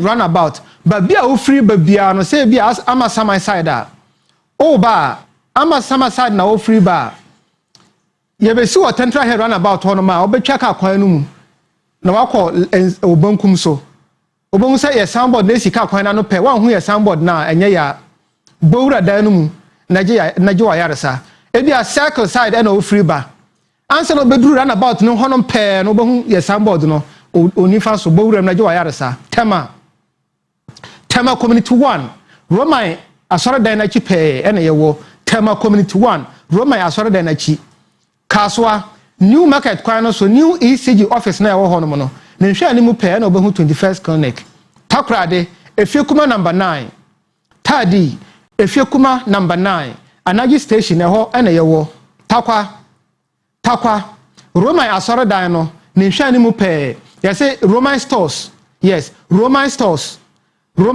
ewo takwa Roman stores na nhwe ani mu na yawo Kumase ehwan overseas ba bia wo free ba bia no kase wo kọ ehwan obesi wo 21st clinic obesi wo yanim ho pe Enkranza Children's Park ne nhwe ani mu na yewo enka ne GN Bank dan dada no mu a eho na yewo ewo Techiman no sunwa kwan no so Techiman sunwa kwan no so ye ben Agenkwa FM ewo sunwa kwan no so go so ye ne Success FM ene di nhwe ani mu enti wo de wo go so a ka se ope Success FM oduru ho a bisa 21st kan ko machiro Brekum amango ase Chris FM ewo Brekum amango ase ho no bo 21st kan ko forudua no ye wo Agata Market O Green Agata Market ye ben O Green Obuase Court Junction na council quarters wonom eho ene ye wo free number no 0540 311 0540 311 0540 311 ebio 0249 311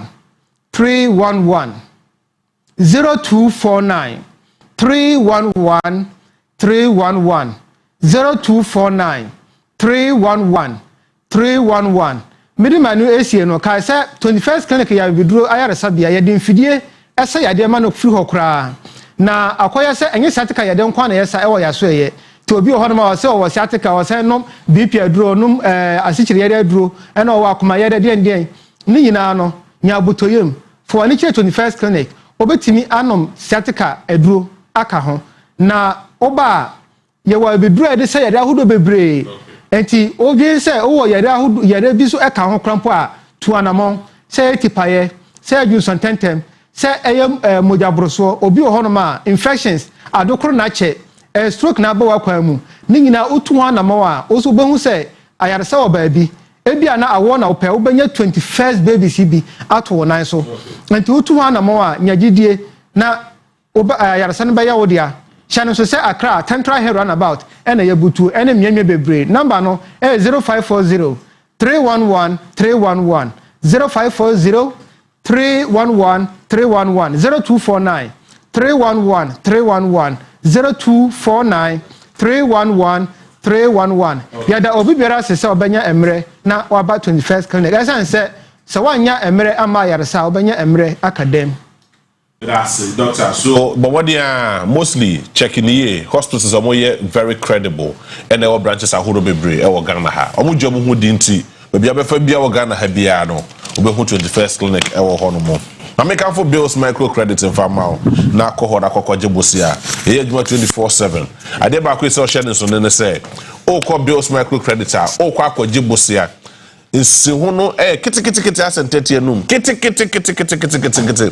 Bobodi ya so be kohor ba kwa GB ye mabosia e wo internet so ye mabosia e wo telephone so ye mabosia o ba bia je say your office pair but oba so afa Ghana card bra why oba for Ghana card bra number be first is 0596 920833 0596 920833 met na fi e be bo hwene nkyere me say wo ne adwuma ye Kojebosia or bills microcredits. Nafa could be a juma. It is never too late for you. But what occur? Krumheska for Muamu Nissan, Muamu Toyota, Muamu Mitsubishi, and then Muamu Casa, Hodwa Casino, Mr. Monfa Moni Enche Mutabutus, a honomo, and Inya Daje Diagnostic Services, no, ye shake and muye, ye shake yaria and tete caro. Adia tete can ebia fort adebe ko yes adete ba yede ba shi yede si fidie so na ewe na ahwe machines ne so niam ahodo a car no problem a ekum na fe ya pe ho spare parts papa eye original na yede ama car no se de be ya betumi yi su car no ache na ache yi pa ndi enye the ordinary normal fitani a just ye try na ro matrama kwada bi ye de be kisho say ye hu yare no yi pa wo car no ho what you said na yewia ya saso ede ho spare pass papa ede amano se na ebe ya enko fast foforo bia mfamba na car no eye ade bia enu na yesu car no enu abi na yesu it is a bia yesu car na e se make sure say ehunu no ebe kura ni yie pa na ntumi ankogya wo kwan so ti muta motos de mesro o bibia dafo wo yusu kakwa de a friend 0244 451776 0245 451776 Nafi what me any nedi nkomo Executive Senator International School efro se fama bomodian nafa abane bra na omane baby papa betumi atena se na wosua de na nadwemu otumi ada ho na wanyina be pahinipa yetete nkra no se yanhwe ye ni yetete nkra no wonyamesu mu ede no kredie mu ni afa ne papa afa nkyere won na nkra no mo ba no mesai because ye hwe nkra no mo ba na ya mutu mepacho Executive Senator International School ewo Kaswa Timber Market ono mo oje nkra no na otumi ahwe mu yie no de ne mapapa e de awura won adwemu no mu yina mo be ye mpanyinipa obo starting from daycare nursery and primary school ekokopin GHS the ban facilities ne dia omo pa ewo ho no mo nti batch of proprietor was 0535 331855 0535 331855 na oni omo eni nkomo na menkamfo medimafo Herbal Hospital so mfama Dr. Time da so udu ono mo abo watches mienu ni na ne se ode emre eto yare ne so omo wadro wi a ode emre ebeto so de ama so ode emre ne to so ma wi na sankwa mepacho kofie ko bisa na se ba ne se na yare wi makọ Dr. Time da so still na minya me ho enya ntom no one of the trusted places me recommended the amount. We are required here. Just obi a seven produce or didn't say good bo. I will or kwa nentu minya yaresa. But uju hudi say yare no adu crow. Adane crow nas etitiwa. Fako midimafo heba. Pokuase maira ewo nkranhanu muse. Saso ena owo kumase ebuakwa agogo. But your yare ne de me mobi enjabi. Intimi so yare kwa dia. Fred doctor ewo number we so. 0244 774 282 0244 774 282 and at 0500 727215 0200 0500 727215 0500 727215 Mr. Oko Dr. Time that's one more obenya daje washo ye pa na ewia we o say nra ye wini ya qualify ye go USA we see USA here we come our neighbors from Nigeria okay how far now you say atiafa so Nigeria for the atiafa so hey Nigeria for come Ghana here we go serve you better can't learn the way you play football for here Ghana next time you go qualify sir mo so be here it is here you qualify USA then you can be so you beko but that's the beko you go di enum what they say in di enum you find na pa mackerel and na pa spaghetti and na pa sardine you find di enum na you ba bibia so nko wi efa emai nti say wutemi a Bora supermarket bia mu na na pa force e wo ho no mu a ebetumi aboa na bibia so etumi akoye e de amaye ene aropay enche bia na ye sori so magudie mu mrantiefo no de agudie mu nseme de abreye but answer na no me pacho me pe chef oye obi a oju hudi wako school wako titie mu na oye chef na unim aduane ye pa kwan fa so ye aduane ye pa mesro first number we see 0549 192980 0549 192980 pacho me se me obi a oye chef obi onim aduane no wakoti mu onima aduane no both local and continental first number we 0549 192980 na fe yentumi emwa na yemfa adwuma emfa ma bacho yenye birthday ba ko bi na yentumi sorry so na fe yemma kwan na gudie mu mrantie no emra a very special glorious happy birthday eko ediama aseda aseda eye obia owo adenta inside adenta unuanum no nafofo ni na so mo wish a very special glorious happy birthday from your entire family and unuanum no nafofo ni na almost yakopon to the boas no onshraw no onyo kese just because you were born in the month of October may the spirit of the living God shower his blessings upon your life. Happy birthday to you aseda. All right Zemrafi na yemie kwan emfa nto hono mo na fe agudie mu mrantie no emra betena se nti yedane ye ho aba Yakoba Sports is up next.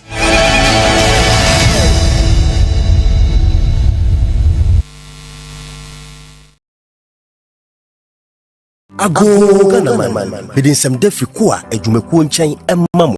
Yet the qua mixture by Muji to Mukama, after the Fofraba, qua plus mixture and a qua anti mixture, qua mixture eboa, amonipidria huadeno, na qua plus mixture, into a bow immune system for qua mixture and the qua plus mixture for boa pumude. Afenso, yedi malaria drop atahwe abedwaso. Yedi de kwa empty mixture.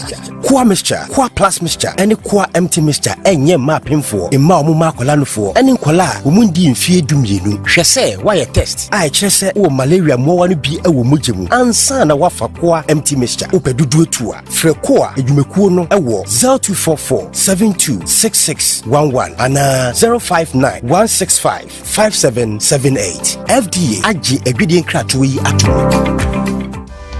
In my line of work, a confident smile is everything. Kel Charcoal toothpaste keeps me on top of my game and ensures my smile is always radiant and bright. With the tiring nature of my job, we spend several hours under the scorching sun. To keep our teeth white and our breath fresh all the time, we use none other than Kel Charcoal toothpaste. Kel Charcoal toothpaste. You're on a Kessie and in a kit one. Samayo kendini ehu behia se metwa sapapadia to ama me manfo Kel Charcoal's natural ingredients eno ene bom se ho ban e ma ne swen ne sanso mama hotoso e wo bedwam. Kel Charcoal toothpaste. Choose Kel Charcoal toothpaste for anti-cavity, whiter teeth and fresher breath all day. Available in 80 gram and 150 gram. Grab yours today. Kel, happy smile. This advert is FDA approved. Yes, next. Hey, Nadia Benson, Asamo.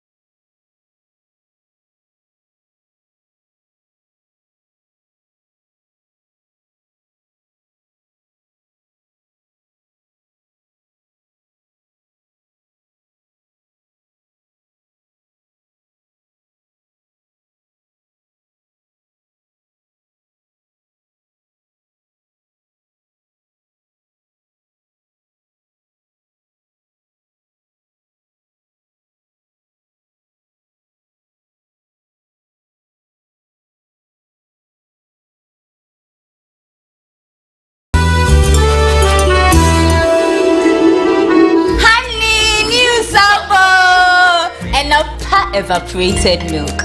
Ooh.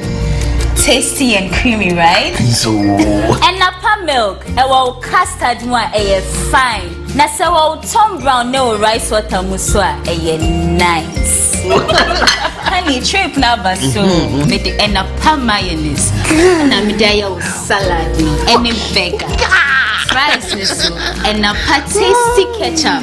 In a good side, coffee jollof no so made the end of you long green rice. Oh, you are one.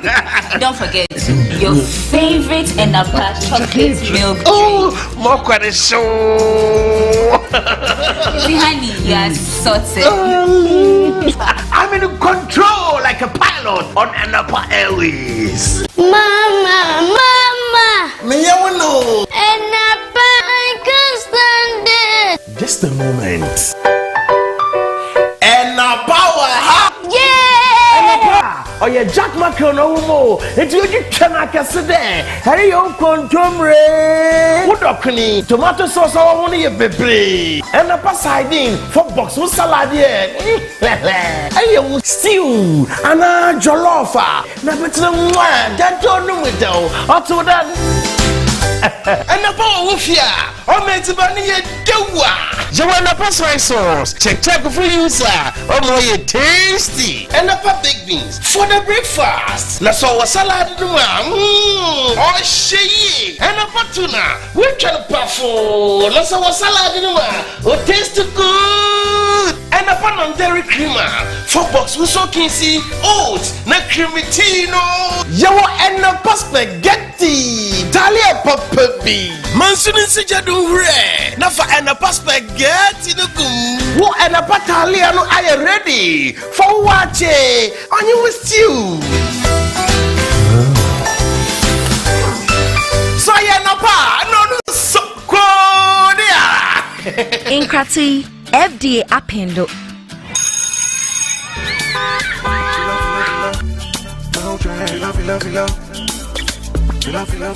After a long day, the fun never stops, and neither should your desire for a refreshing drink. Want some good drink? Filo milk drink refreshes with every sip. Deliciously creamy, contains protein, fats, and carbohydrate. Strawberry, peach, vanilla, apple. Pick your flavor and enjoy a refreshing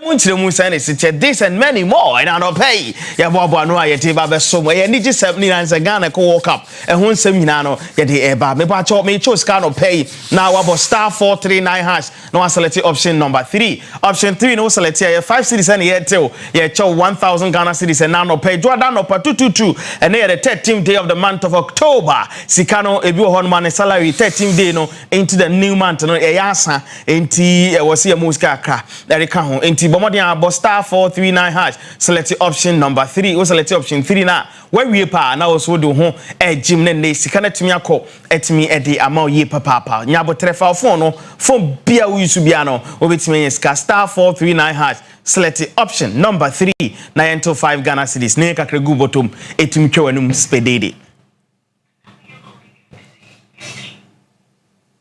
beba cho ma min sisu before say be na ho beba no cash out no nya twa na number bi frel say your friend Mr. Achu and all frel say opese o win cash out into sending 500 cedis sending 300 cedis sa de na mo ye no enye nipa bi obeye say bia on firi ha into Mr. Obi frel no say o kasa fi Onua TV friend Mr. Achu a Mr. any day mala enya Achu me am ni Mr. Achu o hey me friend phone so that WhatsApp and birthday message them send no. We need time for you into Mr. Nobody should come and tell us say oh yeah ni adatia Mr. Achu ni na man kwa mi sheda ni ma hwese mutumi abuba then okay Mr. Obi obefro obi a we catch us say owo Onua TV na Mr. Achu Onua hanum nti we hu number with TV so person more 2000 maybe 1000 maybe 3000 maybe sending 500. See, senis can ye nya de anke nyina ya send am Mr. Achu anke ne mba ma 1000 na ma gide o se meji because me yes ke bia consign no maybe ye dan ho aba e ba e beto aso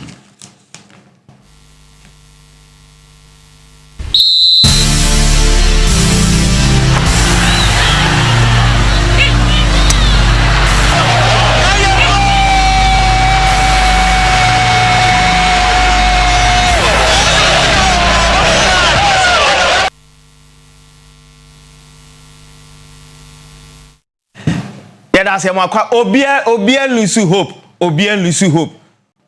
lose hope nemum said the abrabone tie no sa David or yeah blasters come but they tell say blasters you lose hope but to say what I say yeah Manchester told you over the weekend World Cup qualifiers no results ni bi na FM on that of area who say see etie what do any extra mu Manchester told you no say NC Ekoye Ghana etimi edinkunim by a goal to 0 what do any extra mu the other games in so Zambia tifeme Niger Ekoshe na kaba kwa went we at say so na chat Ghana group no tenafie Emma Central African Republic or China Kamienza or Timumian Egypt, Guinea Bissau, Kabakwa, wait Viate, Djibouti, Tifie, Marcelion, Eco China Camino, Timuba, Burkina Faso, Ethiopia, Boni 3-1, Mali, Madagascar, Bono 4-1, Ghana, South America, Diatijanomusha, Comoros, Kabakwa, went to me, Antiano Pay, and no air, Defu, and so Ebaya, De Emau, Ewo, Jume Deno, so, and the matches Nibi, Ebetuaso, Ewo, Africa, Hamemo, and also, Enfemau, Teo, Equatorial Guinea, any Liberia, Ebebo, Sao Tome and Principe. Any Malawi ebebo South Sudan ni Togo bebo Tunisia ni Namibia Cameroon any Angola bebo Sasuna Cape Verde any Eswatini Lesotho ni Zimbabwe ebebo and Mauritius and so any Libya edi ebebo anyway matches ene ebeto from World Cup World Cup qualifiers na yedimu enchirimu and so edi emau ene no pay. Yango here Queen Faso Akudus Mohamed Enya the only goal where my Ghana and they secure in sport 2026 World Cup because of Mexico, Canada, and then again USA.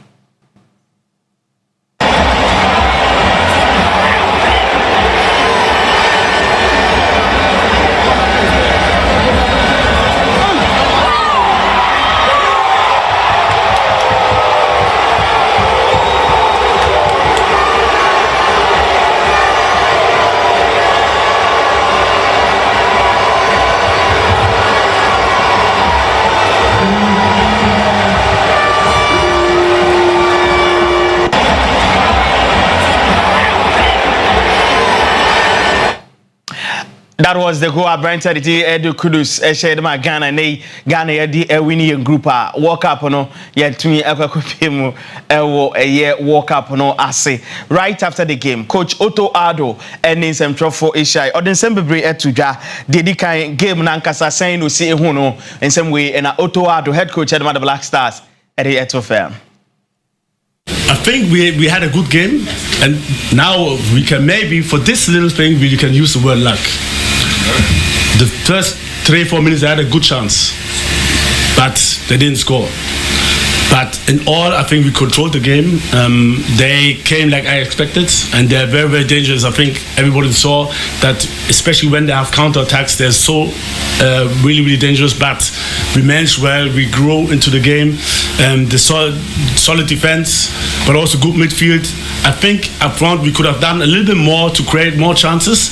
But like I said, it's not an easy team. It's a very small country, and I really have big respect for what they're doing, how they brought their football team together, how they are organized.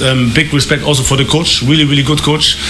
And but we did well. We controlled the game. We had a lot of ball possession. We created chances. We could have scored more, I think, also. But I'm very, very happy that we won, even though maybe it was not needed. But I'm very, very happy that we closed this qualifiers. Head coach and the Black Stars of Ghana, Otto Addo, this morning also ready to join our pay. Yedibi, man, was Sandy to just say qualification we know on taking for granted. A Juma Ghana from paying for the in Sano, a sonable on Fendi Agrocra, said nay, waiting a secure qualification. Name company. So for me, I don't take it for granted that I'm still here, that I got the chance to prove somebody wrong. Otwado yene need komo na all Sunday to dwa say ohwe yen qualifiers from AFCON problems ebesi here say no see here or review kwan na first way ball World Cup qualifiers no. To be honest, I mean, to say it very, very simple, we scored more goals because I don't want to go through all the matches, but we had always a lot of chances. Not in all the games, but in most of the games, we were more matured. We were more clinical in our finishes. And still, even those games now, we could have done we scored even more. You know, so I think seems like also the player, and sometimes things take time. They adapted. There were I think less distractions also about discussions about I don't know, whatever who is captain or numbers. Where me, I don't care about these things, you know. So, but I know it's a big thing here. So there are a lot of things, and but I think we now find together as a unity in the team. This is also very, very important, and I think this helps to structure, to build a team. If you have unity, everything else is easier. And like I said, from the first game, which helped us also, where we won 5-0, it gave us also self-consciousness back, and we believe in ourselves back, and from there we went on to continue to win further. Congratulations, he's the first Ghanaian to qualify Ghana for 2 different World Cups. In fact, on the bounce, no achievement Kesia wet me.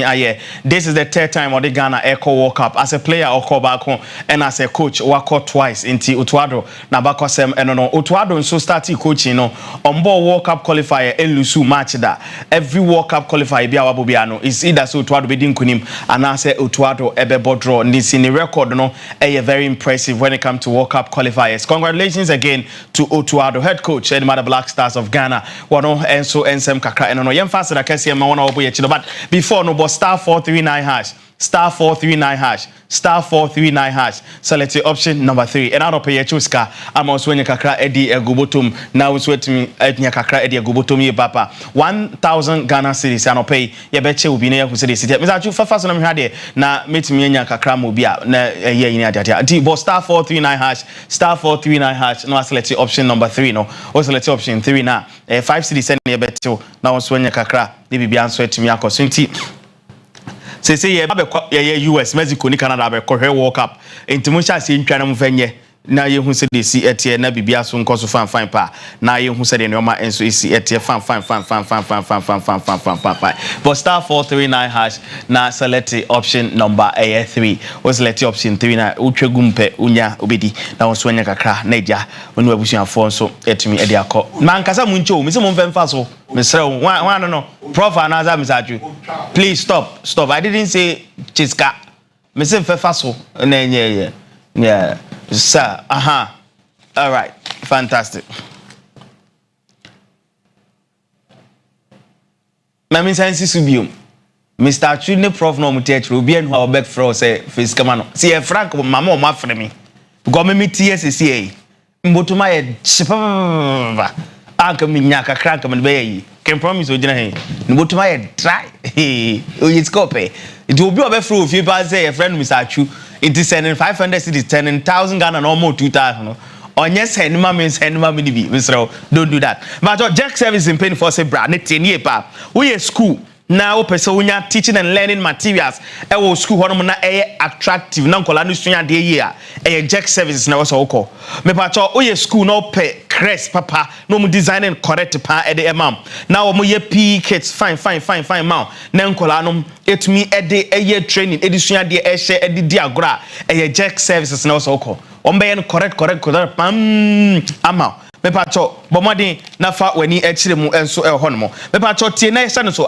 sorry na mo pay tight card papa no jack services na so ko wo numbers na 0244 031 338 0244 031 338 and as 0548 931 632 ofra wo mo ebejo so de bibia so atimi akoso etimi edi ama me pacho heart builders real estate me pacho heart builders real estate in for city ni na channel so ensase ho nsam okrom ha aye bisu puntum na oba be pie mo matena ye o matete so pam shy hills chopoli emiamia we no wo mo nsase wo ho nsase no so o matete so sehu 20,000 Ghana cedis tete no sika 200 million pe me pacho tienie obe hodoma utua 10,000 edema no magia asase ni document na ma na all the 6 months etua 10,000 aka ho correct pam we wo numbers ni 0241 665 200 0241 665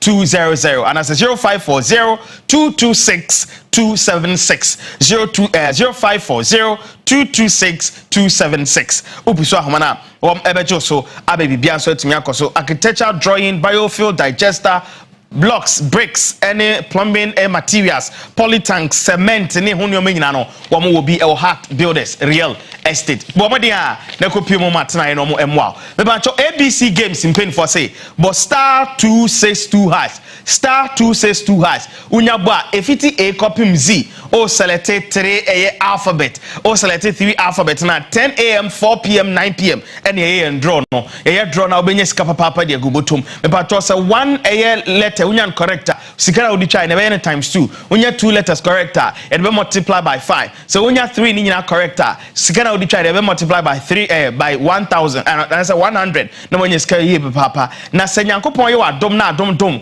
na all numbers na so alphabet na o select ye no e bot what was they said the abia offer ATM na say 3 we nyina bofa so ATM in that order ewurade yankopon a sika odi try no mo dey multiply by 1000 Ghana cedis poking krane da usika ni mo na onsu yi na o yire ne o ma matwanim spedede but star 262 hash ABC na start fa ho ejim computer Ghana pay for say ma menka ntie mo na mo ntie ne ye papa say o pe product bi pam say laptops printers mobile phones TVs AC fridge freezers home theaters any de keke kan ho a computer Ghana me pa cho wo mo brand bi to say Samsung LG TCL HP Lenovo Dell Media Nasco Tecno Infinix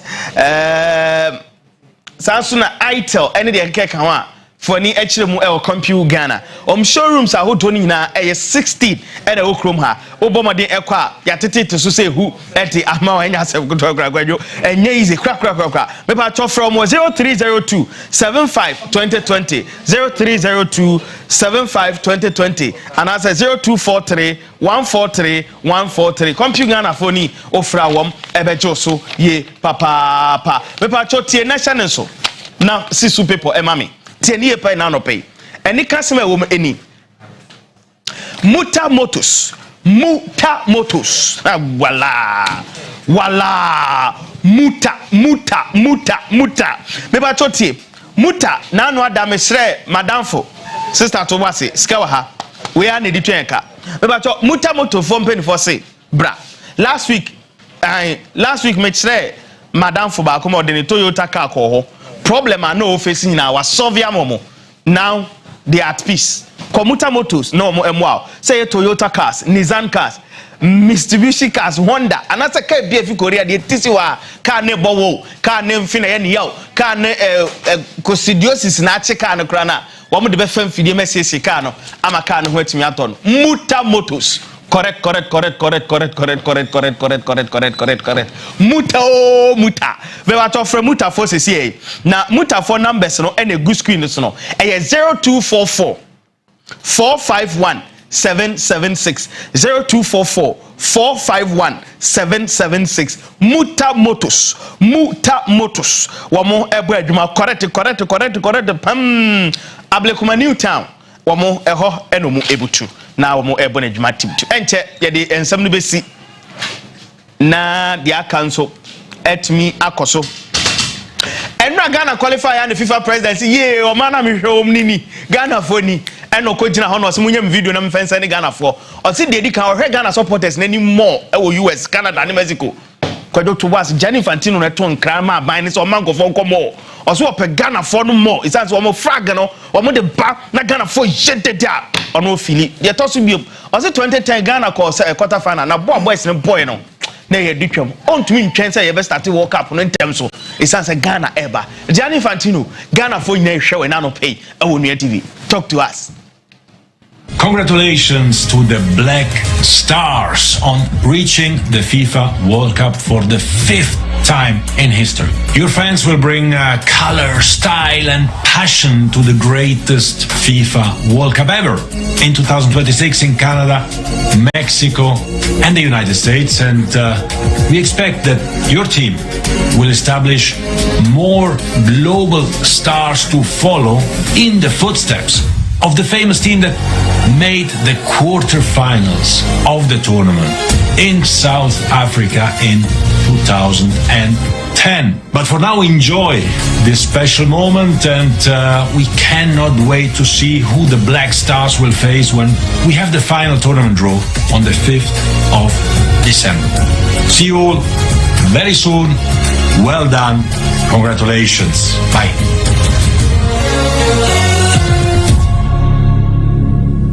All right, Tentiano, opinion, Gianni Infantino, FIFA president. Next morning, sorry, yet to Ghana for run on by and I see no Kodua Gupamano do Papa. Ghana for no Bibri, Edin, some to Jazz, walk up and do a moon cock and coca obimaso, or move on Beba Ghana. One moon company. Maybe it be like some big opportunity to give the players, some of the local players, some of the players where they want shine for World Cup. So Charlie, we dey go World Cup, we dey go win, bro, we dey go win. Great, very great. I'm happy. As a Ghanaian, I'm happy we are going to the World Cup. And I will be there. You'll be there. I'll be there. Charlie, I'm excited, man. I'm really excited. Ghana, we suffer. We suffer. So for God is my passport and says so make radio.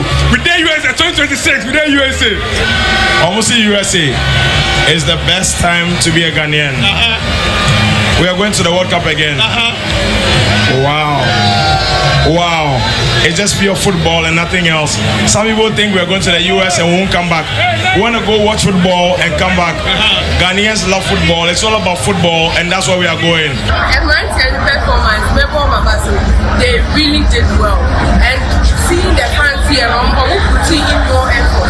Said you're more disappointed here, so I'm really impressed with their play. And of course, USA, we are coming.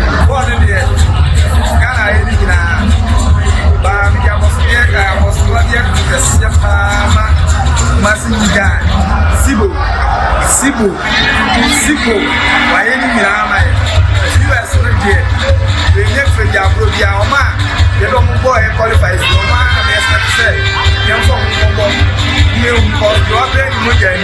what else on Ghana fire, yeah, why is not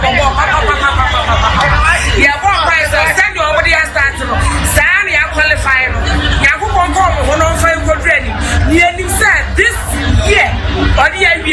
next year 2026 World Cup ye be ready na be short you ya say ya wie o aka eba ani tutu Benin versus Nigeria ya try o ya ni Nigeria for ya wie na come on. Very excited, you know, as a footballer like me, if I see my colleagues playing like this, I need to support. So I'm very happy the way they play, the tactics, everything was very massive. So I really feel happy for them today. Feel good! My goodness, why won't I be there? I feel so happy. I'm so excited. I'm happy for Ghana. I feel very excited. I mean, today is my first time coming to the stadium, and then last time. Gofo be him say Ghana for kwa omumba nti omu kasa bebre ye kwa beba mo ye go ball ni aba so what is that we na mo ya omumma mo visa no mamo mo visa mo dada Ghana 400 kwa 80 ma na because you me no nya adwe aya ye nka no kure he no nya adwe wo to say wo America wo ma you know I'll come back no wo ma I'll come back we already am we pack I'll come back yaba ya kwa no one more radio ya no mo produce radio on board drive ni ade some case on ko holidays aba o maba holiday no personal Debbie ma men kan ko asem nche aya ye kan ko na ye na ayi ko buy ye na ayi ko buy ayi papa friend say antari no ko buy oh asem na wo kan ye ka jata otumi kum ni pa o se ko track wi antari bro wo benu o Come here, you was say, so woman Ghana youth 1,000 visa kwa America 800 they will never come back. You know they will come. Even Ghanaians who travel to 2010 World Cup in South Africa 60% did not return. Oh, Joe.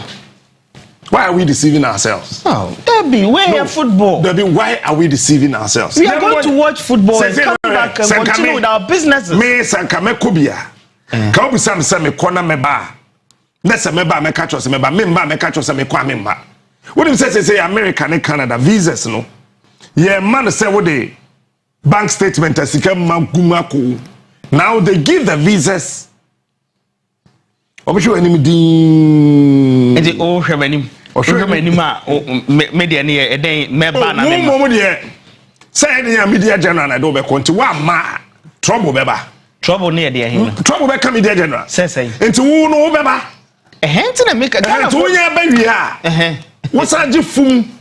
Me gifum say. Wo gifum a wo ko hin. Yes, Ghana for when a boy no can want it. Or say go for him say kwa yam. Ye ko hwe board ya samba. 20%. Na mo munyam hia ne yanko. Ye be saba. Ba ne de. Boys no. Ma me try the bush do so ho. No mo fa bus. 10 times now. No more Premier League anymore. One of the bosses Cape Coast say, one of the Accra has to focus on match. One of the bosses was some cook Marseille ko match. Now boys na ko di bia beton, one more small boutiques and keten. No match bass na bom. No match bushad of t-shirt. No shijama. Bass ne do sekra no mu na ayira. Omo ko form no mo ko di omo dwa. Omo pon match no. No masamba. No masamba, no mo de niam na be gu card. To be kwa bushad dwarfs match. No me patre. But omo ko fia bas na na bas na so asan yema enu abi ni ye de be ye wo enu to mo de Mexico abeka ho no eto mo de me anya mo wa say majority of the African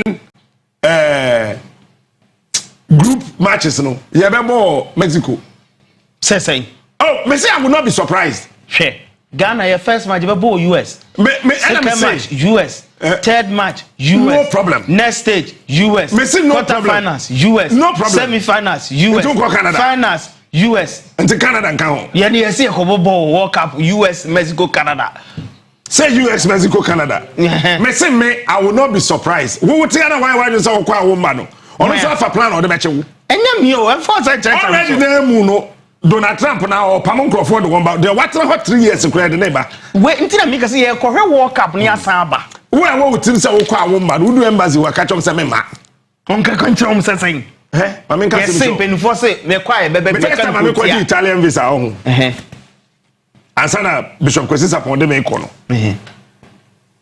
it was an ya bobi the blessed God's brain smart the way aban body no na mente wa odi no na mente say the way o si bono timi medi no muntumi mokra no ma to aboni o wo de na anso apagua Ansapogwa. Akiampong. One moment dini is have no many issue ba. Na ye body this afi akamenko. To be quite a catch said no so onye English nti wa bomi dini ya anyashe. Wa patch all no. And we say me kwa me ba na me koye dey to me yedi mama na answer. And I say hello sir. Obisaw. Nam se me kwa me mba. No say ade nam se me ko. O ko wu sese. Na yen samfo na no obisa me no.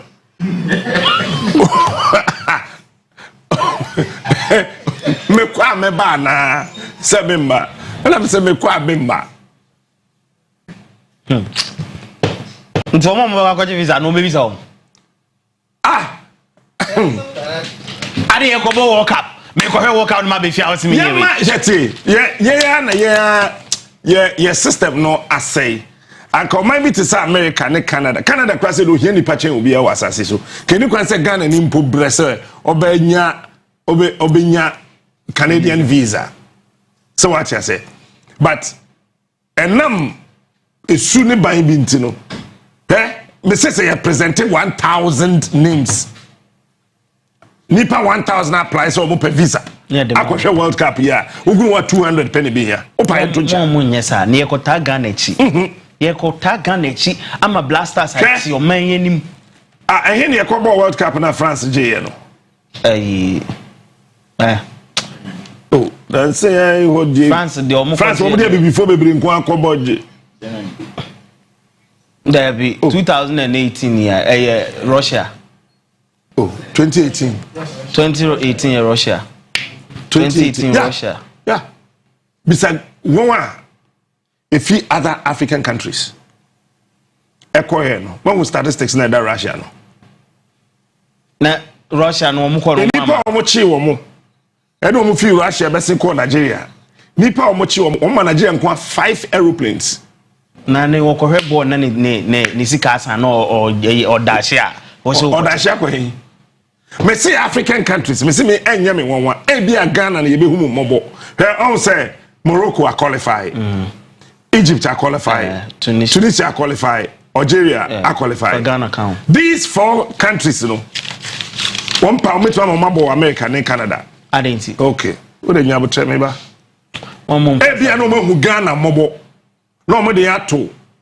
Either US or Canada.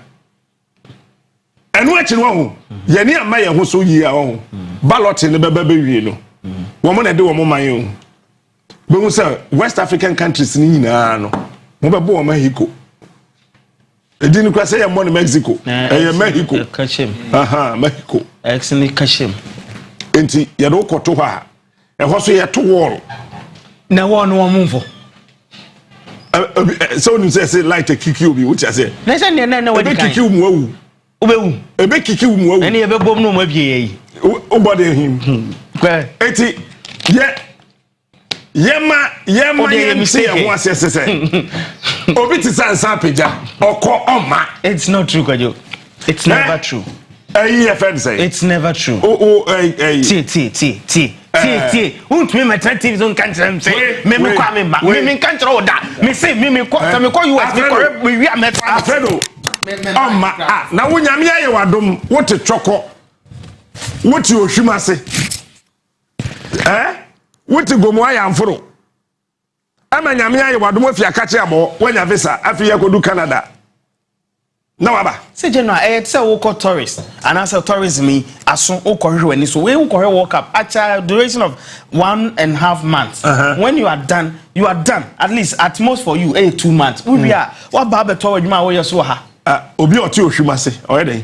Ohwuma so yedwuma. Odwuma me ya. Otugo mo ayam foro. Oyedwuma. Nyame ya adom mo wanya visa wakodu Canada. Mo bia visa ni mo ma boys be bra wo kwa mema. Yeah, die ho aba. Yeah, show no. I have my very good friend from South Africa who have just some South Africa. They are also struggling to qualify, but I hope they he just told me they will qualify today. Sure. They will qualify today, yeah, that's true. Look, ukwa mema. No, don't say that, man. What the hell, Bray? Baba num galam say nsuo. Hey, Kim promise. Kim promise or call ma ko twam for new we obesa. Opa sisi to we. Mama uto visa. Oma, me say wa anya careful atukura kwa oma. Onua, Mr. Chu, don't do that. What am I send of visa? Mr. Shando. My medjumo. Yeah, there ho ba. Me date this one. Obetwa sick. Obeka to so BBS flight. Yeah, there ho ba. My medjuma. It's the attend say. Wo kwa memma wo. Don't say that men kasa there be. Me catch wo kwa memma. Me nya sa. Say na wa kwone nam ho. Ukoye adwuma like say adepa MG asma adepa so nkoye. Nyame ye wadom na wonya visa no koduru Canada na America. No asamba. Wodi ma de so a ehu. Wontimi fa US visa crossing ko Canada wo. Say. Aha. People don't know. US visa in Canada. Wontimi nkoto ade o grant ama. US visa in Canada. Na Canada de ko US. The hand to me cross hand beba. The Mexico so mfa ho. Mexico credit there. I say body as you. Yeah, tell it kasa agon. Ajigon. Kasa agon. Agon. You don't go to Mexico, you bo agon. Wo shem finfi o baby o cross ya fa bia ya be hwe o. Na wa mama out of visa. Aya wo do Canada Sandra betra. And boys am no mudin come about 11. About omu nyina say football reasons. They are just going to enjoy beautiful football. Okohe Lionel Messi, okohe Bukayo Saka, okohe top players Kudus money at the world stage right after the World Cup no. The time no so ya no about 20 juma oye wa ha. Me can be say ball no World Cup no say ya ball Togo nko bia nko. Onyele. Se Togo dey ball World Cup na. Me say Togo dey na ante ko. Nko bia nko kora. Onko dey. What do you say we the deal na ma Samson Dean. Ebio. We say biom. Now apart from Samson Dean why biom na GFA the bema no. Enti they say no o dey ma me fancy na yeah na ye homra me pato Ghana Premier League matches ni na live on Onua TV channel so Friday, Saturday, Sundays matches ni na live. I happen and obenya na we hu the analysis highlights any all the quality interactions ni na no Onua TV from week 1 up to week number 34 ni na no live on Onua TV. Ha ne dey agudi mu 7 days ye na ho abatia wa ye ba team no ebeto aso. Nyabuche na na opro ho say ya. Sir. I'm pro ho sir. Okay. Mulusu you. Some drops. You lusu. Mutim no bro. You said do as lusu ya. You lusu ya. Me kasen ka omu we no meje 10,000. Oma bo match na we draw last 2 minutes aka no. No. Confonde Sky deben for you. Sky in this kind of way. Na say when lusu do scan away and send them there saying e wo me ho e bi nje woto David Miss Catch or 500 Ghana na but can question me uko Canada abeba. Oh certainly say me dey adwuma na aso na certainly no listen two variables here. Okay say me na me to me kwan akọ Canada it depends e bia me kokosro bi na maba e bia me ko school e bia me ko ye adwuma e bia me se me ko ho and only a different argument but say you walk up here you qualify as a media person MG asuma me and I say me koye adwuma general right after the walk right after walk so all other things being equal yeah so could do here on the ticket of what all other things being equal that now ukudru na ebia wo stadium ho ye wo sports here na nyame ye wadom and Adidas impelifo ba ku share no ka say oh very good okay say they would send the way I see Sunday okay they want you to stay for what for at least a year. Okay. Okay. Depending on said obey they can renew your contract. If it does not conflict with what I was sent for. Yes, cover until conflict. No. Say I would have to come back. I'm being serious. Can be as a resignation letter or sending WhatsApp. No, I won't do that, General. I have to be a professional. WhatsApp no sending. I am a professional, you know. I'm a professional, so I will come back, you know. Yeah, Goodbye.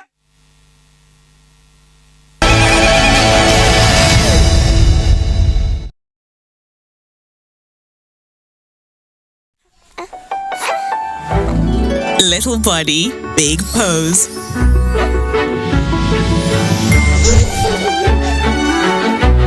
Little explorer, big discovery.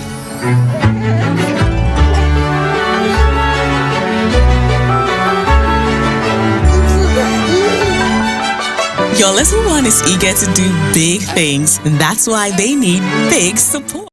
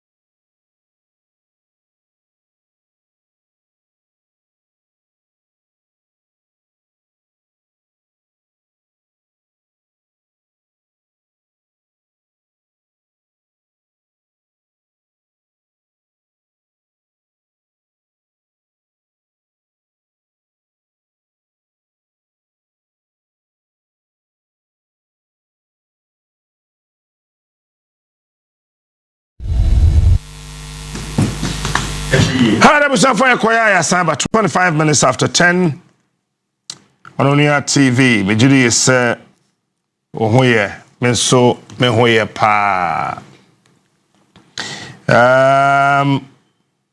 And come on, baby, or say a bon and down pay na, and come on, I can't be a wha a beye brofo.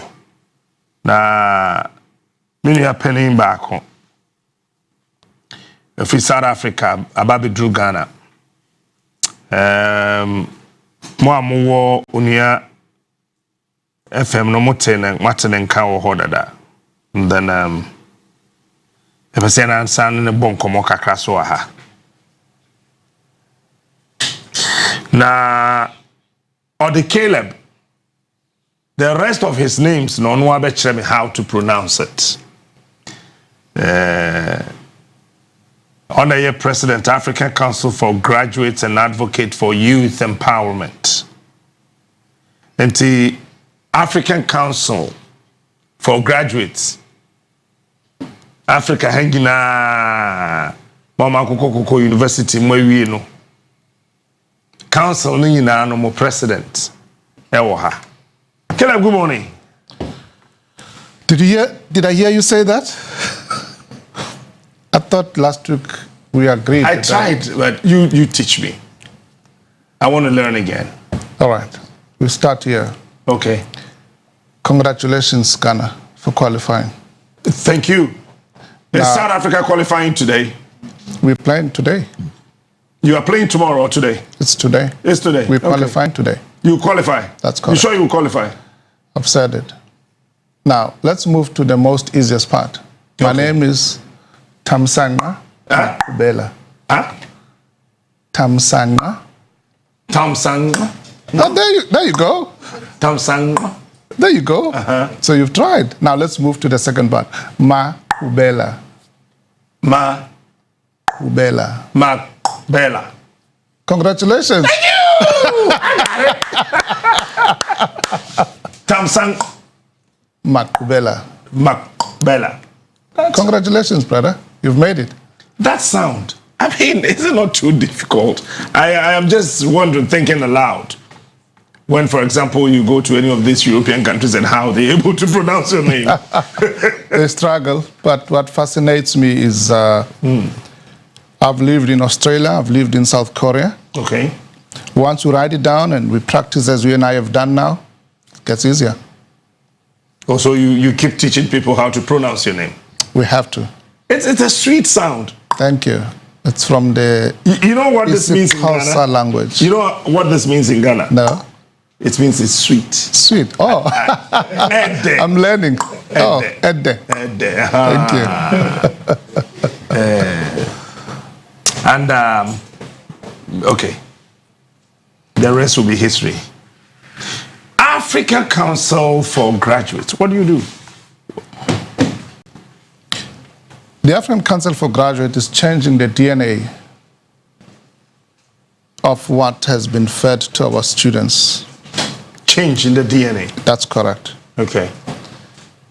We propelling workplace training as a catalyst for ensuring that the outcome of what we call a graduate from Africa's universities and colleges is someone that is competent, a problem solver, and able,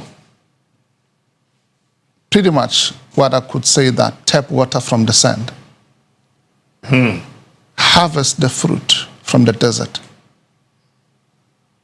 That is what we are bringing to this continent. And that is backed by 30 years of experience, the work that we've been doing in South Africa.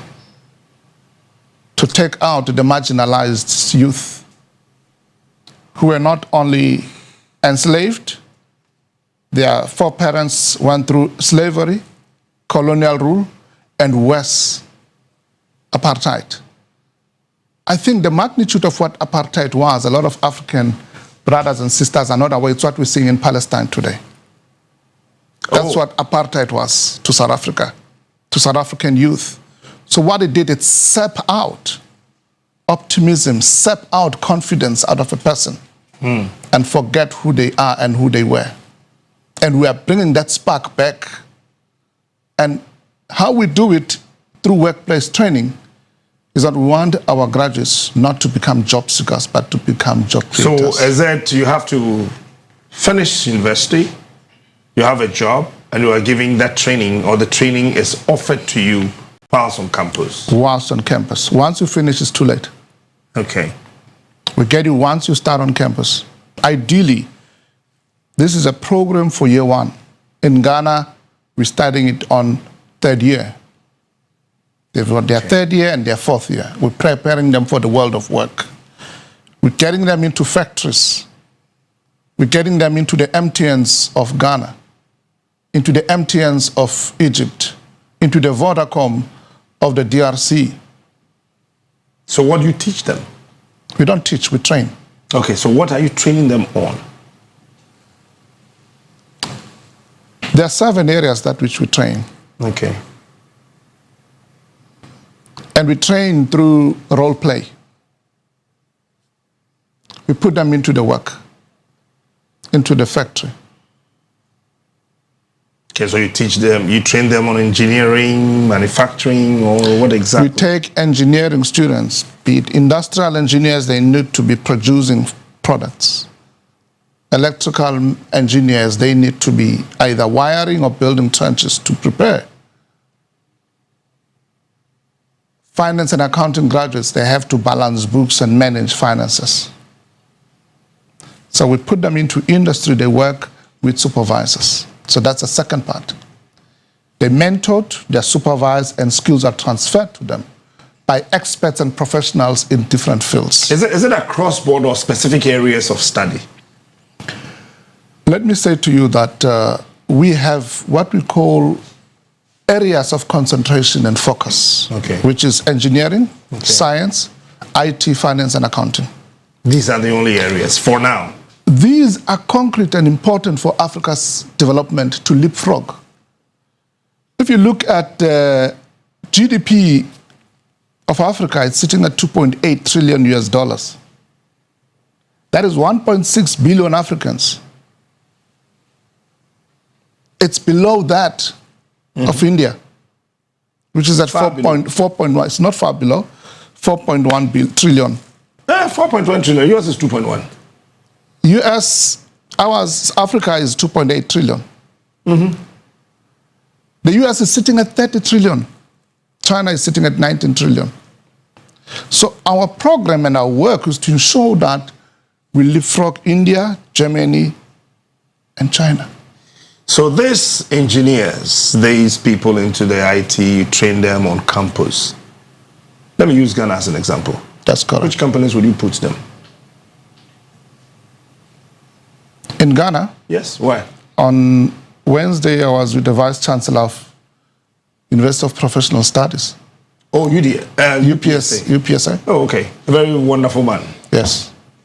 Professor Mauto, yes. Very wonderful man. And I had a courtesy visit and greeting to Professor Nana at the University of Ghana. University of Ghana is making its own sanitizer, rather, on a small scale for their own consumption. We want to scale that. UG cannot be buying sanitizers when it has got chemical and analytical chemistry on campus. There's a program. So we're taking students from UPSA, which has got an IT department, from University of Ghana, and put them at MTN. Not only to be trained in MTN in Ghana, but MTN in South Africa and Nigeria, where MTN is present. Or they will be employed. It's training. Our program works this way. We run 3 programs. It's vacation work, which is very short term. At most, it's a month or 2 months. It's student internship, when you have students that have what you call workplace training requirement for them to graduate. In South Africa, that is 12, 24, or 36 months requirements. You cannot graduate without having undergone a thorough program of workplace training as a student. Thirdly, it's graduate or candidacy program where you register with a professional body as part and parcel of doing your workplace training.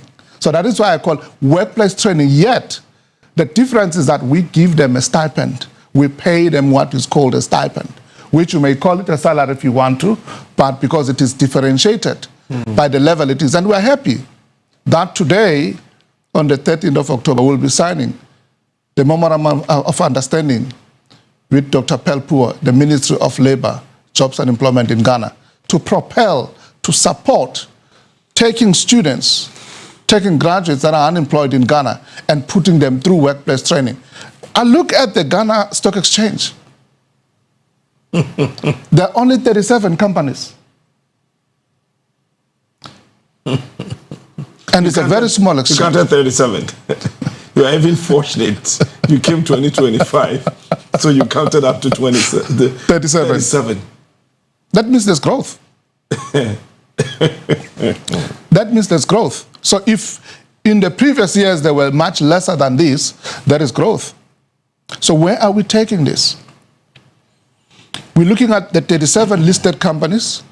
We're looking at Association of Ghana Industries, because we want each and every company that is doing business with government to take 10% of these young people as part of their employees. Government. As those who are doing business with government, private sector. Every company that is doing business with government that is registered in Ghana, particularly the stock exchange and members of the AGI, we're working to absorb additional with 10%. them to take 10% of their total employee rate and make them interns. That is a very good way. Is there any incentive for that, and how they'll be able to pay their remunerations? The remunerations will be paid for. You will pay for it? Yes. For how long? 12, 24, 36 months. And after that? That is where we come in with our career readiness program. How has this been received by various governments across Africa? How has this been received? Looking at the unemployment rate in Africa, especially the the western part of Africa, the unemployment rate, how are government receiving this program? Africa has a youthful population, and I call it youth capital. It is an opportunity to be harnessed, to be exploited. The reception of programs like this in Africa, that is why we're pitching it directly at the level of the head of state or the minister. Because we've realized that going through and working with universities themselves, most of them who are bogged down with bureaucracy will stifle and frustrate their efforts. Okay. So there's been a good uptake since we've taken up the program at the head of state level. Okay. Because of the understanding. Because of the understanding and seeing what it has been able to do and what is likely to do for the youth to be able to become productive, to be able to also exploit the resources that are available. Remember, the first student to kill himself who committed suicide as a result of unemployment in Africa was in Morocco. And we're saying his death was not in vain. And that is why we are propelling workplace training to measures that have never been seen before. Because workplace training transforms the way the young person is able to perceive the world. Gives them a know-how, gives them access to networks, but also provide them with an opportunity to be able to market themselves inside. So you become part of the inner circle. I asked that particular question because, you know, in Africa, almost every single space is one way or the other controlled by the state. That's why I was asking if this is well received by the heads of states. Because one, almost every single institution in my country, Ghana, when you go there, they will tell you, no vacancy. Government, because of borrowing, not only Ghana, not only West Africa, across Africa, because of excessive borrowing, we have cut-off points, employment cut-off points. There's a ceiling point from the World Bank, ceiling point from IMF, that government cannot employ. Last year, Ghana were told government cannot employ until 2026, 2027. The embargo. The embargo on it. And I mean, it's a good thing. Yes, it's a very good thing. Yes, it's across Africa. Because that will propel private sector growth. So now, if governments sign on to this program, is it because you and your organization are paying and government is not supposed to commit any funds into the stipends that you pay for such students? It is the governments of the receiving nation that contributes to the budget of the stipends. It is the companies, the host employer companies, that contributes to the payment of the top-up on the stipend, the protective clothing, the tools of trade that are required to make sure that the program becomes a success. Okay, so for example, when we have about 2 or 3 of them here with us at Media General, you give them something, and then Media General would have to add up. So is that how it works? How we approach it is upfront. We get to say this is the amount of stipend. Let's, for example, say it's 5,000 cedis a month. If it's 5,000 cedis a month, then your organization would say upfront, we'll be able to top up with 500 cedis or 1,000 cedis. So we know all of this upfront, and it is communicated as such. I don't understand. So if the allowance for the stipends is just 5,000, as you said. Yes. Your organization will pay the 5,000. We process the 5,000 as we receive from either the Department of Education's budget, because you have a budget for your own youth development. Okay, so this money is supposed to come from the government. There you go. So what we are doing, we are bringing in the contribution of the private sector to match that which we receive from government. And you're very sure governments across are willing to commit that amount of money? Yes, they are. The reason I'm asking this is we started a National Youth Employment Program. At least I am one of the brains behind it. Yes. It's collapsed because government didn't have money to pay. Here in Ghana, I don't know about other African countries. I know that of Nigeria. We had wanted to pilot that during Obasanjo's time in Nigeria. That time it was Tebo Mbeki. Yes. In South Africa. We had Kikwete somewhere in Tanzania. Yes. And all the others. And then we have the Senegal president, what's his name? I've forgotten the old one. During Kufuor's time. Yeah. But we realized that government could not pay. So National Youth Employment Program went away. Then John Mahama Mills' time, the name was changed from National Youth Employment Program to JIDA. Government could not pay. Off. Then to Nanado, he brought, what was the name? NAPCO. 100,000 graduates were enrolled. And 2017, the fanfare, the political fanfare, 2018 political fanfare, 2019, there was nothing to fund the fair. So there was no fanfare. 2020, we increased the tempo because it was an election year. And then after 2022, they were not paid till today. I'm glad to hear that. And I think it's an eye-opener. So, sitting here as a broadcaster, as an individual who has followed politics and employment and the trends of all these programs in this country, I am afraid at a certain point in time, we'll come here and you say that, Kwadwo, your people are chasing me away. How sure are you, with this background, how sure are you that government, the Ministry of Employment, Honorable Pepo, The Ministry of Finance, led by Atufosin, Ministry of Education. Ministry of Education, they are ready to commit funds into this. How sure are you? It's a very fair question. But I'd like to make the following points that would then work towards laying your fears. Number one, this is a citizen-led program. It's very important. Secondly, government comes in as a partner, not as a main funder. Thirdly, there is participation of the private sector who provides top-up, who wants to groom the future engineers, the future IT technicians or programmers, the biotech specialists that we need for the next. I want you to break it down for me so I can understand and absorb. So that's what I'm doing. Properly. So the third one is that there's private sector that is involved. So who pays the initial money for who to top up? It's both. Government will give us a budget to say, here's our budget for the programs. Private sector will commit their stipend top up.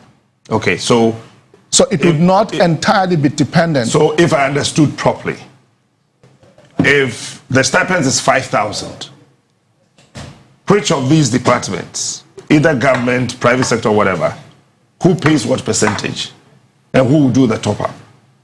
Government will pay 75%, private sector 25%. Okay, and how many students do you hope to enroll on this program? We're enrolling and starting with 1,000 students. Okay, and how much do you hope to pay? 5,000 cedis. 5,000 cedis? That's correct. For 1,000 students? That's correct. And government is supposed to pay 75% of the 5,000 Ghana cedis? Yes. You sure? I've done this before. No, not where you have done it. We are talking about Ghana. I've done this before. You sure government will commit 75% of 5,000? 75% of 5,000 will be what? We've scaled it up.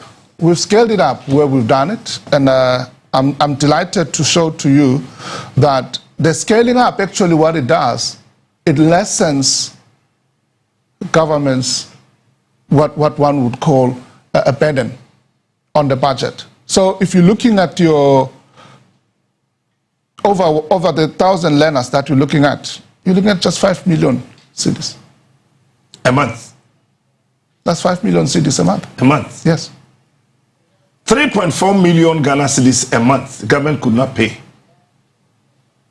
And over 100,000 innocent graduates were booked together and booted out of the space. They went home desperate. That's a great case study to look at. But there's no way we believe, from where I sit, the Honorable Pelpour, together with his colleagues, they have agreed, would make a commitment. As I've said to you, we are signing today. So if government fails to pay the 75%, what happens to the students? We are not dependent. That's why I was coming in. The fourth part of this comes from your development fund institutions. So the IMFs? Starting with African Development Bank. Okay. So is it a loan? No, we don't do loans. Grant. We don't do loans, we do grants. So that's a grant? That's a grant. Fifthly, we run campus manufacturing programs, which on their own begins to give these young people an opportunity to run sustainable and profitable enterprises. 25% of that, of the proceeds, of the net proceeds of the campus manufacturing programs would go towards the fund. And this is an example of what is being done in South Africa. From the students of South Africa to the youth of Ghana. Because we believe that students are by their own nature creative and versatile. And they should then be able not only to produce, to package, but to manufacture products and goods that can consume themselves. I don't know, going forward, if you have a model, that would actually sponsor or finance such students to go into full-time production, then one way or the other, trying to depend on the African on government, the states. Yes. Thank you. Thank you. We're learning from what you're saying, but we have to start somewhere.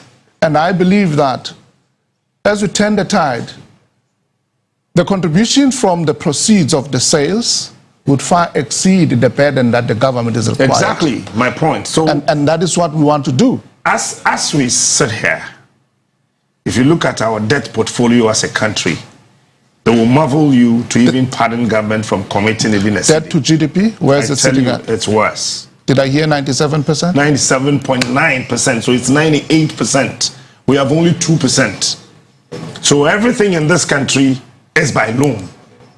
That is why you need to be very strict and strong in manufacturing. So if government says they're going to commit money into this,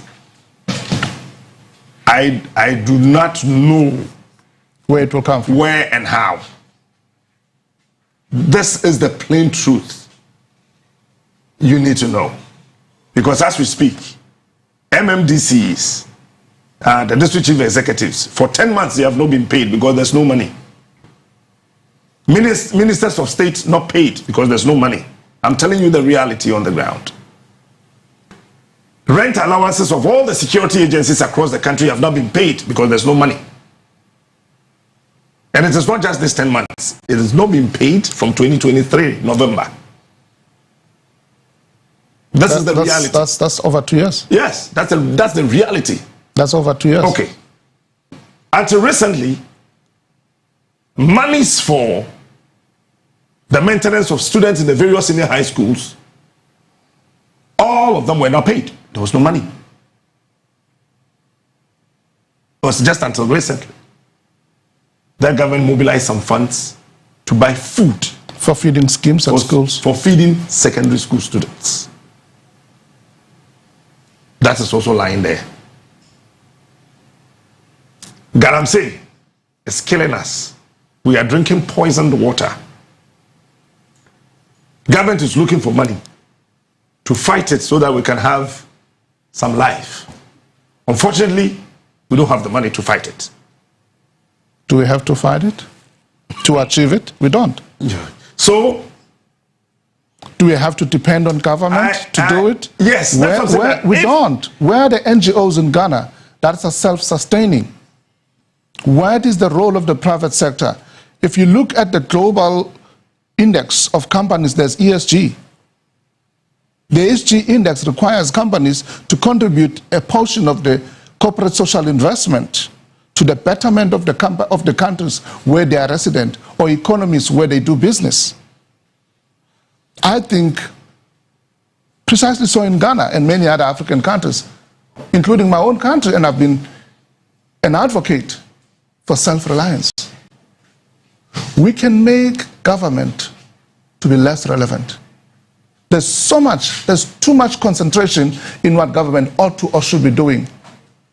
The question I'm asking and I'm saying today, when we take a minimum of 1,000 learners into industry for workplace training, and thank you for your advice, we shall make sure that we're not dependent on government. Yes. Perhaps we need to change the model. Turn it upside down glad to see. And make 25% government and 75%. This is a wonderful, wonderful, wonderful program. Thank you. I'll be very glad. A very enticing proposals will be written to these huge banks, the African Development Bank, and other banks and other big foundations around the globe, for them to see the need to fund this project, and then we can do at least 10 students from each of the universities as a pilot project by expanding their frontiers to make sure that they can go into manufacturing. So maybe UCC 10 students, KNUST 10 students, yes. UPSA my university, so 50 students. University of Ghana maybe 10 students and all the others. So we can use that money, fund them. For those who want to go into manufacturing, we can start from somewhere with them. I'm sure that will work perfectly. And as we increase the funding, we increase the total number of students. So we can start with about 200 in Ghana, move on to 250, 300, 500. Will give us some timelines that between now and the next 5 years, we may be doing about 1,000 and we increase and we increase. And then before you realize, even the contribution from those, the avenues can even fund the new ones that will enroll on. But my fear, I'm being real with you. We've seen disappointments before. Thank God you understand it. That is the reality on the ground now. Now, let's take it further. Okay. What is the appetite of the private sector in Ghana? And what is it that they've been doing to spearhead development? Okay. I think I have just 3 minutes to finish the show. Yeah. The sports guys took all the best type of the show and I'm sorry I have to end the interview with you now. We'll continue outside. When are you leaving Ghana? Today? Tomorrow. Tomorrow. Oh my God. No problem. We can do telephone interviews. Okay. Yes, we can do Zoom. Yes. I mean, that will be wonderful. And then we'll take it from there. But once again, I want to tell you, this is a perfect thing. Something you have my support. Something you have my 1,000,000% support. And I will make sure this will survive. For your wisdom shared from the historic understanding of what we've done at the South African Council for Graduates, the Ghana Council for Graduates, and I'm glad that I met this young man in New York. He insisted that, please, we need this in Ghana. It will happen in Ghana with a different model. With the caveat that you are giving us, let's make it happen. And let us get companies to come and support this program. Right. And I'm sure as we sign the MOU today, you have me on board. We will get you part and parcel of this. Thank you.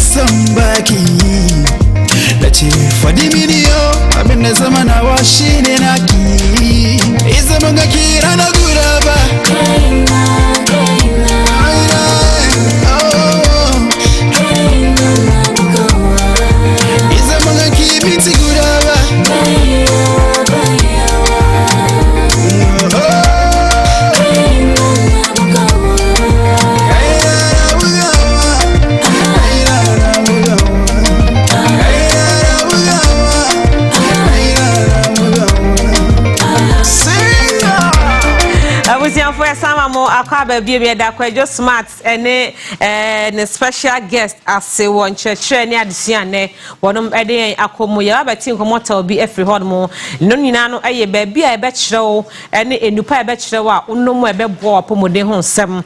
Now, before I bet call and Cariste Kono no. Mama Mindi can check back one sana Yakohomo, Yanche Kashat back, Mr. Truedo Adarama, Bakutu Mame Niger. Sabrobia a word, your man 1,000 na untimi fanko checking how far. Inti we ya penance my area or tasso amaye. Okay, nice one.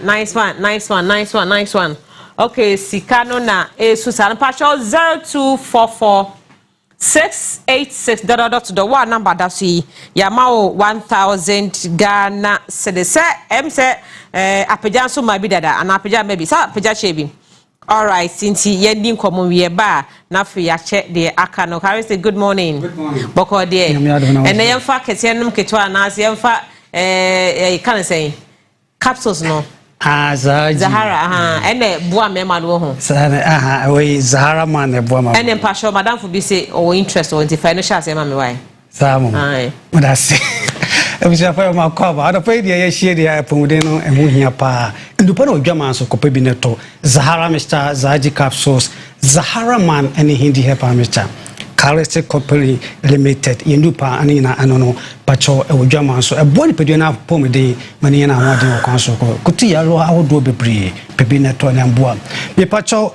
We will be and Sansana dear group. Would any be a bar call and answer about to me Koda and Banisana if Phoebe Omogen Zadis or Howling Abba. But Chop as Zahara Mr. Zaji Capsvinano, a boy to saw Howling and I say, he's surfing in a few gentlemen, Pedonian and what day or council so, baby in a ton and boa. But you will be a tiare at Osopa, but with tiare and a bar. And Yadikatua, what any day we are on Pachope Zahara Mr. Zaji Capsvinano. But you sat tiare, I say. Also, when I want to hear all council go so, baby, and a ton and boa. But you will be our bus sorry now when I'm dealing in a area. By a bus, I will call you when I had the amount. When you have the Copeza, Mr. Zaj Caps to be, and a bubble when I'm yanning before when you want this room or by Juma or council go so. But your bar and I think can only be cry. The Santa, I want to say what you will need a bump and good dear Dabby. Copeza, Mr. Zaj Caps to be a bois Martin Canabacama, or the injection cover or Nase. Or council so baby and a ton and boab. We are Bema, Sabojon Sautia power Bemu ya, Bemu show. Johnson, Brepa, Sanka Crabby Abba, Pachope Zahara, Mr. Zaj Caps Rubinanum, a bois may so honey and Amazon to ye or council so. Or Basso Sabojon Sabos, I'm favorite to say what she showed idea, and San Sabini idea, Adia in favor Bosso, Pensa, Yawahene, Sabi what it timid Crubini idea by in Fioa, it should be idea Gugua, Pachominia Bar. Zahara Mr. Zaj Captain Driver, no Bebwa, be your howling everyone. No, maybe one if you want any can you before my swing and want this to come with that nasty baby neton and boab. Or Bass Sabi, but some of the best one I am said I was so, and I'm saying, young Nadia from Yadikatua, or Manchester, and to me, and may a batch and them in the pay. But your hackers here, to your bar, but your Zahara Mr. Zaj Captain be. You saw howling in a from swing on one day, Manchester and Beba. One tea be a room, every fro come, no so down with this song at Trassing, baby in a ton and boa. But our first Sabi, I want him macra, and I saw Banifay Frana, I said, Bosumba communions and to me engineer.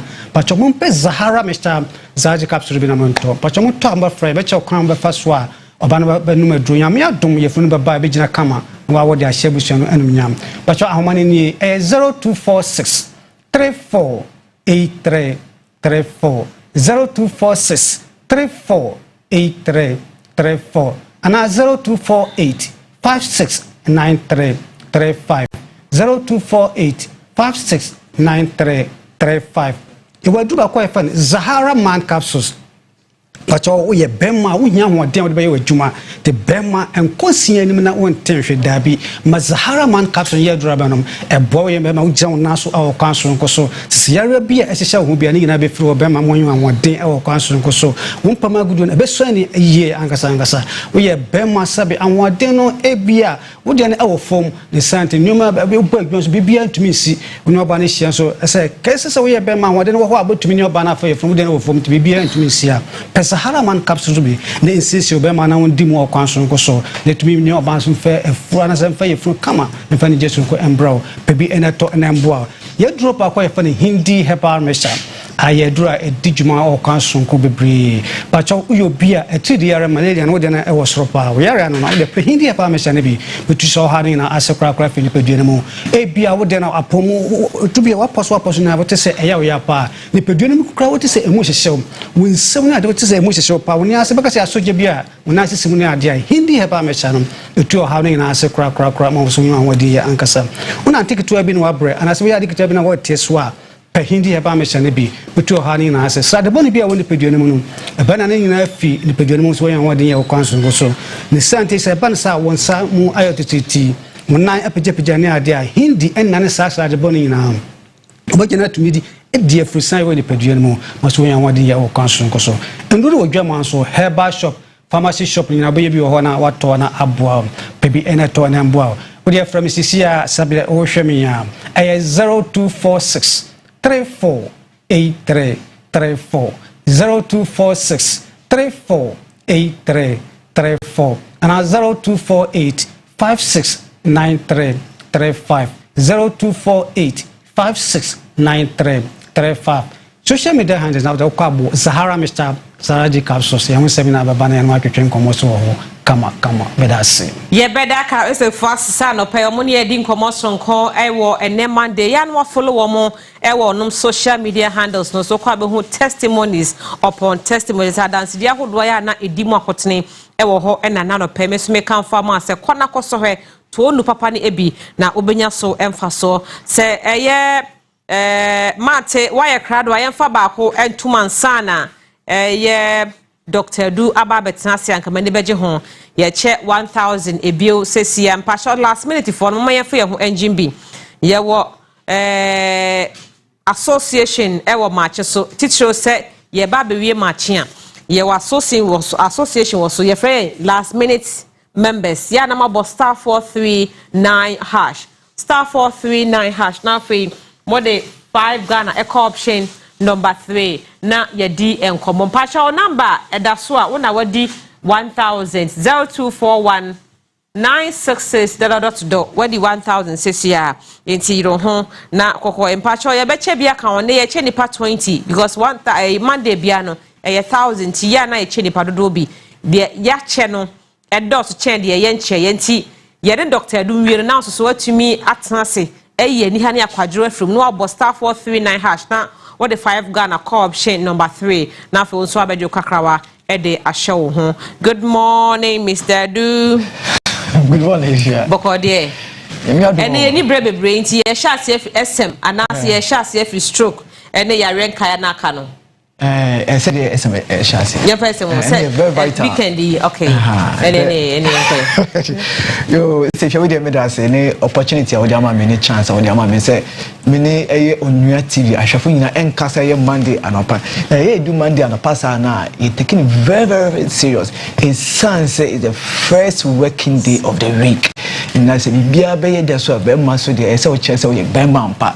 Any something na Edu Herbal Hospital. You didn't check see if you headquarters head office ewo eye mankesin befikum. South your branch kese pa ni so ewo nkran your odoko official town. Christ Business Preparatory School. E dey bro say so we be ma na so use SMB test ahwe na so wo problem papa. We be ma me san so sisi bi we be ma na so wo hwe me anopi bibia wo bia wo hwe me na so ni SMB test and so use SMB test wo problem the san say bemma de ye bemma o kada sometimes tama yem for na fanfo ka say kubi bisia e say bemma we kubi bisia bemma de say bemma etumi ye de ekọ na ye adwuma ye edu ahoache a e say bemma na etumi de sorry in chop say salute hono mo say ye bemma ampa and ye bemma wa kada na afi de wo mbom de what the ho na oba ni mbom ekọ apena we ye san wa oba na wa ye basa e san so expect say ko butun de aba ni chen kɔni nkyɛn na kebi bia de etum ayɛ kama de bia be ka sɛ bɛma yɛ bɛma wonya Moses P wa body ɛyɛ fine na mbo be ka bɛma sɛ du anadwo a wo compare ma wo ma wife ne ni gyina du anapa kitchen thank you my husband thank you thank you bikunu sɛ wa ma me yɛ de wa sepe me sa na de nti be ka hwɛ there's something that is very natural. We are better when you do age of 40. When we say better some day a call from there. It's when you be able to push you. Now I call you better some day. I call you. Now they able to push you now better some. I call you any SMB test. And you do be a SMB test. Because SMB test, I know sometimes one used to be that, and one mun shine, and then they are first and mission. Now you want assume kuja, and now S stand for strong. MD man, see a strong man. Obayan Safu, you wouldn't be a kind of strong man. Should be some strong man. Just so you bear more person, you bear more bombardier person, be tested bito. In soon at 30. In so that to I say we do so much speed, but we do so much there. Yeah, she say one case why you do when you ska. I could tell you and we are favorite any fool. We can ask what for free. After the free aba besu him. Punch now and I say calm it ego so. Una would tell her won't me at the end. Would do we soon die? Would do a funichi just because won't me at the end. San et bema or your aesthetic be amount instead of you to overcome and change. No much me do pemagra fine. No dinner baby. No kaka story. We yes are ha obano and they be because as one shady no obano we try U10 we try U10 we try U10 I mean fan ka show bia na men ka so bia no obano or you dabi e san se won't me the and sad you see they be because say ade e kan abrabon e bono e yade e kan they be after hard day's work. After hard day's work, where they are so full for Nankasa and movement, spiritual movement. I are so no, almost a spiritual movement because I had almost in Pima would a head. The bay just so Ben myself to me is super. Sounds no about also show me on the pay. The girl will be so also I think an article or bring because a libido a new article. Pomoja per SMB test it sounds a share sell or Benmano on when your SMB test be up no about one check no Bible was starting no my big excuses. Oh, I'm not in the mood. And they mean that me could do my bread in the big office and the boss and my pee into me person and that I cry where I say 1 hour time and I said sorry near damn and yes sir I said what think I need to make sorry let me be the echo ye be sawa share or be hard sometimes I won't say and buy to me Obahu papa that's Obahu Usana and Americano on Tibia, Beman Banchen on Tish, will be over to Michelle Beman and your bro or Pemagro. No, Ban Usher Beman this are 777. I say pound and a Buddha Yadatun soon. Dabi, but one year and a digital. Mahu I come out share but what I miss catch so yes I Sanji Joanna some mama mechanic naturally it will come and yet you be Joanna saying yet maybe betcho that be only is between her husband as her partner now so become SMB test now most naturally what the June at night I yet come back and I'm one year Bema will chop money so more chop money for the more chop money will double I'll triple. When you come 4 times and 5 times I Ama and we shall with the brilliant with you. In some ways, I would to a mahon at and can I ban all mahon today? I'm an idea. Aje, San identity, but what I estimated, baby to a dobe alcohol beato, baby to a dobe any pharmaceutical shop, any herbal shop be a book be a herbal shop. One directing I will say, do be in one SMBTS. But my alcohol, or call being yato, no what I do with my come. Now, make I will do sometimes or being a beer, almost a woman who say SMBTS. You say, usually very simple. Yeah, you be beer, when you had your for SMBTS or copy be beer a shemu. Look at the measuring cup. A shame, come on. When you measuring cup, I will feel do now. We shake it, do now. What measuring cup, what Bobacon and a part in with the you know. That she say, Shas may between a bit of your Shas may be so demo, Shas may be so one people. What's it be a bed, fine. SMB test. The bitters of the moment, the bitters of the day, the bitters for the week. And now, since I know last time, no big Papa be on the Payan Bonding, or see a friend is saying, or say, smooch me. So, okay, smooch me now. Okay, I wish you are here to watch him. The war here, dear, come by a very romantic, very show to me, almost to me, or to me, body pa. SMB test, Bomodi, SMB test, Bomodi, 0243 989368, 0243 989368, 0558 379545, 0558 379545, 02010442221, 02010442221.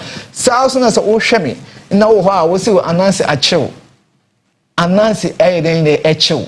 me can be an mojan into enfo and sunny ɛyɛ simple moja ne ntumi circulate ɛnkɔ ɛmfa veins mu yie mɛnyɛ ne dwuma pɛpɛɛpɛ wanhwɛ ne yɛ stroke ɛnnɔke wo dɔɔ wanhwɛ stroke ɛbɛ ha wadwen stroke so ha wadwen a just imagine untumi yɛ hwee untumi nkomba untumi yɛ bibia de bia me kama asɛm yɛ de sawe 2 yɛ de kɔba up and down yɛ de yɛ na mienu 2 yɛ de kɔba up and down enkampo service yɛ hu so na wo yare bɛbɔ na wo bɛhyɛ kondwam yare bɛbɔ na wo bɛhyɛ mpem wo bɛyɛ mbɔbɔ papa me entwɛn na stroke yɛ de ɛba bɔbɔ because simple symptoms and I mean science I do about when stroke is want to come to us it's a simple thing obi obo that nene bi kama but ona to afi wo hwɛ me room ana so hwɛ me no bo so onim ne pɛsɛ ɛkyia men check ni sɛ obi a normal ana sɛ bi anda manda yɛ nti na menim yes dabi wo hɔ a sometimes wo hwɛ ade a de hwɛ na wo hwɛ no ayɛ oni so agusugusu no obi bring back say blɛ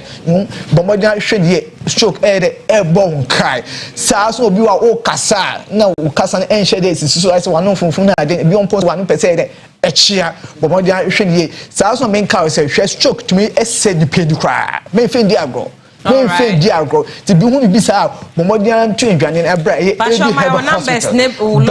hospital 0243 nice one 989368 0243 989368 Saso was 0558 379545 0558 379545 and now 020104422 make us about moja dimechi nyancho baby a obo here baby they very simple very simple your mankasi befico make mankasi mankasi I was central region would do befico would mankasi would be said befico na would do befico so befico na edu herbal hospital Saso na nkran oba odoko official town na kra no so oba na person ogoga no odoko edu herbal map no my edu herbal clinic any hospital na brother beji wa ya hwe na bibia we dey ebe koso come apart from that yare bia so oba ebe hwe den ebe samo ebe tu ya na say dey ama na uboko no kenya freedom wa djuma bibia den bibia koso bo pacho ye beda edu herbal asese anopay wo mo eni edi nkomonti wodi ka kire de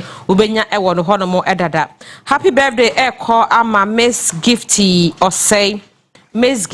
or say ene eye wawoda happy birthday to you nyame onsha papa we see you de ma awo mokase if you adofo ho eno mo ede ema your next person no happy birthday ekwama Jacqueline Mahama also owotakwa nyame hwa ne de due se odi wawoda ena Michael Mori mpacha also ene eye wawoda Mickey happy birthday to you nyame hwa bia ene odi na woda anopay Onua Maakye ha na brand bejayen na yenimo awie mo beka ye ho since morning so what Facebook no so what TV no so de bia obia no ye da so de ehya se ahomakye abesi se dubako abapa ho sima eye edu enso mpacha mo yenche sika ba ko nka ho ye che ba kwa account ye wi ade be ka chi ho bia no mark bebo na ode amayen all right 059 4108 wow number at that screen so no what the 1000 anopeya what the 1000 anopeya midin edi efia sabo eke pa no from the number jakon sanso ena kwajo smart ena JB team no edoso papa na me admo kire be sanso e schedule baby e wo le mongo check away, say move front, son of Kabaka, and wine and madan. So Jagella, it's so pressure, or the queen of rest or queen, yeah. Came my yappy, but they are soon the tent and a man, share. No. Shama can say, Name Moody and wash it. Shama Buddha, dear, Name Moody and more than it. Shama Fidjam and Dozima, come in me more day. Good do ya. Nana nyami na betchere Mine wo me agura kabre Atra wi asjaman sai Yado ya Nana nyami na betchere Me ya wo campaign Atra wi asjaman sai Nyina Wudo ya Nana nyami na betchere